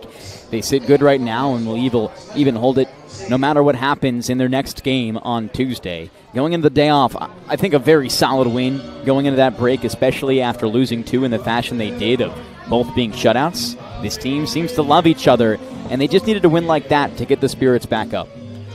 I have a feeling that Scott Landers is not going to make him practice tomorrow after today's performance. A 10-2 win for the Braves. And saw a run in the first for Bourne, 1 in the 3rd, 3 in the 4th, 2 in the 6th, and 3 in the 8th. En route to a 10-2 win. Final lines, Braves 10 runs, 11 hits, 2 errors. Wareham, 2 runs on 5 hits and 2 errors. Second win of the season for the Braves over Wareham, and now a 2-1 record over the rival just across the bridge. We'll have an off day tomorrow.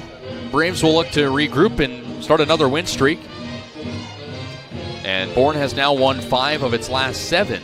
Tell Chase to tell Alden to lock in. Stick with us as our very own Kaydence Kilhof will talk to Blake Schaff and Andrew Costello in just a moment.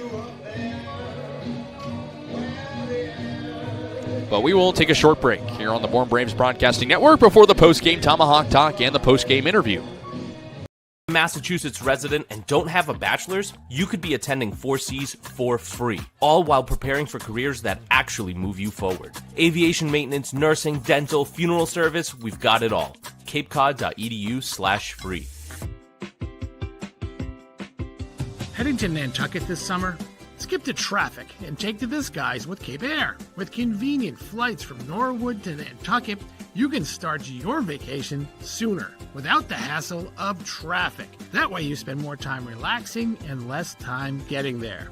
Experience the Cape Air difference and book your next flight today at capeair.com. Let Cape Air be your wings in the Northeast. If you can dream it, if you can cruise in it, if you can summer in it, fish from it, or take it for a day at the beach, we can protect it. The Baldwin Group. protecting the possible. Cape Cod 5 is proud to be the official banking partner of the Cape Cod Baseball League. Cape Cod 5 offers a broad range of financial products and services tailored for every stage in your financial journey. Reach out to us. We're here to help. Try it, then buy it. Rent a new cat for up to 90 days. Then apply 100% of the rental cost to the purchase and save. The Milton Cat Rent to Purchase offer. Try it, then buy it. Go to miltoncat.com/RPO. Reader's Hardwood Supply is a candy store for wood, whether you're a professional or an amateur. Reader's Hardwood Supply carries over 70 species of both domestic and imported lumber from around the world, displayed in over 300 self-serve bins for your selection. So for your next project, make it your masterpiece with stock from Reader's Hardwood Supply. The woods of the world are here at Reader's Hardwood Supply. Massachusetts resident and don't have a bachelor's, you could be attending 4Cs for free, all while preparing for careers that actually move you forward. Aviation maintenance, nursing, dental, funeral service, we've got it all. capecod.edu/free. Heading to Nantucket this summer? Skip the traffic and take to the skies with Cape Air. With convenient flights from Norwood to Nantucket, you can start your vacation sooner without the hassle of traffic. That way you spend more time relaxing and less time getting there. Experience the Cape Air difference and book your next flight today at Cape Air. Braves with a much-needed win back at Dorn Park. They win 10-2 over the Wareham Gatemen. We'll send it field side now to Kaydence Kilhof, who's with a couple of the standouts. Kaydence, what's up? Hey, Kasey, thanks so much. I'm now joined by Wake Forest's Blake Schaff and South Carolina's Andrew Costello. Blake, we'll start with you. You went 4 for 4 at the plate today, and you've been a top hitter on this Brave squad all season long. How you been staying so consistent? Just being aggressive, and I feel like a lot of the time I get a couple real hits and a couple fluky ones, and the fluky ones went my way tonight. So, Andrew, 4 RBI for you today. What was helping you hit so well with runners in scoring position? Yeah, just trying to do everything I can to help the team win, simplifying my approach and just trying to get a barrel to the ball. And this question's for the both of you guys. Bourne is coming off a 2-game losing slump. So how do you guys take this win and run with it? I don't think we really look into the slump too much as much as we look into the 3-game winning streak that we were on before. So no doubt. We'll probably just keep rolling. Yeah, just keep rolling, keep having fun. All right, Andrew, I'll start with you on this one. A lot of 2026 Bravos were drafted today, and Will Whalen, Jaden Alba, Mark Quattrani. What does it mean to you guys to have been even a small part of their baseball journey? Yeah, it means a lot. I mean, those are our guys at the end of the day. It's like a brotherhood here. Yeah, we're just super proud of them and can't wait to see what they do. I mean, it was really fun, like watching the live stream come in the dugout, and it was like every few rounds they got their name called, so it was fun for us. Deuce, I saw you get pretty hyped with Whalen, but you still hope he comes back to South Carolina, huh? No doubt. Yeah, I was telling him. He was saying, I just got to do what's best for me. And I was like, no, you got to do what's best for me. I was like, get to campus. But no, so proud of him. He's the man. All right, guys. Well, thanks so much and congratulations. Thank you. Appreciate it. Thank you. Thank you, Kaydence. Definitely a lot of players celebrating this week about the draft and many other things as well. But, Devon, a big win for the Braves tonight. A huge one. And those two stars who are going to be all-stars in the Cape Cod Baseball League All-Star Game 1 week from now really showed out today. Multi-hit games, phenomenal. It's what you needed from those players. In the 2 shutouts, you didn't have that from them. So exceptional to see those performances, and a commending job to the Braves to come out here and not allow a shutout to influence them today and go out there and score 10. Maybe it did influence them to get them a little bit more motivated. 10-2 win for the Braves that went gravy in a lot of ways. We'll send it to a quick break before the Tomahawk Talk post-game show here on the Bourne Braves Broadcasting Network and Cape League TV. Massachusetts resident and don't have a bachelor's, you could be attending 4Cs for free, all while preparing for careers that actually move you forward. Aviation maintenance, nursing, dental, funeral service, we've got it all. capecod.edu/free. Heading to Nantucket this summer? Skip the traffic and take to the skies with Cape Air. With convenient flights from Norwood to Nantucket, you can start your vacation sooner without the hassle of traffic. That way you spend more time relaxing and less time getting there. Experience the Cape Air difference and book your next flight today at capeair.com. Let Cape Air be your wings in the Northeast. If you can dream it, if you can cruise in it, if you can summer in it, fish from it, or take it for a day at the beach, we can protect it. The Baldwin Group. protecting the possible. Cape Cod 5 is proud to be the official banking partner of the Cape Cod Baseball League. Cape Cod 5 offers a broad range of financial products and services tailored for every stage in your financial journey. Reach out to us. We're here to help. Try it, then buy it. Rent a new cat for up to 90 days. Then apply 100% of the rental cost to the purchase and save. The Milton Cat Rent to Purchase offer. Try it, then buy it. Go to miltoncat.com/RPO. Reader's Hardwood Supply is a candy store for wood, whether you're a professional or an amateur. Reader's Hardwood Supply carries over 70 species of both domestic and imported lumber from around the world, displayed in over 300 self-serve bins for your selection. So for your next project, make it your masterpiece with stock from Reader's Hardwood Supply. The woods of the world are here at Reader's Hardwood Supply. Massachusetts resident and don't have a bachelor's, you could be attending 4Cs for free, all while preparing for careers that actually move you forward. Aviation maintenance, nursing, dental, funeral service, we've got it all. capecod.edu/free. Heading to Nantucket this summer? Skip the traffic and take to the skies with Cape Air. With convenient flights from Norwood to Nantucket, you can start your vacation sooner without the hassle of traffic. That way you spend more time relaxing and less time getting there.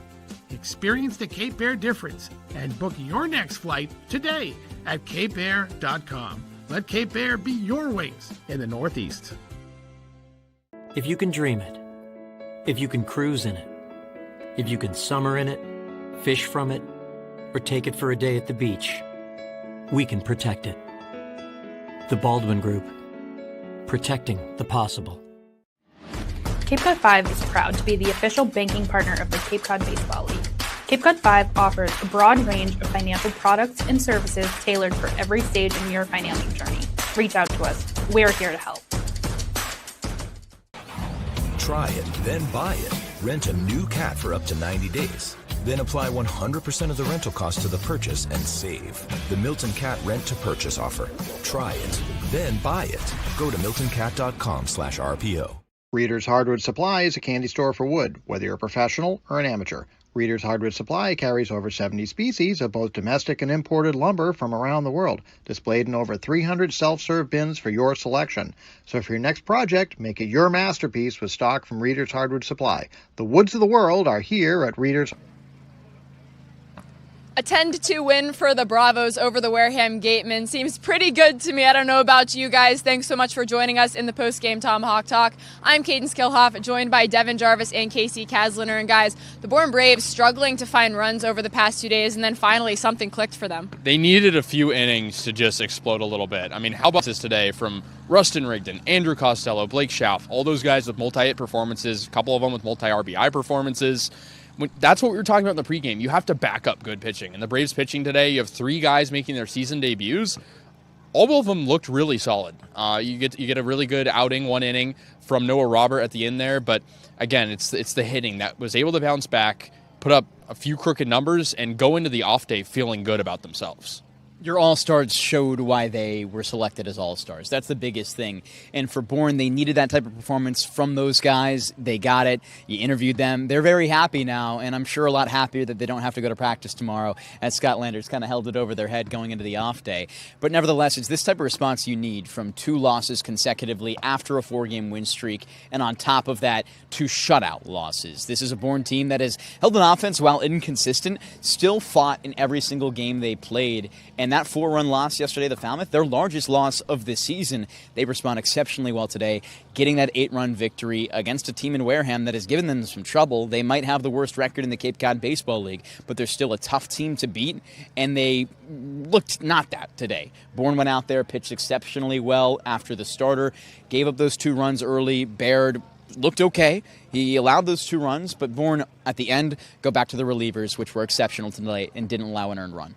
And guys, I asked the players this in my interview. I asked, they're just lost the past 2 games and how they're going to take tonight's win and run with it. I want to know what you guys think and how Bourne can just capitalize off of this win. Yeah, I think they have to remember what their strengths are. And that at times is driving the ball, taking pitches, not striking out a ton. And they did all that tonight. Just being able to remember those things and going into an off day, mentally noting that, and then coming back and realizing we're in the second half of the season now, kind of knowing the moment is real. The playoffs still feel like a far ways away. way, but understanding that if you want to stick in first place in this league, you have to be able to capitalize when the moment is real. And obviously the first part of the season's over. The Braves have learned who's gone, who's here.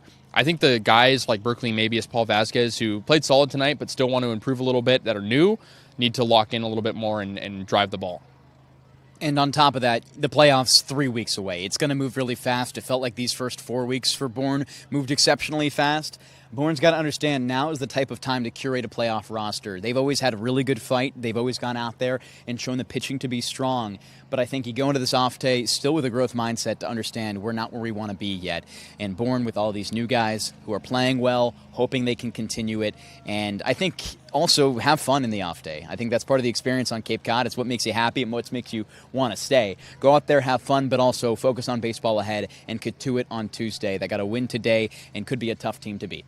The Bourne Braves add another win to the list this season. Guys, thank you for joining me in the post-game Tomahawk Talk. But we're not done yet. Coming up after the break, Bourne Braves beat reporter Nate Laird will be joining me to talk about the win. If you're a Massachusetts resident and don't have a bachelor's, you could be attending 4Cs for free, all while preparing for careers that actually move you forward. Aviation maintenance, nursing, dental, funeral service, we've got it all. capecod.edu/free. Heading to Nantucket this summer? Skip the traffic and take to the skies with Cape Air. With convenient flights from Norwood to Nantucket, you can start your vacation sooner without the hassle of traffic. That way you spend more time relaxing and less time getting there. Experience the Cape Air difference and book your next flight today at capeair.com. Let Cape Air be your wings in the Northeast. If you can dream it, if you can cruise in it, if you can summer in it, fish from it, or take it for a day at the beach, we can protect it. The Baldwin Group. Protecting the possible. Cape Cod 5 is proud to be the official banking partner of the Cape Cod Baseball League. Cape Cod 5 offers a broad range of financial products and services tailored for every stage in your financial journey. Reach out to us. We're here to help. The Braves defeat the Wareham Gatemen 10-2 here at Doran Park tonight. Once again, I'm Kaydence Kilhof, and now joined by the Bourne Braves beat reporter Nate Laird. And Nate, you spoke to field manager Scott Landers after the game, and what did he tell you? Yeah, I talked to him about some of the decisions tonight. Obviously, a big victory, a lot more offense tonight. He was definitely a lot more talkative after this one. Talking to him about the switch in the top of the order, though, moving Blake Schaff from the first to the third spot, replacing him with Cooper Williams. He made that decision to move Schaff to 3 to get him in the best position to drive in runs. He's been the best Braves hitter, according to Landers, so far over the past week or so. So moving him into a position where guys get on base for him to be able to hit them in, and it paid off tonight. Nate, how do you think that this lineup works out for the group, and do you think he should be making any more changes coming up? I think it worked great tonight, so stick with it. Why not? Obviously, they capitalized on some mistakes there, but putting up 10 runs, I mean, that's a huge improvement over the last 2 games where you don't score anything. So just being able to have something that works like tonight, you might as well stick with it. Nate, how important is the Braves getting a break tomorrow? How